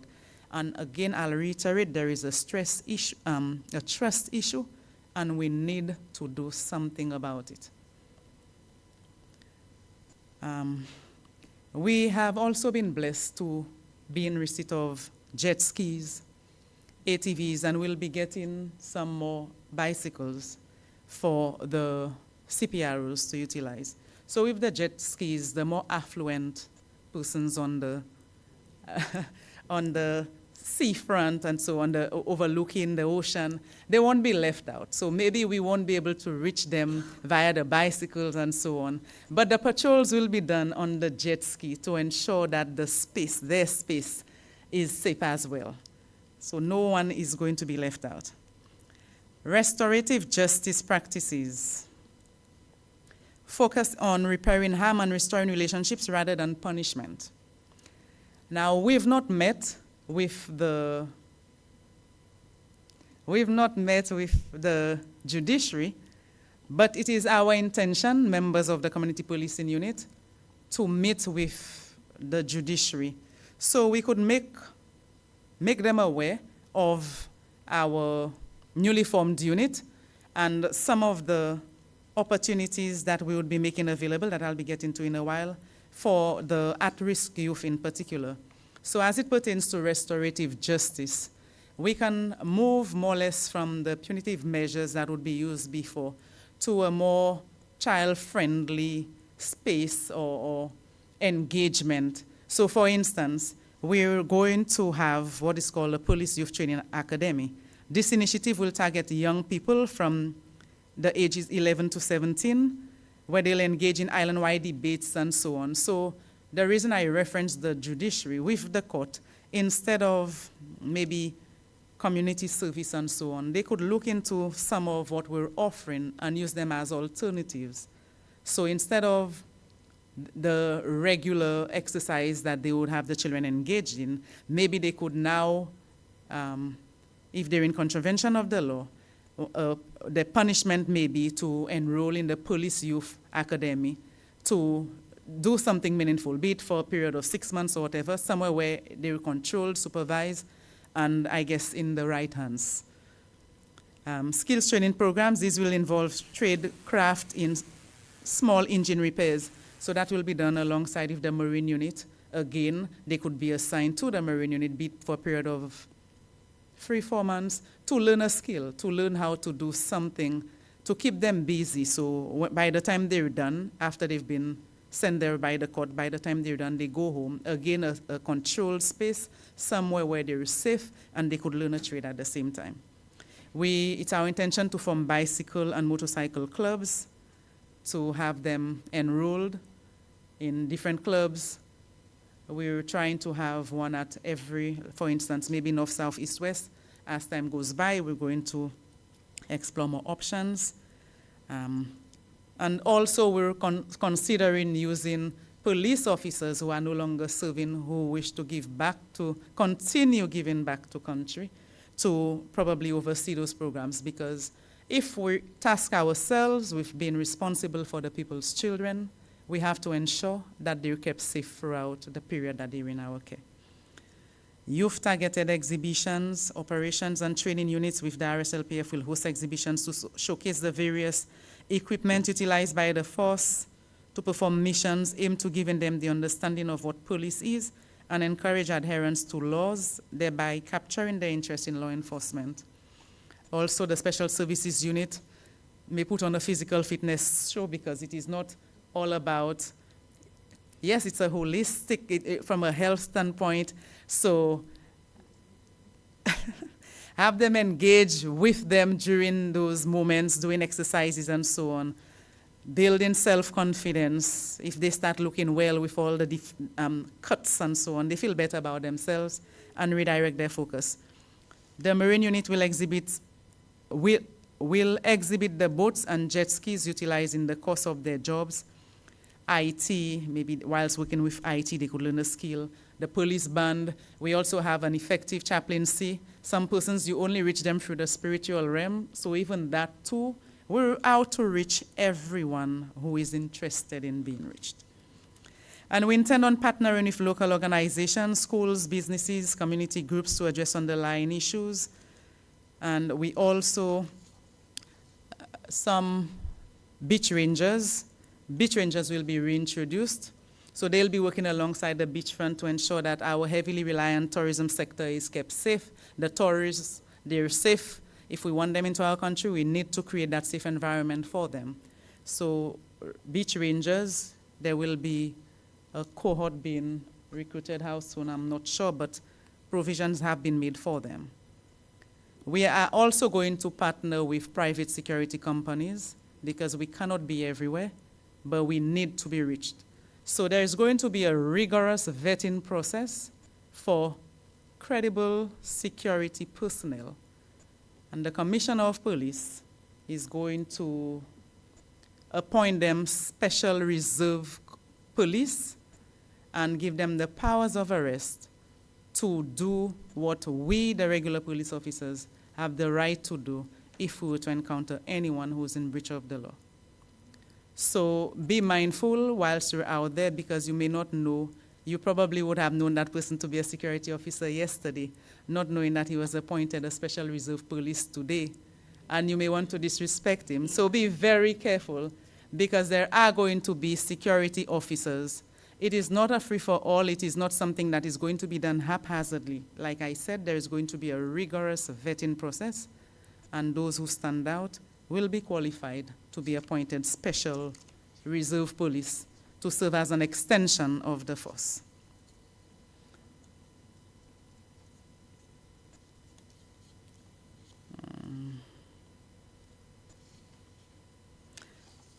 There are other things I would like to touch on, but my time is almost up, so I will quickly inform you why it was necessary for us to merge the 3 units. Why the merge? Community policing is the business of all staff within the Royal St. Lucia Police Force. including the civilian workforce. Therefore, the organization aims to achieve 100% training compliance in order to successfully implement the National Community Policing Module. However, effective and efficient deployment of current and future resources is a critical element that will foster the desired operational efficiency, public awareness activities, and building stronger relationships in the community. Hence, the equation, community relations branch plus press office plus bicycle patrol gave rise to the community policing unit. Wider merge, enhance community relationships that promote trust and collaboration. Wider merge, improve service delivery aimed at proactive response to trends that will benefit stakeholders and the youth economy. Wider merge, resource optimization to meet existing needs in a timelier manner. Wider merge, increase police presence and accessibility to the community. Wider merge, connecting partners and advancing neighborhood policing. Wider merge, in the interest of community safety and national security. With this, I thank you.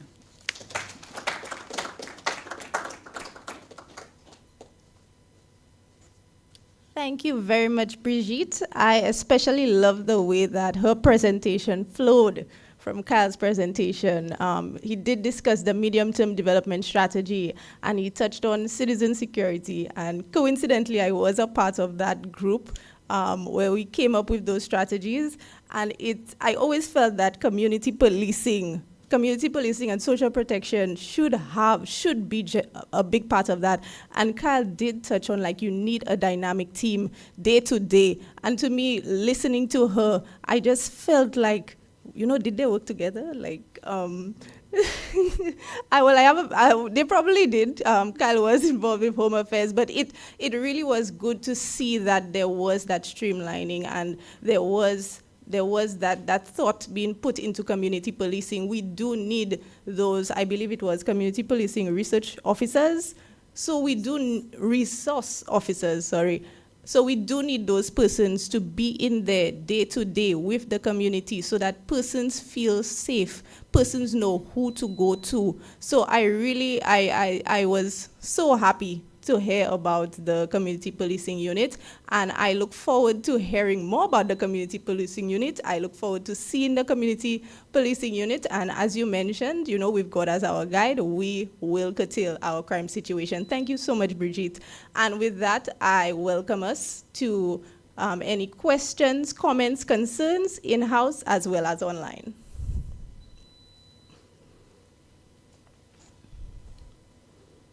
Thank you, Mr. Samuel.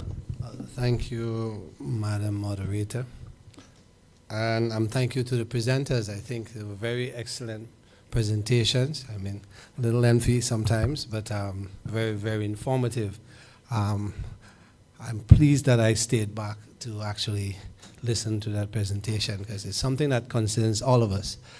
I have just a few questions and then I'll make a comment. I heard the last presenter, Inspector Bridget, say that it's a new initiative, the community policing unit. I was under the impression that, I remember way back there was a lady called Inspector Branford or something like that, and there was something like a community police. Was that not the case, or community policing? And I also know another gentleman, I think is Inspector Morgan, and I remember he said to me he was in the community policing unit. So I thought that part of the police existed already, no? Was that a new?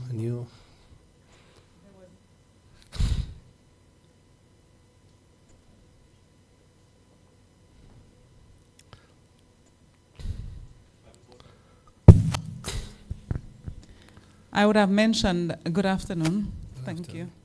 The community relations branch, there was more community relations being done. I remember Miss Branford, yes, and recently Inspector Morgan and Inspector Chico and many others. But this one, the extent that it has been taken to, I do not think that it has ever been so before.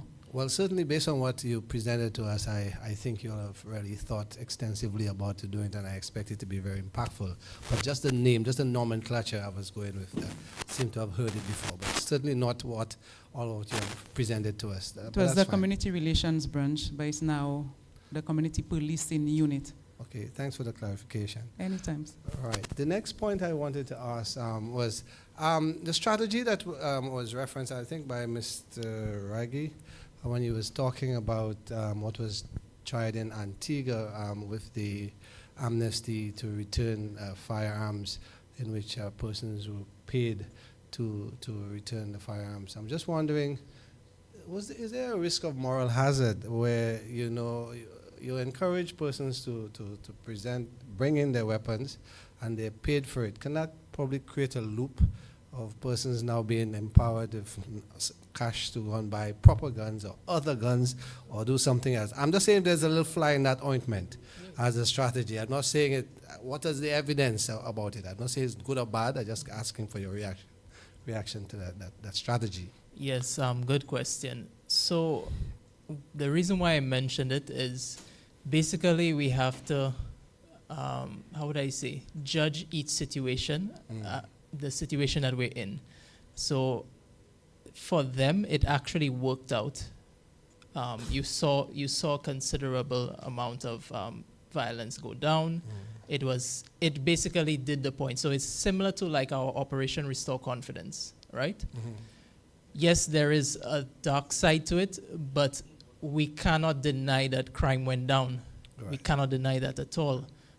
Some persons sadly are on the other end of it, but it's just basically if you are in some of these emergency situations, you cannot, I mean, I don't want to say you want to throw moral out of the door, but you may have to make a tough decision that is not the best sounding or, as you say, morally sound, just to achieve that initial result and try to move forward with it. And also you can gather quite a lot of intel. If, let's say, you are seeing so many firearms coming in, which we don't even know sometimes. So it's a kind of, you have to judge it basically. But you are correct. I mean, it does can open a can of worms for, depending on the situation. But it is more to just thrust out, how would I say, new ideas when it comes to just dealing with the situation that you have, because it was quite, I would say it was quite frightening, especially with that back-to-back murders in Vieux-Fort.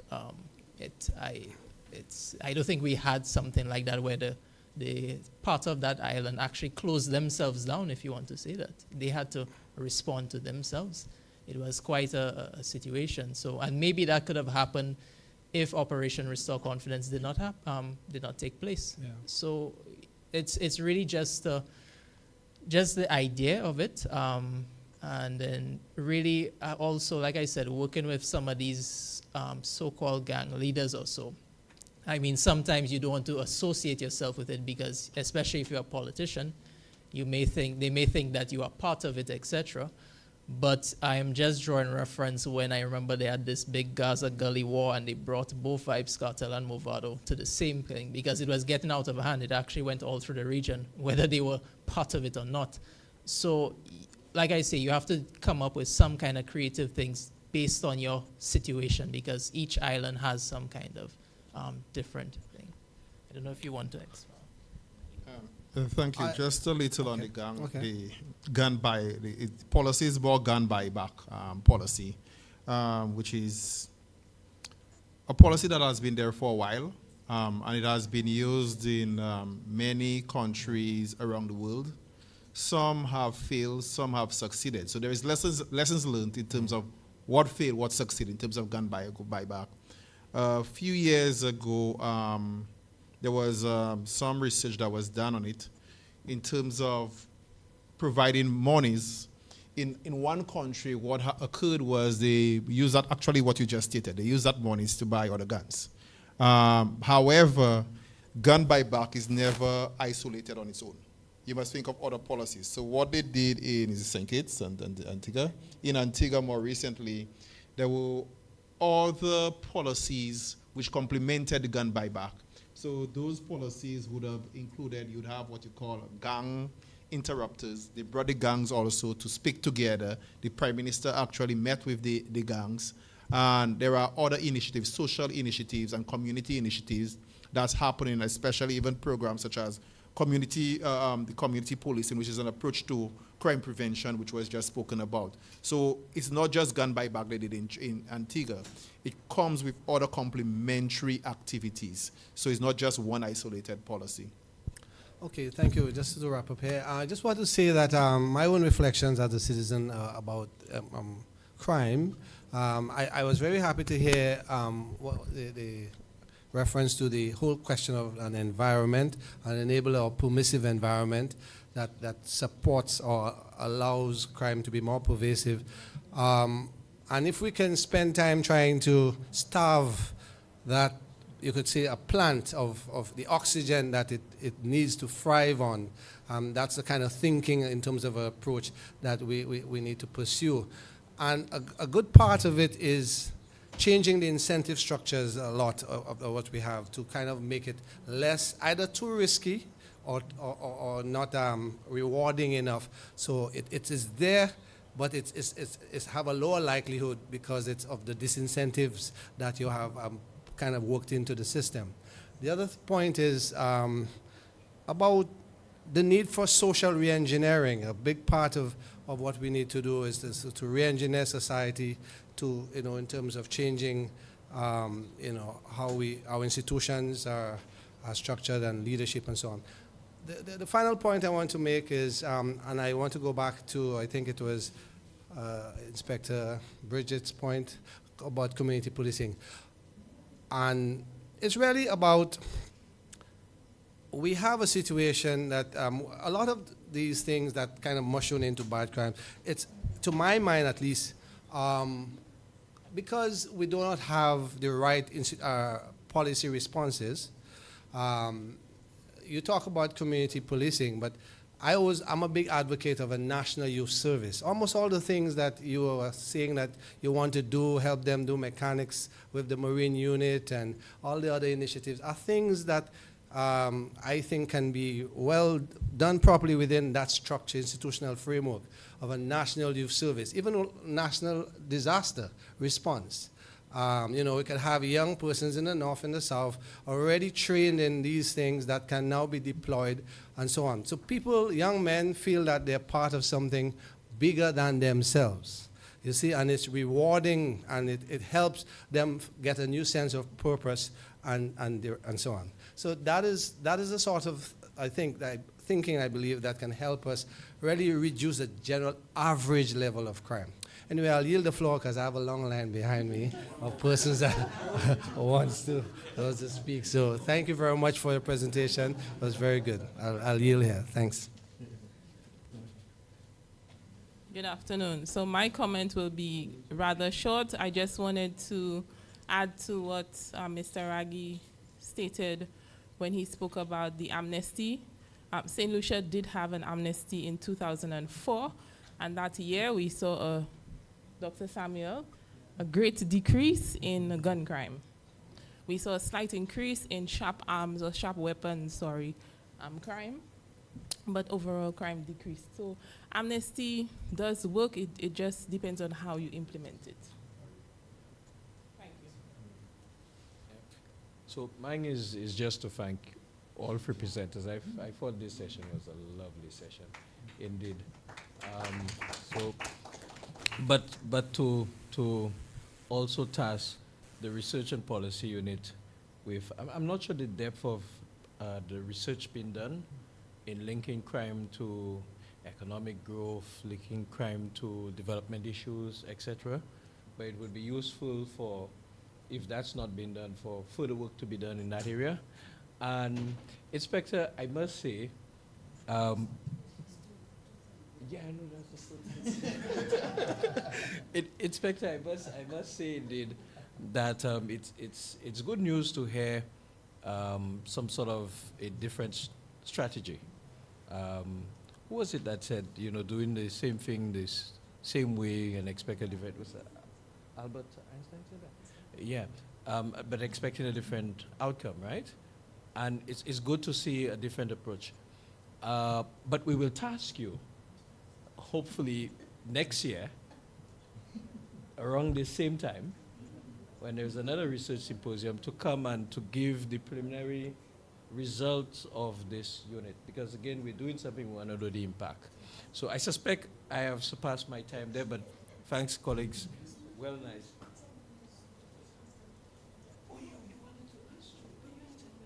Thank you. Yes, you were very right, but we gave you additional time. Thank you so much, Dr. Henry, Dr. Samuel, and Dr. Seeley for your questions. And thank you so much, especially to our esteemed panelists. They did an amazing job. Can we have another round of applause for them, please?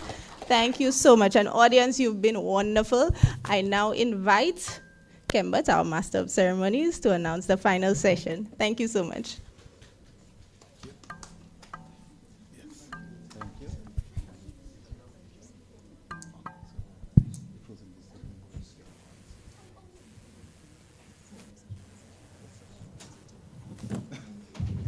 Yes, I watch for the moment. Thanks for the presentation.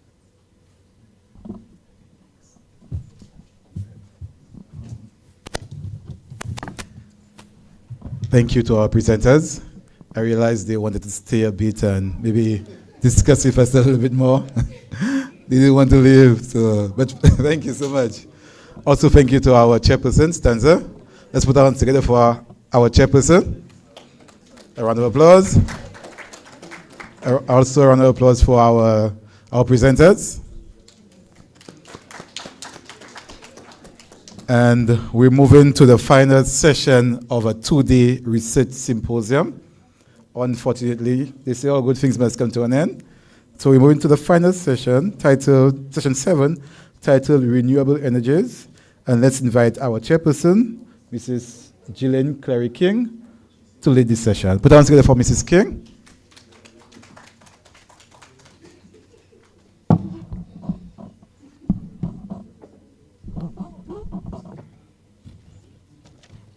Good afternoon, everyone.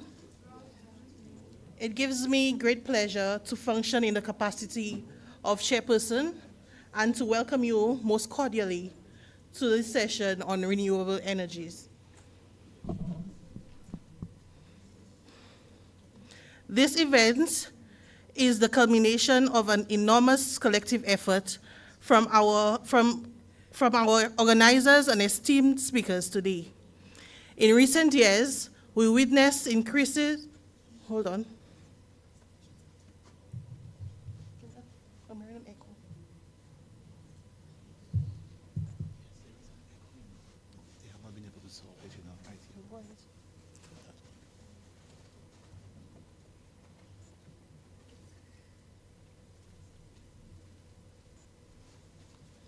My apologies. In recent years, we witnessed increasing global concern about the rational utilization and conservation of renewable natural resources, which have been significantly impacted by an expanding society. Now, some words or phrases have become commonplace.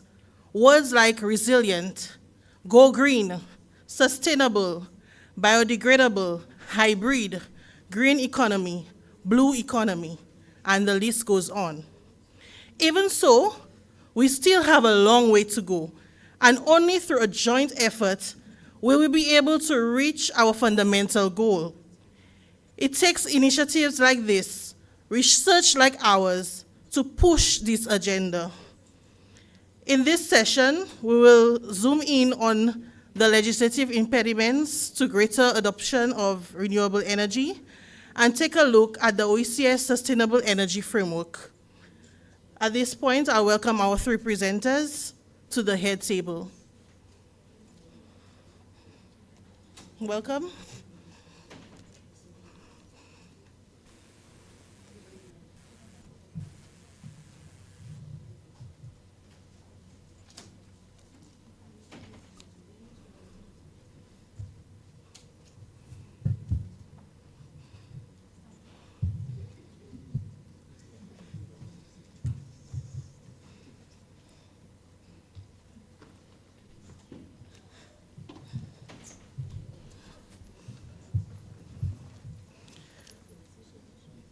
Thank you, presenters.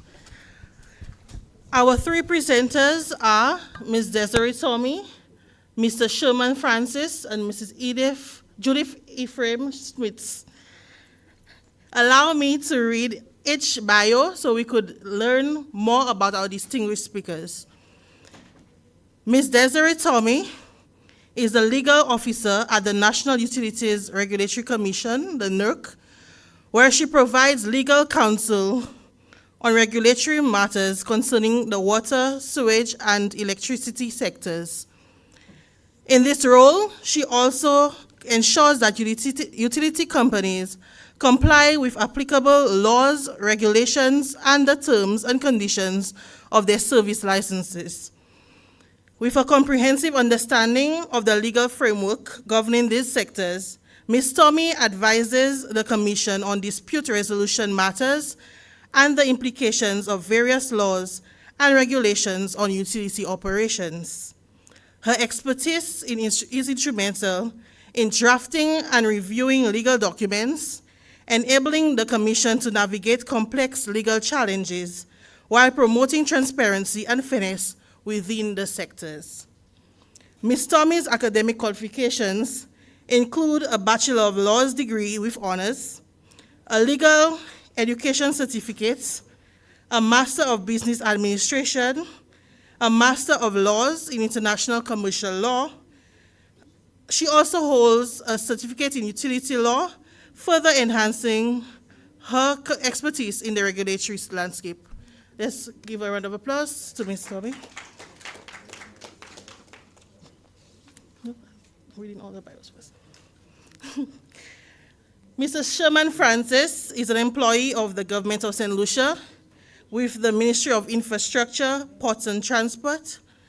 He joined the Electrical Inspectorate Department in 2002 as an electrical technician and subsequently as an electrical inspector with the mandate to inspect and certify electrical installations before connection to the utility grid. Currently, Mr. Francis is part of the Energy and Public Utilities Division of the Ministry with responsibility for promotion of sustainable energy use, development, and implementation of policy. Sherman Francis is a licensed electrical technician, certified electrical inspector, and continuously participates in continuous development programs in the energy-related field. He enjoys troubleshooting electricity faults and installing photovoltaic systems.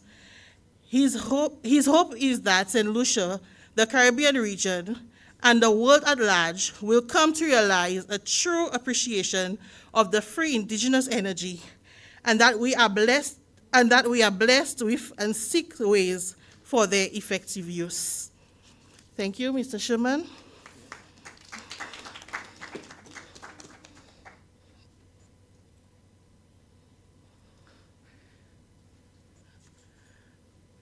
Mrs. Judith Ephraim Smith, honestly, I need grace for the last name, is the program director for the Sustainable Energy Unit of the Organization of Eastern Caribbean States Commission.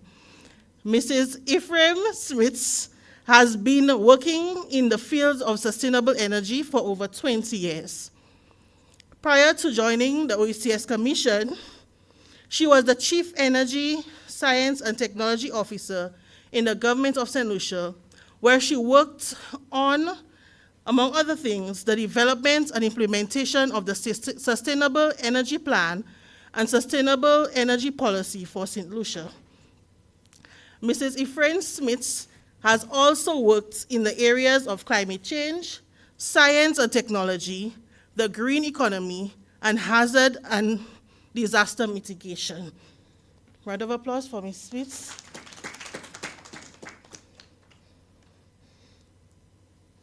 Each presenter here today has an allotted time of 10 minutes. Following all presentations, the audience will be invited to engage the speakers by asking questions or making a contribution. Without further ado, we welcome our first presenter, Ms. Desiree Tommy, and she's going to do something entitled Legislative Impediments to Greater Adoption of Renewable Energy. Let's welcome Ms. Tommy.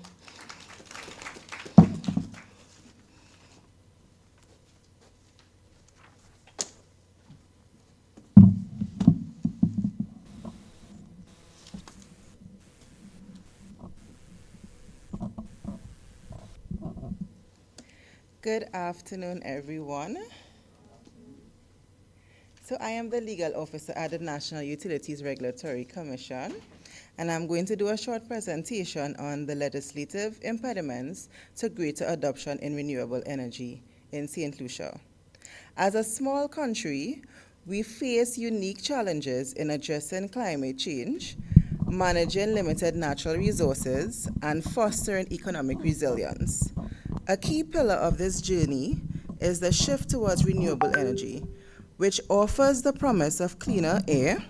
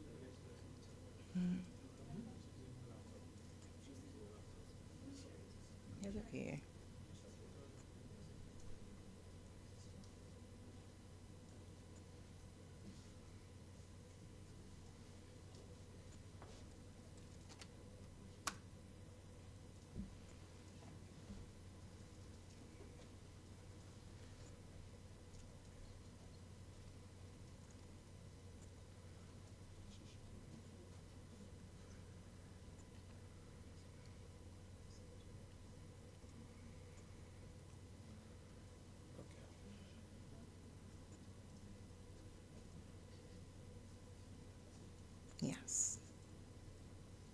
Okay. So a key pillar of this journey is the shift towards renewable energy, which offers the promise of cleaner air, reduced dependence on fossil fuels, and greater energy security. Yet the path is not without obstacles, especially from a legislative standpoint. The current legislative landscape in St. Lucia has made some strides in creating a legal and regulatory framework to support renewable energy. Currently, the Electricity Supply Act and the National Utilities Regulatory Commission Act establishes the foundation for the energy sector with oversight of the NERC and provisions for private sector involvement. Moreover, the National Energy Transition Strategy, NETS, aims to increase the share of renewable energy in the national energy mix. However, despite these efforts, several legislative impediments hinder the rapid and widespread adoption of renewable energy in St. Lucia. Some legislative impediments to greater adoption of renewable energy include: 1. Outdated electricity supply legislation. The electricity legislation is one of the major barriers to scaling up renewable energy in St. Lucia. Several iterations of this legislation, while functioning in its time, was designed for a centralized fossil fuel-based power system which did not adequately address all the realities of renewable energy integration in St. Lucia. This law grants LUCILEC a monopoly over electricity generation and distribution, while, although evolving, still limits the market entry of independent power producers who may be interested in developing renewable energy projects in St. Lucia. The current electricity legislation also does not provide the licensing framework and capacity limits for the generation of electricity from renewable energy sources. A pilot project initiated by the NERC, known as Notice 1 of 2016, enabled individuals with solar photovoltaic systems to connect to the LUCILEC grid by obtaining a permit from the NERC. The capacity limits were set as 5 kilowatts for domestic systems and 25 kilowatts for commercial systems. A solution to this impediment is to revise the legislative framework to support decentralization renewable energy generation, to encourage power producers, to encourage competitive procurement systems, and to integrate modern technologies like energy storage and smart grids. Another impediment would be slow legislative adaptation to technological advancements. The fast-paced nature of technological advancements in renewable energy often outpaces the legislative process. For instance, battery storage systems, smart grid technologies, and electric vehicles all play a role in enhancing renewable energy integration. Yet, we don't have some provisions to be able to account for those things in our legislation. A solution for that would be to adapt legislation to keep pace with technological advancements in the energy sector, including battery storage and electric mobility. Another impediment is the environmental and land use regulations. Renewable energy projects often require significant land and infrastructure, particularly for wind and solar farms. However, the current environmental and land use regulations in St. Lucia can present obstacles. Lengthy environmental impact assessments, complex land acquisition processes, and zoning restrictions can delay or even prevent the development of renewable energy projects in St. Lucia. While environmental protection is critical, a more streamlined process can balance suitability with the urgent need for clean energy. Another impediment is inadequate public awareness and participation provisions. Legislation should not only create opportunities for renewable energy, but they must also empower the public to participate in its transition. While policy documents highlight the importance of public awareness, there is a lack of binding legal provisions requiring government and regulatory bodies, like the NERC, to actively engage in citizens, businesses, and other stakeholders. Public consultation on energy-related legislation is often limited, which can lead to a disconnect from the greater public between the legislative reform and public sentiments as needed. A solution to this impediment is to ensure that greater public participation and awareness initiative is carried out to ensure that the legislation reflects the need of and aspirations of all citizens in St. Lucia.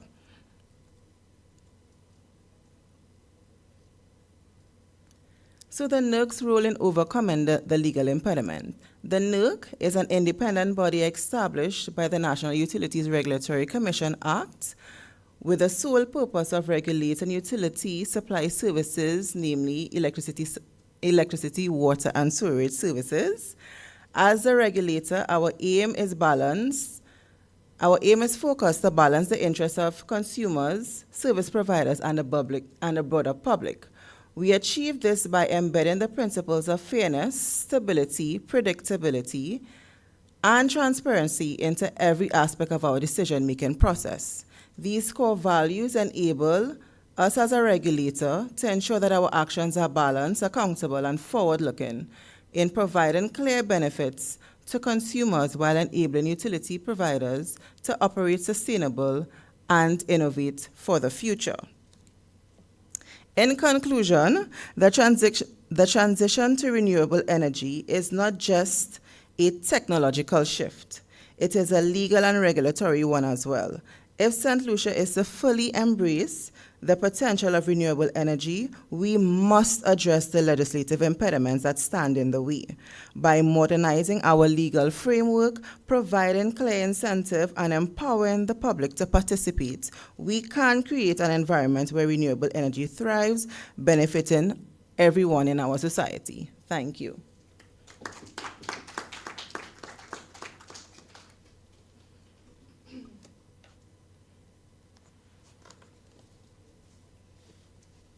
Another round of applause for this very informative presentation. What I really liked about your presentation is that it did not just focus on the impediments for greater adoption of renewable energy, but it also gives solutions, a main one being the revision of the current legislative framework. So thank you for that, Ms. Thomas. Our next presenter is Mr. Sherman Francis. Let's welcome him to the lectern.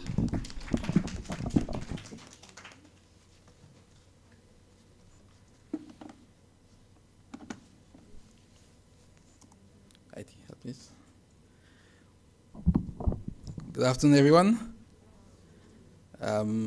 Moi, fais un mistake. Moi, te dire bonjour tout le monde. Nous sommes en mois créole, oui. Nous en mois octobre. Mais pas toi qui moi pas faire présentation en créole, je faire en anglais, so tout le monde va comprendre. All right. I want you to remember everything you've heard from Ms. Tommy, because our presentations are intertwined one with another. We didn't do it together, but they are intertwined. So just listen attentively or try to remember exactly what you've heard from her.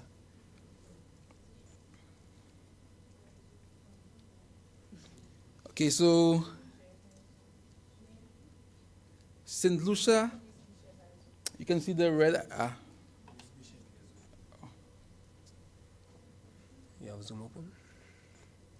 You have Zoom open? No? Zoom, no. Hold on, let me get the meeting link for you. Okay. You want us to share a presentation? Because we have Yeah, yeah, well, we can do that, yeah. You could go ahead. Yeah. Okay. Okay.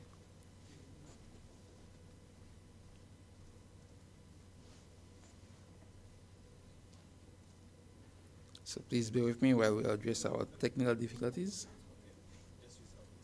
Okay.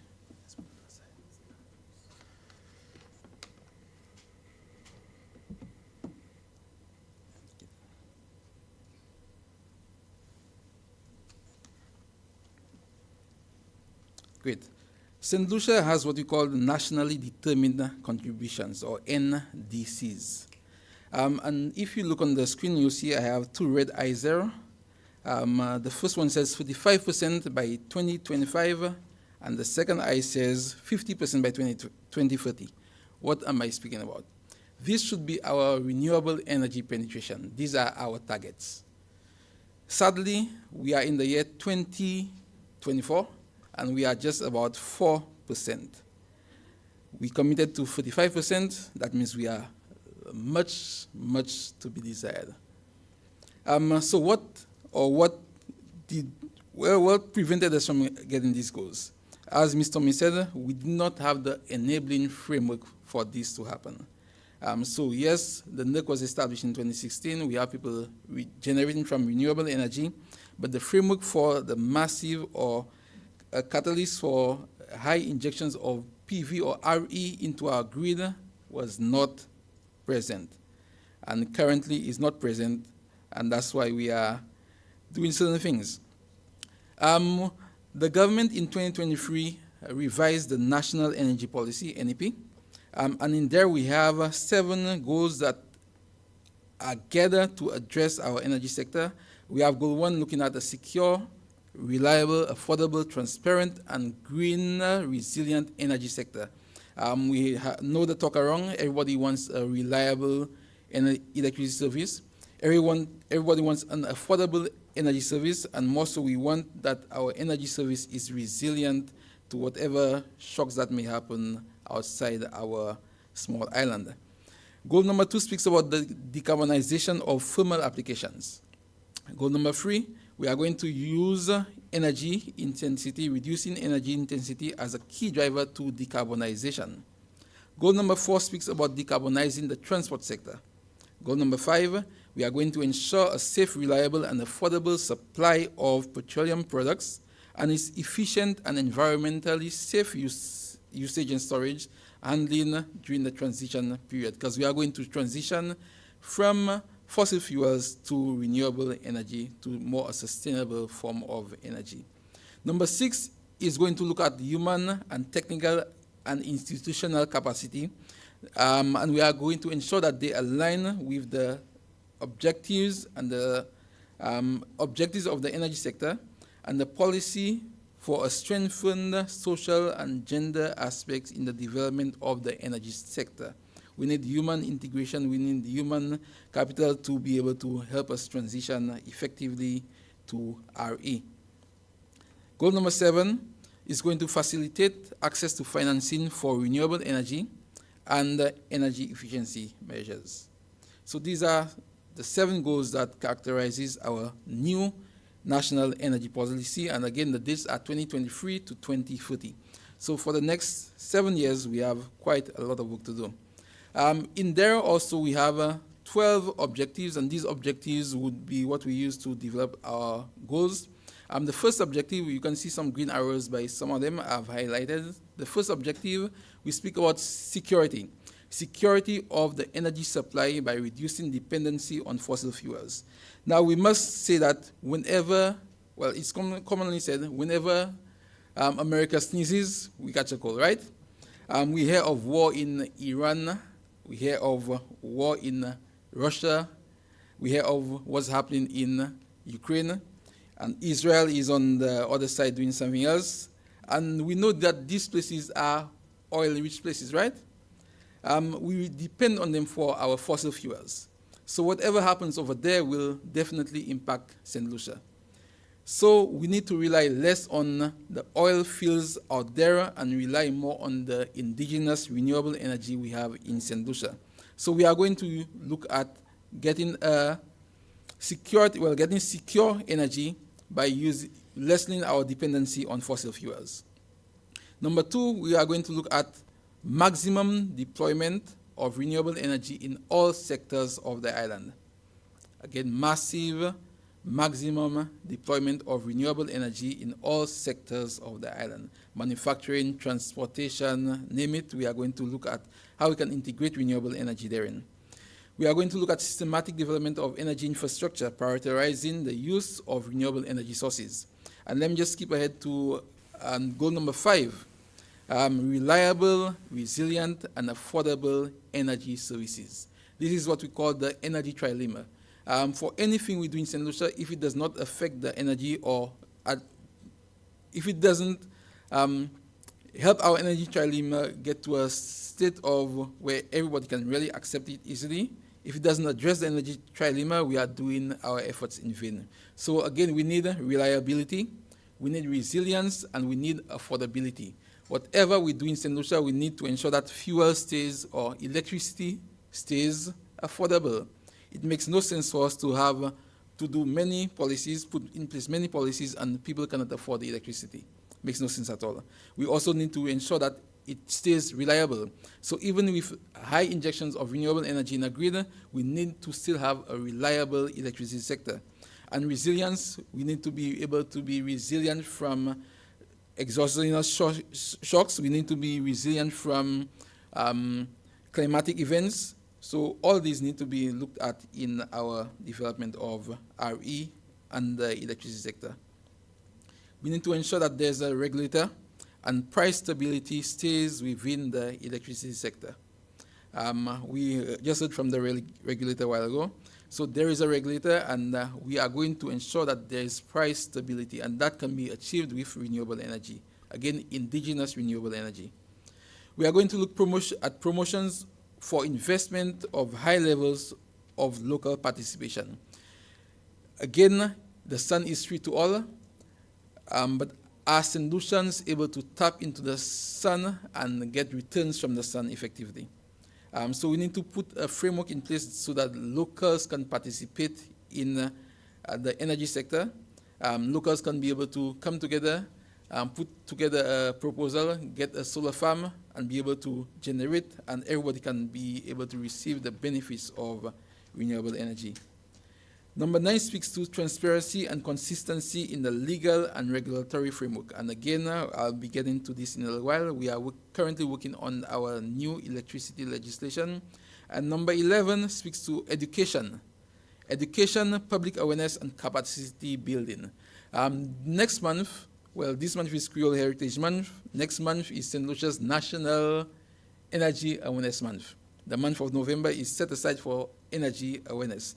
And you'll be hearing of a lot of activities, again, all in the hope of giving you the education you need, making sure that electricity and the things that are happening in the electricity sector is made public and everybody is aware of it. And therefore, we are going to build some capacity within this month as well. The rest of the goals are still, the rest of the objectives are there. You can read through it: environmental and social protection, a multidisciplinary and cross-cutting approach, and the like. But these were what we used to frame our national energy policy.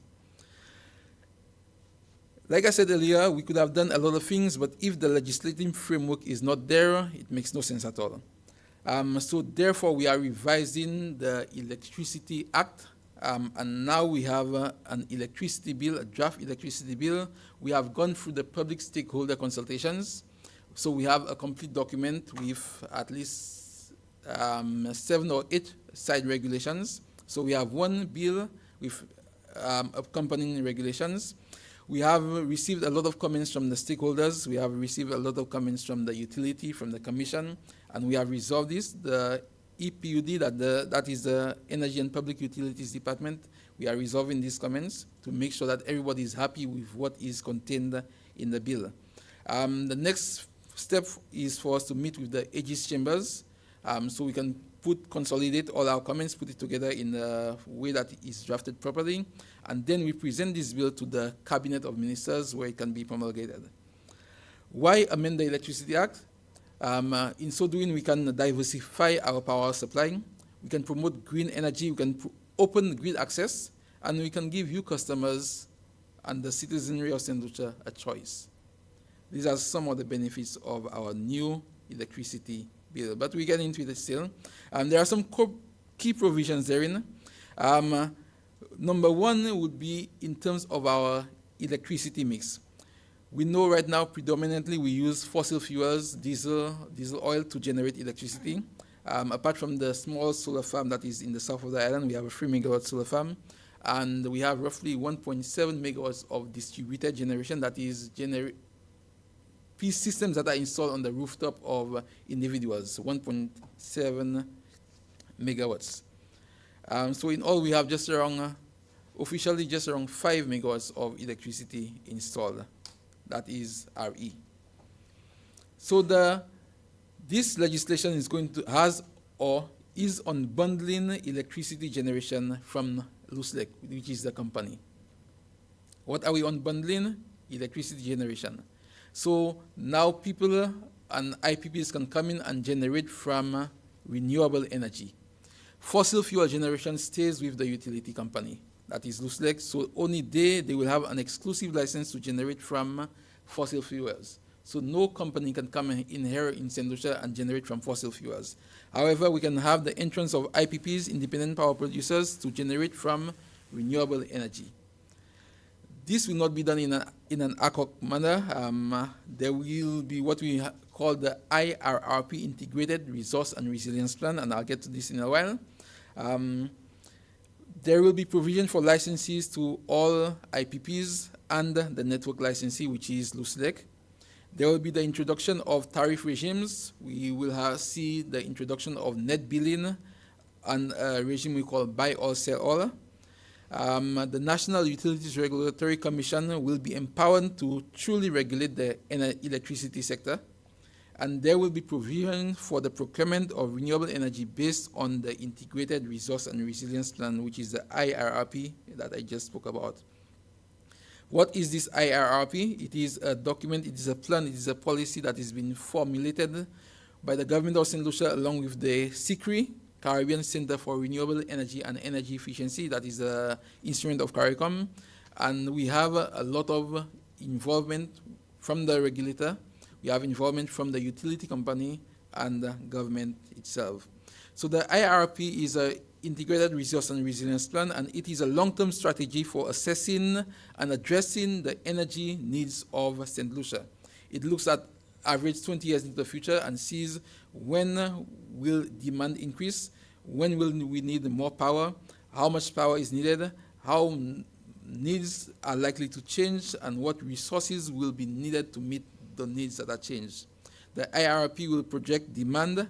It will consider the resources that are available, and it will consider as well the distribution system and develop scenarios for the proper planning and outlining of the energy demand in St. Lucia. So again, this is a document that the ministry is currently working on. We have a draft of it. It's not completely completed yet, but in the near future, we should have a completed IRP, which will go hand in hand with our new legislation, which we are hoping to be promulgated before the end of the year. And the IRP, the new legislation, and our national energy policy will help charter a proper, efficient, safe, and reliable energy sector in St. Lucia. That is the hope of our department. Our department also receives support from the World Bank to do an energy efficiency and distributed generation scope study in public buildings. So government knows the benefit of renewable energy, and they are not going to let the benefits slide by. So we have completed energy audits in at least 33 government-owned and occupied buildings. And these came with PV assessments as well, looking at how much PV, how much renewable energy can be installed on the rooftops or sometimes car parks or car canopy of these buildings. We have the financial models were made available, and there is also what you call a sustainability plan for the development of these systems. It all makes sense. The financial models make sense, and what we can consider, it will be a no-brainer if government does not implement these energy audits and the assessments that are therein. We have this same study have morphed into what we call the Caribbean Efficient and Green Energy Building. St. Lucia did so well with it that the World Bank decided to invite Grenada and Guyana and possibly some other OECS countries into doing the same. So the pool of funding is much greater now. We have access to at least $30 million for St. Lucia. 10 million comes from our IDA allocations, and the other 20 million comes from the World Bank. And with this, we hope to see these same studies being done in at least 142 government-owned and government-occupied buildings. Again, government is seeing the need to go into the renewable energy space, and we are going to go into it head on. We also have what we call the Renewable Energy Infrastructure and Investment Facility. This is currently being developed, the RIF, and it is an instrument to sort of de-risk the whole energy sector, de-risk renewable energy.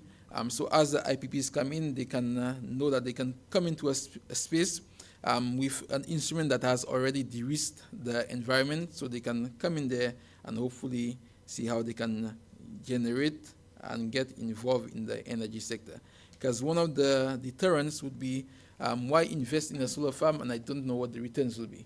Why invest in a solar farm and I don't know how long I'll be using it for? Again, the IRP will speak to this.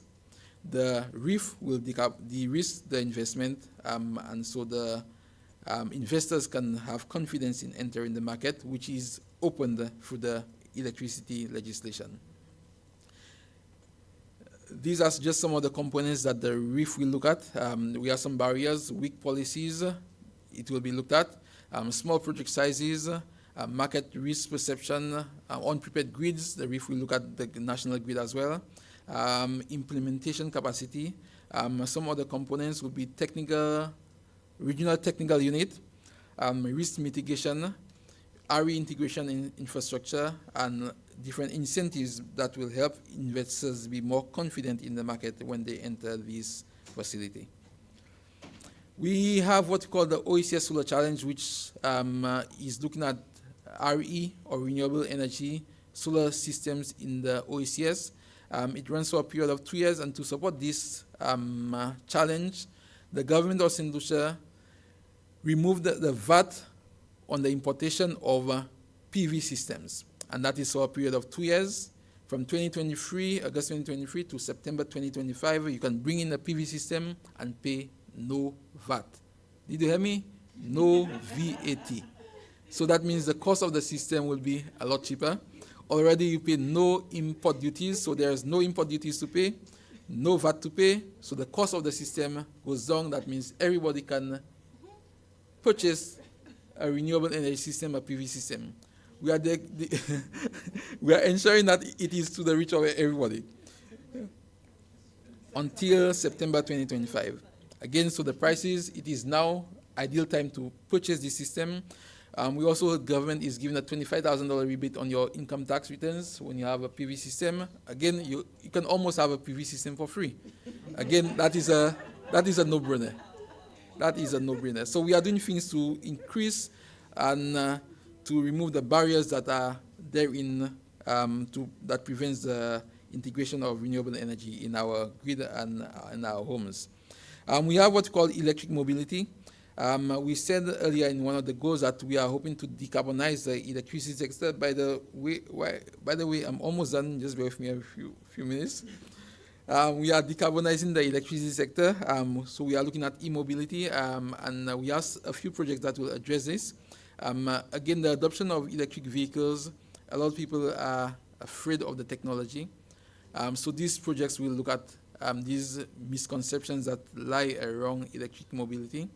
We are going to look at the grid and how charging your electric vehicle impacts the grid, the infrastructure that is needed for proper grid charging. We are going to look at the environmental side, looking at the end-of-life usage of your batteries, what can be done when your batteries are spent for your electric vehicle. So all in all, we are going to remove or put an enabling framework and remove barriers for the adoption of electric vehicles. Give or take, we don't have a choice in moving forward with electric vehicles. That's the way the world is moving. So sooner or later, we have to buy into the technology. We already have a lot of our dealers bringing in full electric vehicles. Again, they are still a bit pricey, I must admit. But again, government has put measures in place to address this. You bring down an electric vehicle, you buy an electric vehicle, and you pay only 5% import duties. Again, government is promoting that. We are trying to make it accessible to everybody. So the cabinet conclusion 357 of 2024 is keeping that you pay only 5% import duties on a hybrid or an electric vehicle. And I must tell you, an electric vehicle performs better than the ICE vehicle, the internal combustion engine vehicle. Again, an electric vehicle performs a lot better than these vehicles out there. Yes, it's still a bit more expensive than these vehicles, but this is a technology that we must go into. And we are putting a framework in place and projects in place and measures in place to address all the barriers that comes with electric mobility. There will also be a pilot demonstration program that is ongoing, where you'll see a few electric vehicles in the government fleet. Already we have purchased, government has already purchased 3 electric vehicles, and you can see one charging there under this carport, solar carport at the ministry headquarters in Union. So we have these vehicles available, we have them testing, we have them driving around, and they are performing wonderfully. Concessions continue for, that's sort of a summary now, concessions continue for renewable energy, for energy efficiency, for electric and hybrid vehicles. You can get concessions from the government on all of these. Goal 3 and Goal 4 of the NEP, National Energy Policy, which I mentioned. Again, we are going to reduce energy intensity as a key driver for decarbonization, and we are going to decarbonize the energy sector, and these concessions are hoping to help us achieve these. So some of the policy documents we have, as I mentioned earlier on, we have the National Energy Policy 2023 to 2040, and the NEP contains government's expectations towards the development of a greener and a more resilient energy sector over the next decade. With this energy policy, we have an action plan, and the action plan provides all the necessary tools for the successful implementation or execution of the National Energy Policy. And again, the new electricity bill is going to foster an enabling framework to serve as a catalyst for the increased penetration of renewable energy through a diversified mix of technologies. So we are going to look at wind, solar, we have very little hydro, but all the renewable energy technologies out there, we are going to see how we can integrate them in our electricity sector. I must speak to our Renewable Energy Sector Development Program, which is the RESDP. And this is going to look at our geothermal resource in St. Lucia. Government is going to see, or this project is going to inform government on the viability of its geothermal resource for power generation, and thus create an enabling framework to scale up renewable energy investments with the private sector. And this project is ongoing. We are going to see drilling in Saltibus, in Fonsejac, and in Belplaine. And these are all exploratory drilling, not drilling to produce energy, but the drilling will inform government how good our, or how, I will not say how bad, how good our resource is to generate electricity from geothermal. Geothermal electricity will give us what we call a base load, a steady supply of energy that can be ramped up when the demand is needed. Unlike solar or wind, it is not variable, so we are going to have this as our base load, and with a proper base load, we can have the injection of more variable electricity in our grid. This is the end of my presentation. Thank you for your attention.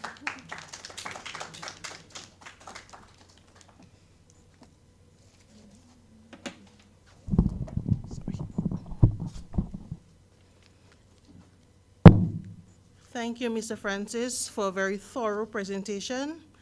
I'm sure we all agree with some of the points that you touched on, such as lessening the dependency on fossil fuels, ensuring that energy services are more reliable, resilient, and affordable, and last but not least, that there is price stability in the sector.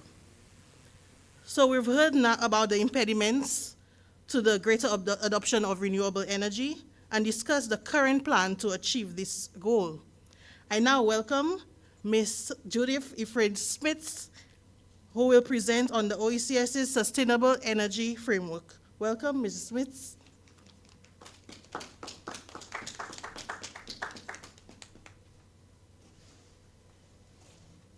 Thank you, Madam Chair. Apologies. Good afternoon, everyone. I thought it quite interesting, the order of the presentations this afternoon. So I'm not sure what the thinking was, but I see we've moved from addressing an issue that could be an impediment to growth to addressing an issue that is supposed to be a driver to growth.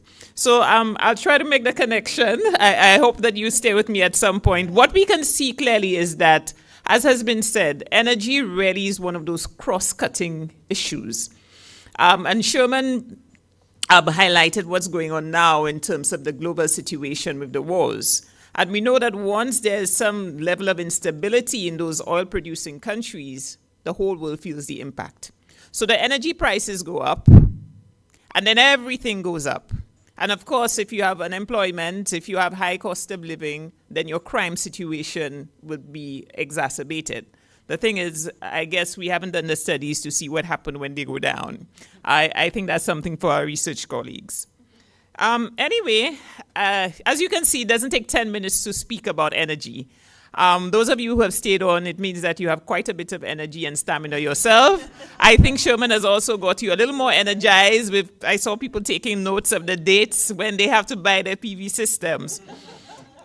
So I will just share a little bit in terms of what is in our OECS Sustainable Energy Framework and how it can support the OECS region on some of the big transformative initiatives we would like to undertake as an OECS region. So just by way of background, I'm sure all of you know already, but the OECS really is an intergovernmental agency or organization. We've been hearing most of the discussions from a national perspective, but now we are moving a little higher up, looking at it in a broader sense, recognizing that within the OECS, we have a number, right now we have 11 member states. We're hoping by the end of next month, perhaps we may have an additional, bringing the numbers to 12, we will see. But these member states are all very similar. So you have French, you have the French departments, you have the British overseas territories, and you have the fully independent member states. But there are some similarities that we share, particularly with respect to energy. So we're small islands, so it means that our markets are small. which makes it even more difficult for us in terms of the high cost of energy, in terms of the availability of some of the technologies, in terms of personnel. So for instance, we have 2 persons sitting here, and St. Lucia is actually quite fortunate because you actually have an independent regulator for energy. And this was really something that we saw as very necessary for the region, because you have to differentiate between the regulating aspect and the planning aspect. And it's not every country in the OECS that has that desk or that office that can support that role. So we have quite a bit of work to do, but you don't have a lot of resources. And so there are opportunities from a regional perspective for us to collaborate under the OECS umbrella, so to speak, to advance some of the issues that we would like to address. So basically, because of those similarities, because of the shared circumstances, there really is a great opportunity that we need to build on with respect to energy. And so we have developed our OECS Sustainable Energy Framework, which is a formal articulation of how that cooperation will happen. Now, the energy space is a very dynamic one. It's an emerging one. Things take a long time. As I said, there's quite a bit to be done.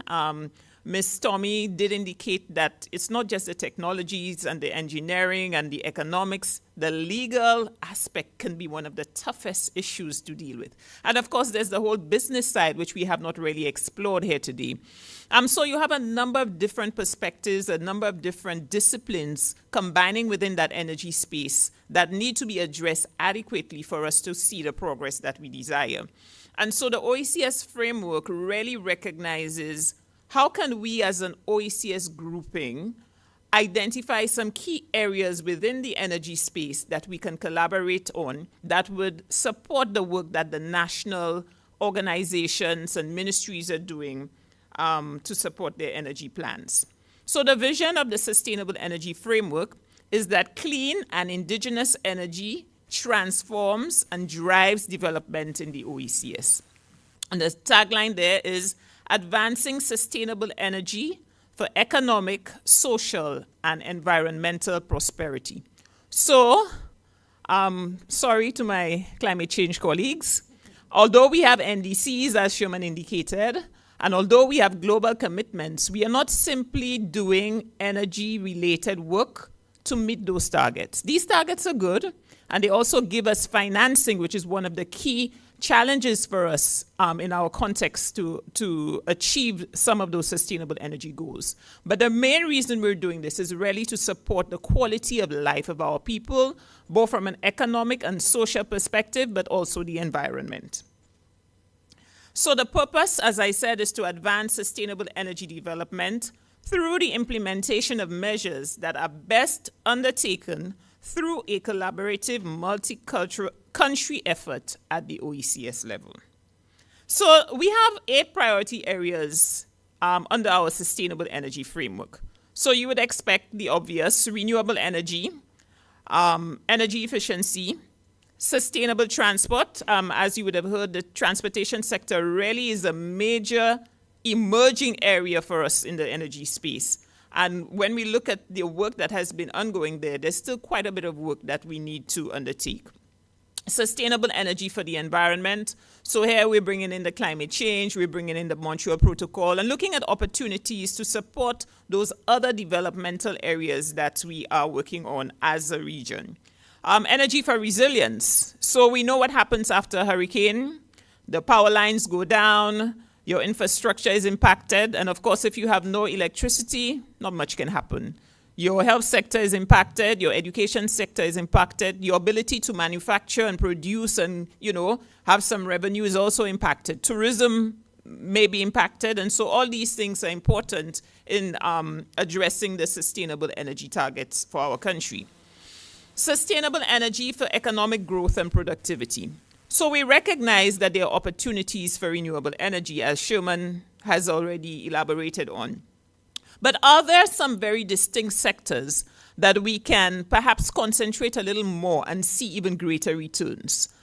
So could we look at the manufacturing sector? Could we look at agriculture? Could we look at tourism? There are some that stand out readily, and if we could kind of invest in those sectors, not that the others are not important, but invest heavily in those, we would have even greater ripple effects to support our growth as a region. Access to sustainable energy for social empowerment. This addresses the social side of energy. So we all know, maybe not so much now, but if you don't have access to energy, education might be compromised, health may be compromised, even at the family level. And so we have to make sure that whilst we are doing the transition as well, that there's a just transition. So it means that whilst we are moving, Sherman, from the IC vehicles to the electric vehicles, Sherman understands, I'm just making the point, that our roadside mechanics are not disadvantaged because they can no longer work, they don't have those fancy computers. You notice now with the new cars, you need a computer and you just place it on the computer, and if you don't have whatever programs, you can't do any work. Yeah, so as we move into the electric cars, what are the implications for those persons who have, have been over the past years building their capacity on working on the traditional cars? How are they impacted? We have to make sure we pull them along and they're not left behind, because again, if some of them get left behind, we know what happens with the crime situation. So mainstreaming sustainable energy, again recognizing that whilst we put policies and measures in place in the energy sector, we need to ensure that we have supportive and complementary measures in manufacturing, in water, in land, as Ms. Tommy said, to ensure that you have a cohesive, coordinated approach for sustainable energy. So we have 10 strategic actions for implementation. I won't go through them, but I think you can see the list that they're all relevant. The knowledge management, public awareness, the political engagement and endorsement, we have that as number one, because we recognize that without the full support at the top, right, a lot cannot happen.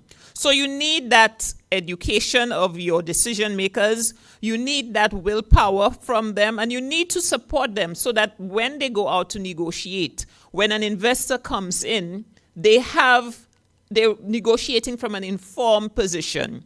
And you don't have, for instance, speculators. And we've had that in the past across all the OECS, where persons come with ideas and it sounds very noble and very promising, but working out the details may not necessarily we probably did not take enough time to work out some of the details, and our decision makers may not have been fully informed. And so sometimes we can run into challenges. And sometimes they move from island to island to island, and then all these things tend to delay our progress on certain initiatives that could have been a little faster had we had that informed position to negotiate and to make our decisions.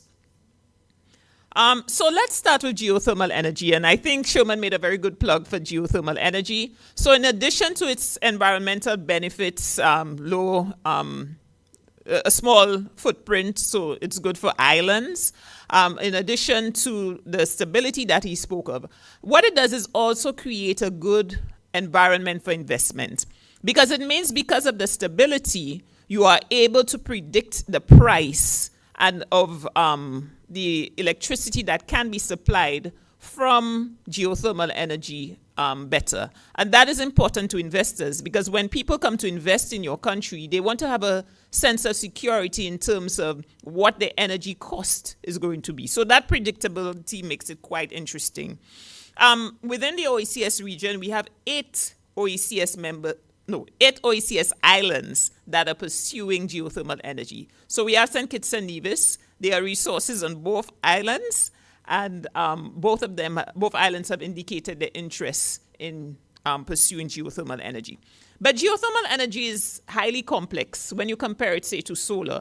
And I'm sure most of you in the room must be saying, we've been speaking about this for so long. When will it ever happen? It's over 50 years. But let me tell you, this is not only a situation for us in the OECS or for us in St. Lucia. If you look globally, geothermal energy has a lot of benefits. It has a lot of potential. But even across the globe, in terms of the sectors, the subsectors in the energy space or the renewable energy space, it is the one that is perhaps a little less developed. Not that the technology is not mature, but not a lot of investments have gone in, and it's a little complex, so it takes a little more time. And in terms of islands and small island developing states, there's only one small island developing state with a geothermal plant, and that's not Guadeloupe. Guadeloupe is an island. But it just shows you that it is not an easy road. It is worth the investment of time and effort, because if we get it right, it could really transform our region. But it takes time, it takes specialized skills, and it takes a lot of negotiation to ensure that we get the results that we want. In terms of geothermal, one thing that is interesting about it is that it not only gives you electricity, but if we look globally, we are seeing in Latin America and in Africa, those developing countries, the direct use of geothermal energy is also making it more and more attractive. So you have uses that we use it a little bit here in St. Lucia for the tourism, but these can be expanded, say, as in Iceland or in New Zealand. But you could also use it for agro-processing, for cooling, for heating, for a range of other industries that we really have not been able to tap into it. So we as a region, we need to do some of those business models and those feasibility studies to see how this resource that we have can be leveraged to expand and grow other economic sectors within our region. And of course, what is interesting is that the projected supply of geothermal energy is actually, in some cases, a lot greater than some of the islands that have the resources. So there is the opportunity for us to export, which opens up a whole new dimension to the energy space. And I will touch on that a little later in this presentation. So solar energy, like Sherman said, it's a no-brainer. We have the Eastern Caribbean Solar Challenge, where the OECS is collaborating to try and raise resources, try and build capacity to ensure that we really take advantage of something that should be very simple. In that context, we are looking at harmonized regulations, we are looking at policies, and we are looking at incentives. And it would be interesting for us as a region to work towards that harmonization, because we speak about the free movement of people and goods and services.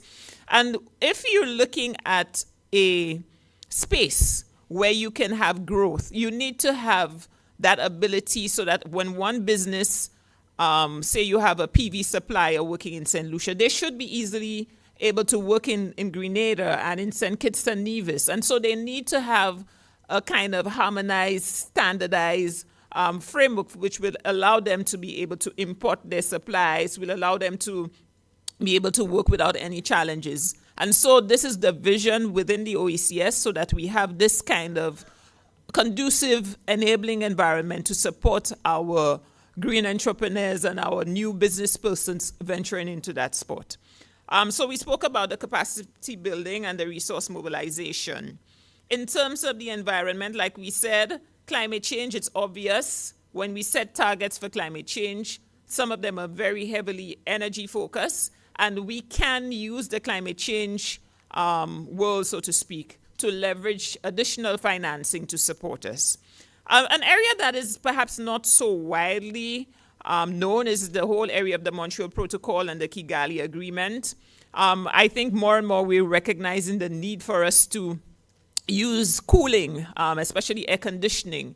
And as these requirements increase, we need to find ways to ensure that we can have synergies being developed. So if we are putting in ACs, how can we ensure that we have energy efficient ACs that are also ozone friendly and that are also climate change friendly, so to speak?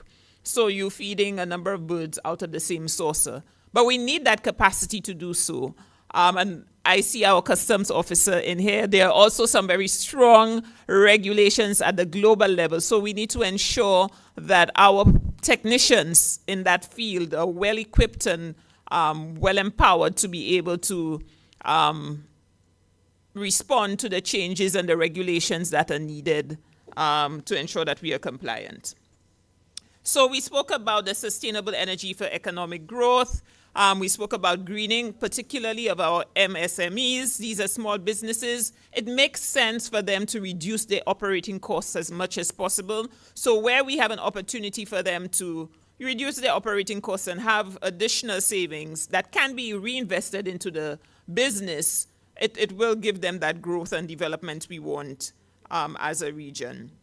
Of course, the legislation that we were talking about that would allow persons to now be able to put PV systems, for instance, to support some of their production processes. We have quotas. We want to ensure that when a country, be it led by the utility or by the government, decides on a figure, that this is a well-informed figure. It's a figure, not a random figure with no scientific basis or no economic basis. It's a figure that has gone through some scrutiny so that, we're really planning efficiently and scientifically. Right now, we are looking to start a PV hosting study for the OECS, where our utilities will be trained, our utilities and governments will be trained so that they can actually do the assessments. And so we're hoping that at the end of that period, having the capacity nationally, there will be a little less variance in terms of the figure and what it should be, and people can understand where each agency or party is coming from with regard to the targets and the quotas. We spoke about innovation, about green entrepreneurship and green jobs for sustainable energy. I think there's a great opportunity for us and our young people. For instance, I don't know how many of you may have been aware that the Sir Arthur Lewis Community College is now looking at perhaps electric vehicle retrofits. Now, some may argue that this may not be very financially savvy, so to speak. But we have to, when we look at projects, we have to look at it in its entirety. So I think the colleagues who were presenting on the derelict vehicles alongside the road, that was an opportunity here. So how can we have so many vehicles on a small island? Our landfill is very small. How do we tackle the issue of waste management, of energy efficiency, of green jobs, of technology? These are opportunities that we need to look into, because as island states, we have to take a different approach to our development. Our development must be comprehensive, it must be integrated. And it means that when we look at our energy opportunities, we have to ensure that they complement other sectors and they build the synergies for success. So in terms of some other initiatives that we are taking, one point to note is that size matters in the energy space. Size matters because, as I said, our markets are very small. Even when we talk about projects at the national level, if we are to go out to source the technology, whether it's a wind turbine, whether these are wind turbines or PV or geothermal plants, our size is so small that some of the suppliers are not interested in us at all. And normally for some of those technologies, you have a waiting period. So if your demand is very small, that means you way back. Yeah, so even if you have everything, you have the legislation, you have the financing, you're ready to go, the deals have been signed, accessing that technology, which we don't produce ourselves, can also be a challenge. And so we have to explore as an OECS region opportunities for us to bundle perhaps projects so that when we go in, it's not just St. Lucia. If we know that we have geothermal projects happening in 3 or 4 countries at the same time and some of the needs are the same, whether it's for consultancies or for technologies, can we explore going out and making a request, a pool procurement for that? It could be for energy efficiency. It could be for PV. By leveraging economies of scale, you not only get better prices, but you also get easier access. We speak about the whole issue of resilience and reliability. Small does make you more vulnerable. And so you notice on the picture, it shows David and Goliath. I hope you were able to follow that. We have to become the David and tackle the Goliath, which is the energy problem, and see how we can be strategic and rally together and be innovative to address those issues. In terms of investors, in terms of negotiating ability, which will influence your final target, the smaller projects tend to be a little more disadvantaged. And so we need to explore to see how we can increase that demand and ensure that we have profitability and prices that are beneficial to the final consumer at the end of the day, our citizens. So in terms of that, we need to have more effective collaboration. We spoke about the pool procurement. So even the project Sherman spoke about in terms of the green buildings, the energy efficiency and PV for buildings. Right now, those countries are seeking to come together to see how they can make the procurement for that as one through the OECS Commission. Now, when we speak about procurement and we speak about coming together, it should not only be from the perspective of buying. I think when we think of the small business person or the small entrepreneur, green entrepreneur in St. Lucia, when we have big projects, even national projects, these persons sometimes are not able to participate in the bidding process because they may not have the years of experience, they may not have the financial capability, they may not have certain skills. And if it's a big project, you don't want to take a one-man, two-man show to one person, two-person show. Let me be politically correct. And then that person is not able to deliver. So there is an opportunity now for us as an OECS region. There's nothing stopping a company in Grenada from teaming up with a company in Anguilla and getting a bigger, management team and availability of resources to compete in a process, even in Martinique. And so I think we need to think broader as the OECS, and these are the opportunities we are trying to push through the sustainable energy framework. Of course, regional projects, I think that's a given, and sharing and coordination of resources and best practices. So if something has worked in St. Kitts, if we have a document, we know how long it takes for documents, especially legal documents, to be drafted, written, accepted.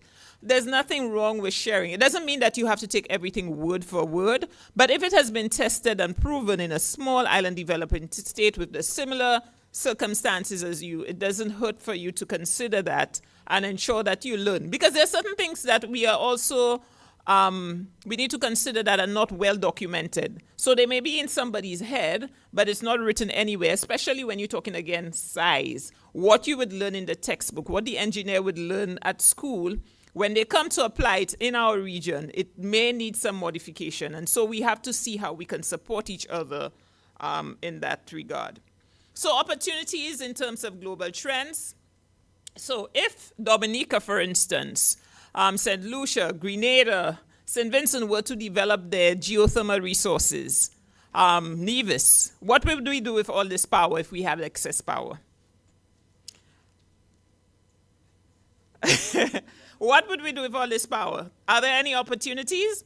So the first one we want to look at is, well, you see on the right, there's a picture of an undersea cable, and this is a power line here.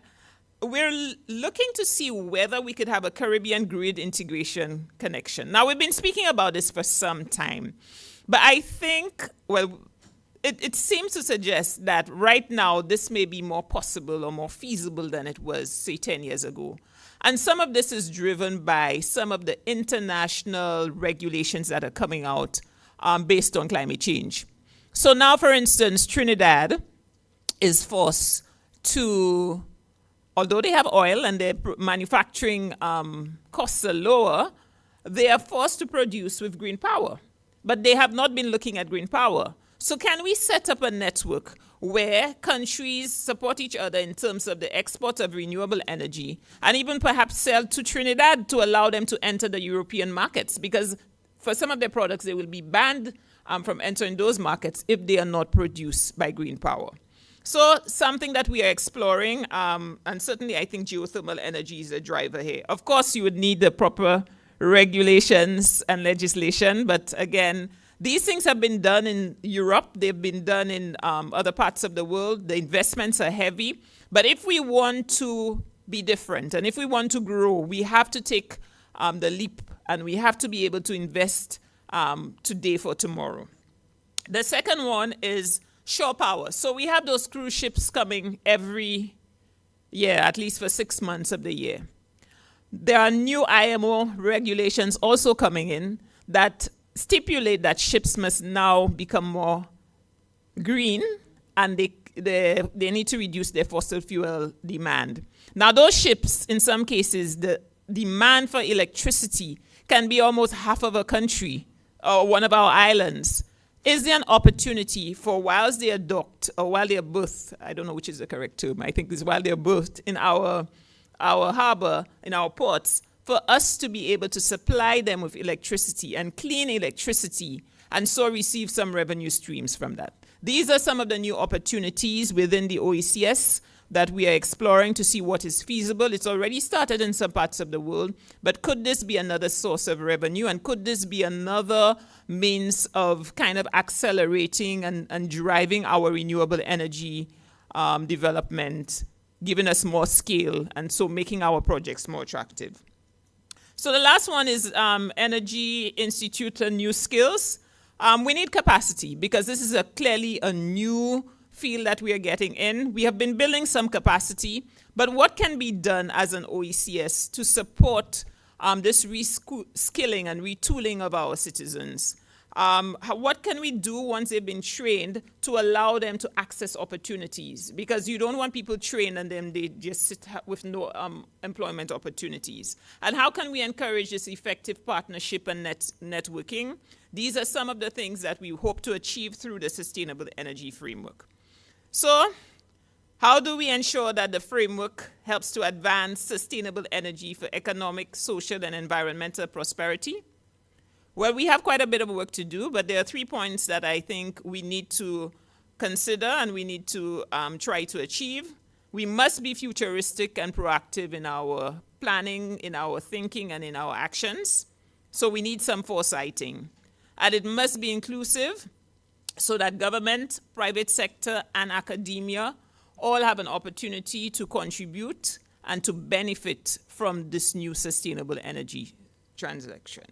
So thank you, ladies and gentlemen. I hope that you can see how the OECS Sustainable Energy Framework will support your national efforts for energy.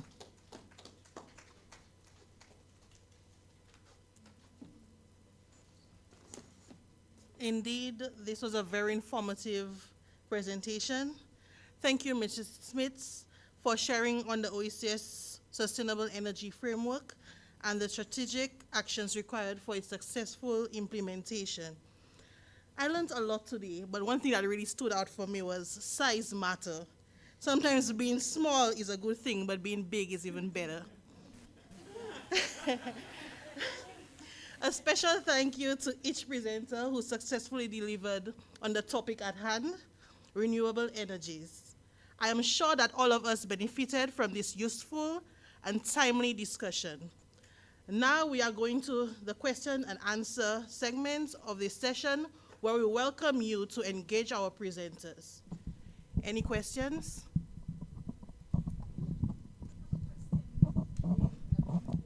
We welcome you, Ms. Rosemary Pierre-Louis. Thank you very much, presenters. Indeed, it was quite informative. But I am most happy today because I think I will get the answer to a burning issue I've had for years. This limit of the 5 kilowatts and 25 kilowatts, where did it emanate from? I've been asking this question for years. I've looked through, I've Googled it, I've AI it. I'm trying to understand how did we come up with these limits? That's my first question. Thank you very much for this question. I was hoping that I would not have to answer this question though. Okay, but let me just say on the inception that these limits will be changed. They have been reviewed. But these limits came from studies that were done through the regulator, at least 2 studies, and they looked at the overall grid, the size of households in St. Lucia, and they came up with these figures to serve as a pilot for the introduction of renewable energy in the island. Okay, so, but I would love to see these studies because my thinking is that these studies must be as old as my great-grandmother. The reason I'm saying this to you is I had a discussion with an electrical engineer because I was thinking of a solar system. He indicated to me that 5 kilowatts essentially is equivalent to about 606. The 5 kW is equivalent to around 660 kilowatts of electricity. And when I look at the typical household in St. Lucia, our electricity bill is about $200 plus dollars, all right? So that's about 200 out of that 660, okay? We all know of climate change and it's hot these days. Every household here probably has an AC unit, right? How many of us have AC units at home? You see? All right, okay. The smallest AC unit, which is 9,000 BTU inverter type, okay? If you run this for about 8 hours on an evening during the hot months, August, summer months, that translates to another 220 kilowatts. So that's 2 on 2, that's about 4. And today we're hearing that we should invest in electric vehicles, all right? Now, for a typical home charger for our electric vehicle, I am told that the 5 kilowatts, it will not run on 5 kilowatts. You need a minimum for a 2-level system, 7 kilowatts. So says my engineer. I'm not an engineer. All right? So even when I read through the Electricity Act, I still realized that the limit is still there at the 5 kilowatts. And you are towards the final discussions and stakeholder consultations. If there is one thing I would want to see different or increase or change completely, this 5 kilowatts, now I'm speaking from a residential point of view, but the same applies for our small businesses. All right, you cannot have your fisheries cooperatives, okay, running ice machines, okay, and you have a limit at 25 kilowatts. This will not work. All right, so you will never reach that penetration you're looking for unless you change that legislation. These are my comments. Thank you very much for this. So definitely, the limits, like I said, will be changed. We are looking at 10 kilowatts at least for the domestic, and it will go up to 100 kilowatts for commercial. However, I must say as well, a 5 kilowatt system will save you at least $700 to $800 on your electricity bill a month. But at our department, we preach what we call energy efficiency. Energy efficiency. Not because you have PV, that means you can just waste and waste and waste. You still need to be efficient in every single thing you do. And the studies showed us that the typical household in St. Lucia, a 3 kilowatt system should be enough to cover a typical household in St. Lucia. So yes, we know that there are exceptions. Some people have their 4 or 5 ACs in the house, which is not too efficient, I must say. But people want to live in comfort, so they do these investments, so you end up paying more for electricity. But again, we preach energy efficiency in everything we do. Be energy efficient, and you can so reduce your consumption, you reduce your electricity bill, you reduce the size of PV system that you need, you reduce the amount of money you spend on your PV system, and your returns are much better. Thank you, Mr. Francis. Any more questions? Good afternoon. Good afternoon. Let me first congratulate you on on an excellent job in informing us or educating us on sustainable energy. Now, I noticed, as you all said, you indicated that your presentations are all interconnected, right? Now, I'm not sure if Mrs. Ephraim spoke to that, but I'd like to find out the impact or what role Lucilec would have to play. What role does Lucilec play in if renewable energy is to be implemented in St. Lucia? The question is on me again. Volunteering you. Okay. Definitely, we cannot get rid of Lucilec. It is impossible to get rid of Lucilec. Lucilec owns the infrastructure of the grid on island. But like I said, with the legislation, we are unbundling generation from Lucilec, so people can generate through renewable energy systems. Lucilec will still be solely responsible, exclusively responsible for generation from fossil fuels. So that means an IPP, an independent power producer, can come in. They can generate through solar, through wind. That power will be transmitted through Lucelec, and Lucelec in turn will sell to the customers. So Lucelec will stay there. They will become what we call the network licensee because they own the network. There will be a set of regulations for them. There will be certain performance standards that they must adhere to and continue to adhere to. But generation will be open to IPPs through renewable sources. So Lucelec will still be on island. Lucelec will still be there. You can't get away from it. No. So what does that mean? What implications does that have for us? Is it going to affect our bills? Will our bills be lower? Okay. The hope of this new legislation and all policies that government put in place is to at least, in the first instance, stabilize the cost. After it's stabilized for a while, with more investments in renewable energy, the prices should go down. Oh, okay. So if there are benefits, then we can go that way. Definitely. Okay, sure. Now, my other question is, I think it was Mrs. Ephraim who spoke a lot about electrical vehicle, right? And I would like to find out whether there's going to be the need for the retraining of mechanics, right, when this is implemented. Because, I mean, we have a number of mechanics on the island, okay? And speaking from a workforce development perspective, I can tell you how impactful is that going to be on the number of mechanics that we have in St. Lucia. You know, would they need to be retrained? Yes, definitely. Well, I'll start on this one. So government, like Julie said about the just transition, you cannot leave any set of stakeholders behind. So definitely there will be need for the retraining because it's a whole new system. There will be new technology, so they will have to be retrained in these new systems. Government has saw the need for that, and we have trained at least 15 private and government mechanics in the first instance in the servicing and repair of these electric vehicles. The training will continue through the projects that I mentioned earlier on. There's at least 3 projects looking at just training and providing the enabling framework. So training will continue. People will have to be trained. We know some of the car dealers already are training their own mechanics in these vehicles because they are bringing along these new electric vehicles. So it will continue. People need to be trained to effectively diagnose the vehicle, to repair the vehicle.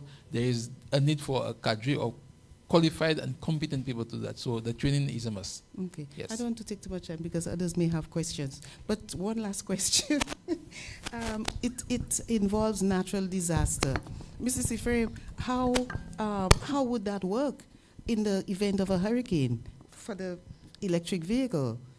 We are hurricane prone country.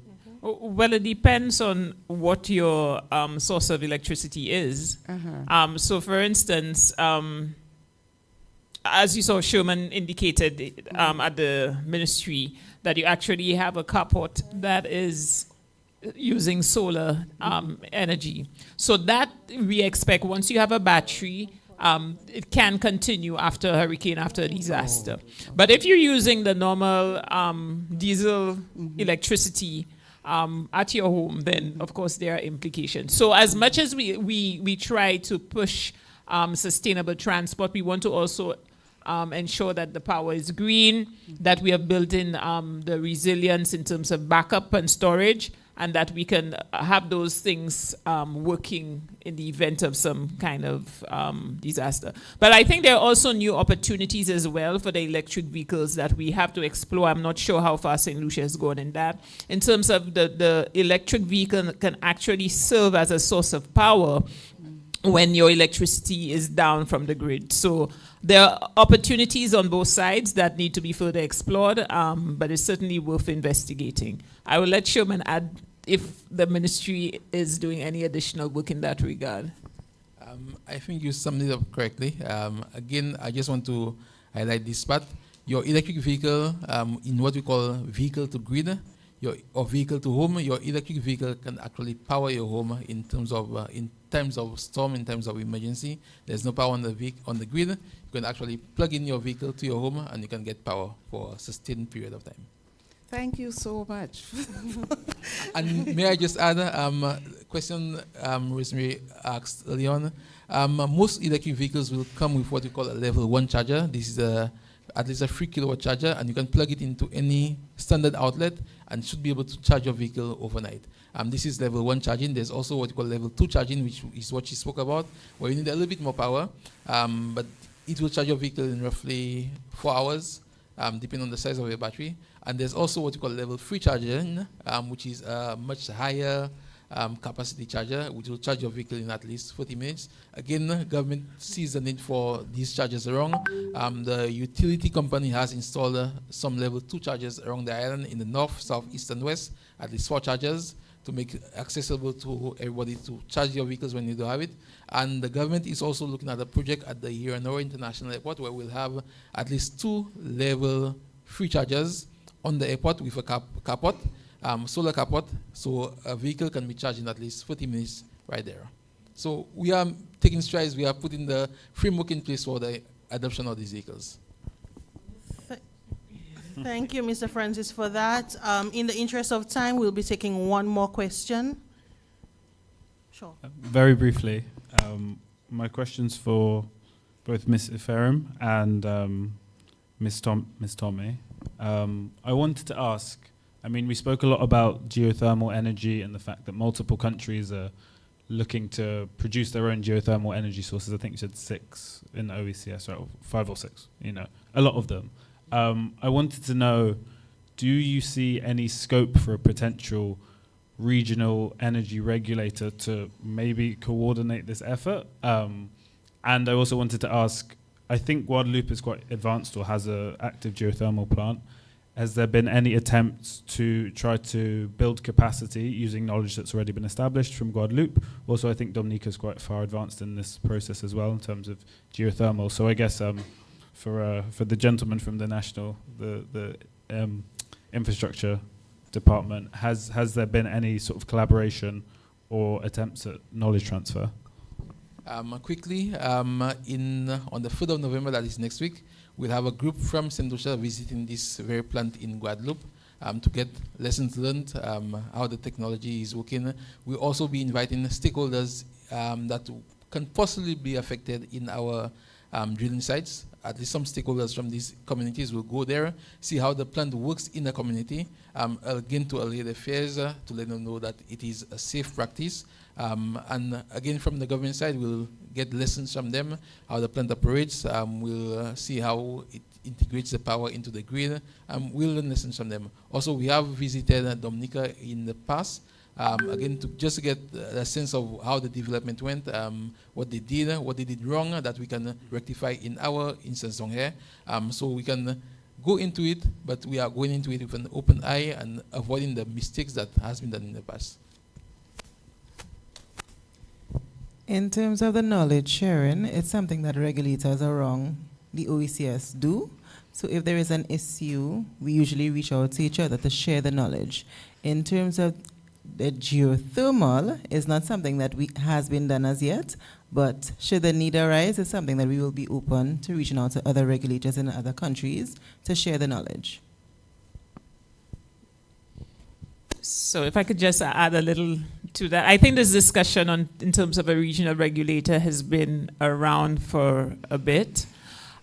There's a very strong case for it, but energy regulations is not an easy area. As I indicated, some islands have independent regulators. So we have 3 in the OECS, Dominica, which has the most advanced, the IRC, and through a regional project a few years ago at the OECS, we had the establishment of the NUC in St. Lucia and the PUC in Grenada. But for most of the other islands, their regulatory aspect is not very well developed. And so it's a little difficult to have that kind of independence to some extent. I think in terms of the regulator, there were some discussions. I think that really needs to again be raised and to see how it could work. One of the issues I think we would need to address is the whole issue of financing of the regulator, because regulations do cost money. What would be the exact role and authority given to that regulator? I think under the first attempt under the SERA project, what the compromise that was achieved was that we would have an agency who would provide some kind of advisory support in terms of regulations, and you would have the two independent regulators. But certainly, as we delve more into the sustainable energy field, and we have more projects coming on, given the size, and if we're looking at having some level of coordination and collaboration among countries, regulations will become more and more important. And just in terms of Guadeloupe, just wanted to say that Guadeloupe actually, through one of the Interreg projects, have set up a center of excellence for geothermal energy for the Caribbean. And so they are quite willing to share their experiences and to provide some training. And as I said, it's quite interesting to see it within the context of an island. It's one thing to see something in a big country, but it's another thing to see something in a small island and, to deal with all the issues that, you would not get in a bigger developed setting. Thank you. Thank you. Thank you. Please join me for the last time as I thank our presenters for their contribution to this discussion on renewable energies. Thank you.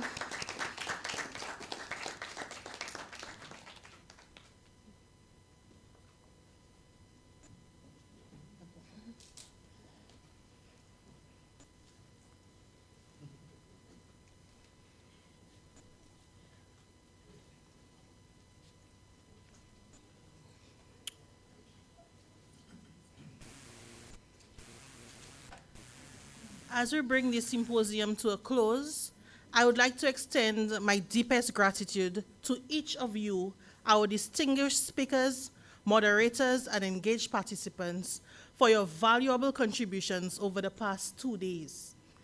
Throughout our sessions, we have examined the multifaceted barriers to growth facing St. Lucia and the OECS region, and we have delved into impactful solutions across critical areas, including economic development, labor market dynamics, inflation, law and order, and renewable energy.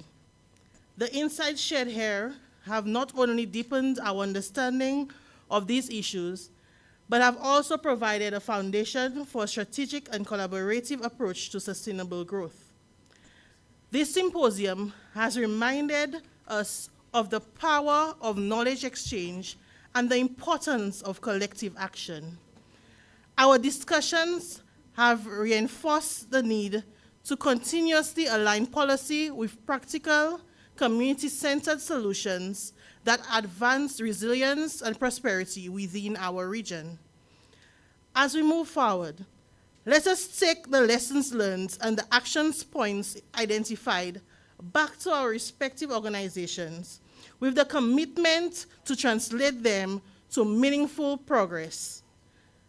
Together, we have the tools, the vision, the momentum to build a more inclusive, competitive, and sustainable future for our communities. Thank you once again for your dedication and engagement. May our collaborations continue beyond today and lead us towards a more resilient and thriving OECS region. Now we'll be joined by our OECS colleague, Dr. Clarence Henry.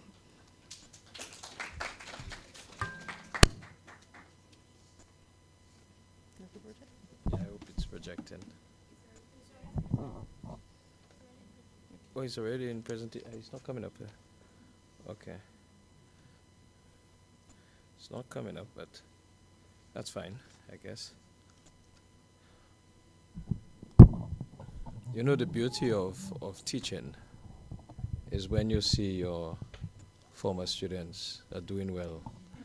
And I'm happy that we participated in this very good research symposium and to reconnect with many former students in the room, too many, but always provide good economic policy recommendations. Before somebody hold me up somewhere in the corner and say, what did you do while you were teaching those policy advisors, as it were, technical experts. Anyway, so I think I can't do it any better than how my own former student did it. So I wouldn't attempt to avoid any kind of embarrassment, right? But I think from we saw a plethora of presentations, lovely presentations with, that really sought to encapsulate why we were here for the 2 days.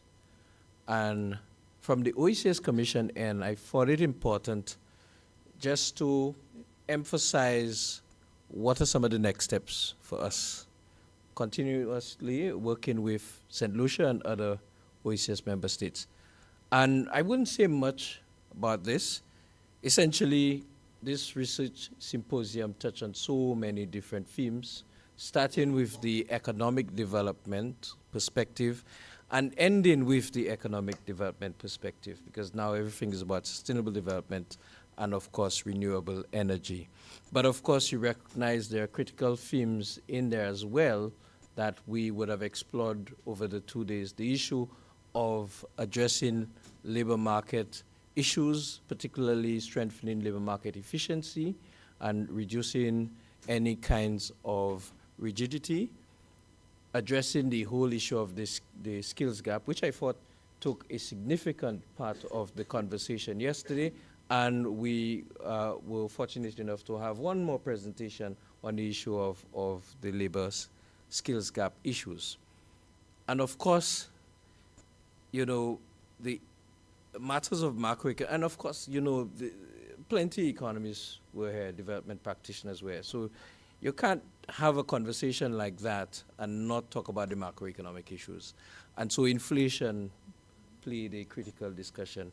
I thought the discussion on inflation was well received today, and we did promise that we should seek to amplify what was shared today to others.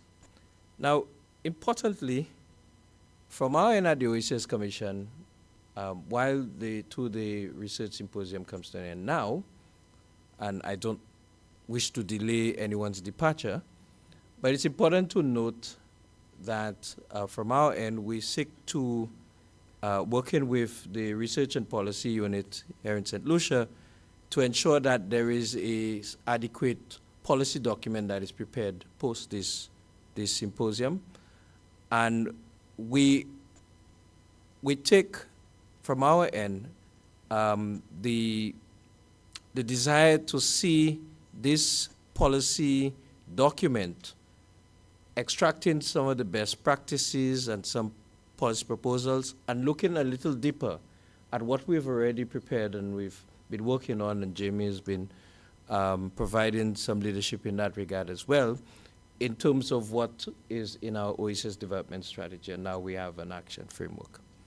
And we look also to invite the Research Policy Unit to present along with us to the next meeting of the Economic Affairs Council, which is our council that has responsibility for overseeing the implementation of the OECS Economic Union or the Eastern Caribbean Economic Union. And then coming out of the discussion too, there may be some research proposals that we need to explore. Certainly. And many of it along the issues of macroeconomic fundamentals, inflation, etc. Certainly the issue around crime and how we address some of those things and advise policymakers further. And then lastly, I know Judith will have my head if I don't say that, but definitely we need to look at renewable energy implementation a little deeper. And so with that said, again, I don't want to delay our departure, and I think you did a very good job in thanking everyone, but I tried to put in a nice pictorial way all those. And so of course you have Department of Finance, the Research Policy Unit, Economic Development. I'm sure I'm missing a few because I sort of shortened it. National Competitiveness and Productivity Council and the Administrative Office. Of course, the OECS Commission. certainly the Youth Economy Agency. We have ministries of commerce, education, labor. We have Chamber of Commerce, the St. Lucia Council for Technical Vocational Education and Training, the St. Lucia Minimum Wage Council, which we need to have a conversation with in terms of the methodology in calculating the minimum wage, the Workforce Development Center, the NIS in St. Vincent and Grenada National Insurance Scheme. They're doing some pretty good work down there, as well as a colleague from the, COSTAD, I think. I don't want to extend but the community college, or the College of Science, Technology, and Arts in Trinidad and Tobago. I think I might have missed something, but I hope I got most of it correct. PMDU, which I'm not sure still exists or don't exist, but I think based on today's presentation is privatized. And CARICOM Impacts, my good colleague St. Lucian, of course, Joseph here, Callista, and then of course NUC and the Energy Division. So thank you everyone on behalf of, I guess, the Ministry of Finance as well as the OECS Commission. I think we also need to make a special mention of Mr. Janai Leos, who conceptualized this whole symposium. Is Janai still on, though? Yes, he is. Yeah, certainly, and the effort that the chief economist, Mr. Leos, when you're preparing for those things and the text messages, the WhatsApp is something, being free, you get those things all over it. But Janai certainly spearheaded this in ensuring that we got this done, and in ensuring that we at the OECS stay true to our commitment to support. So for this, we're very thankful. So guys, no more delays. I think there are refreshments, or the afternoon break is still there, and so we can have those as we depart. And certainly, we look forward for further collaboration as we continue along the development path. Thank you very much. Safe travels, everyone, and we'll be sharing the presentations in the coming days. Thank you. Okay, right. Hang on.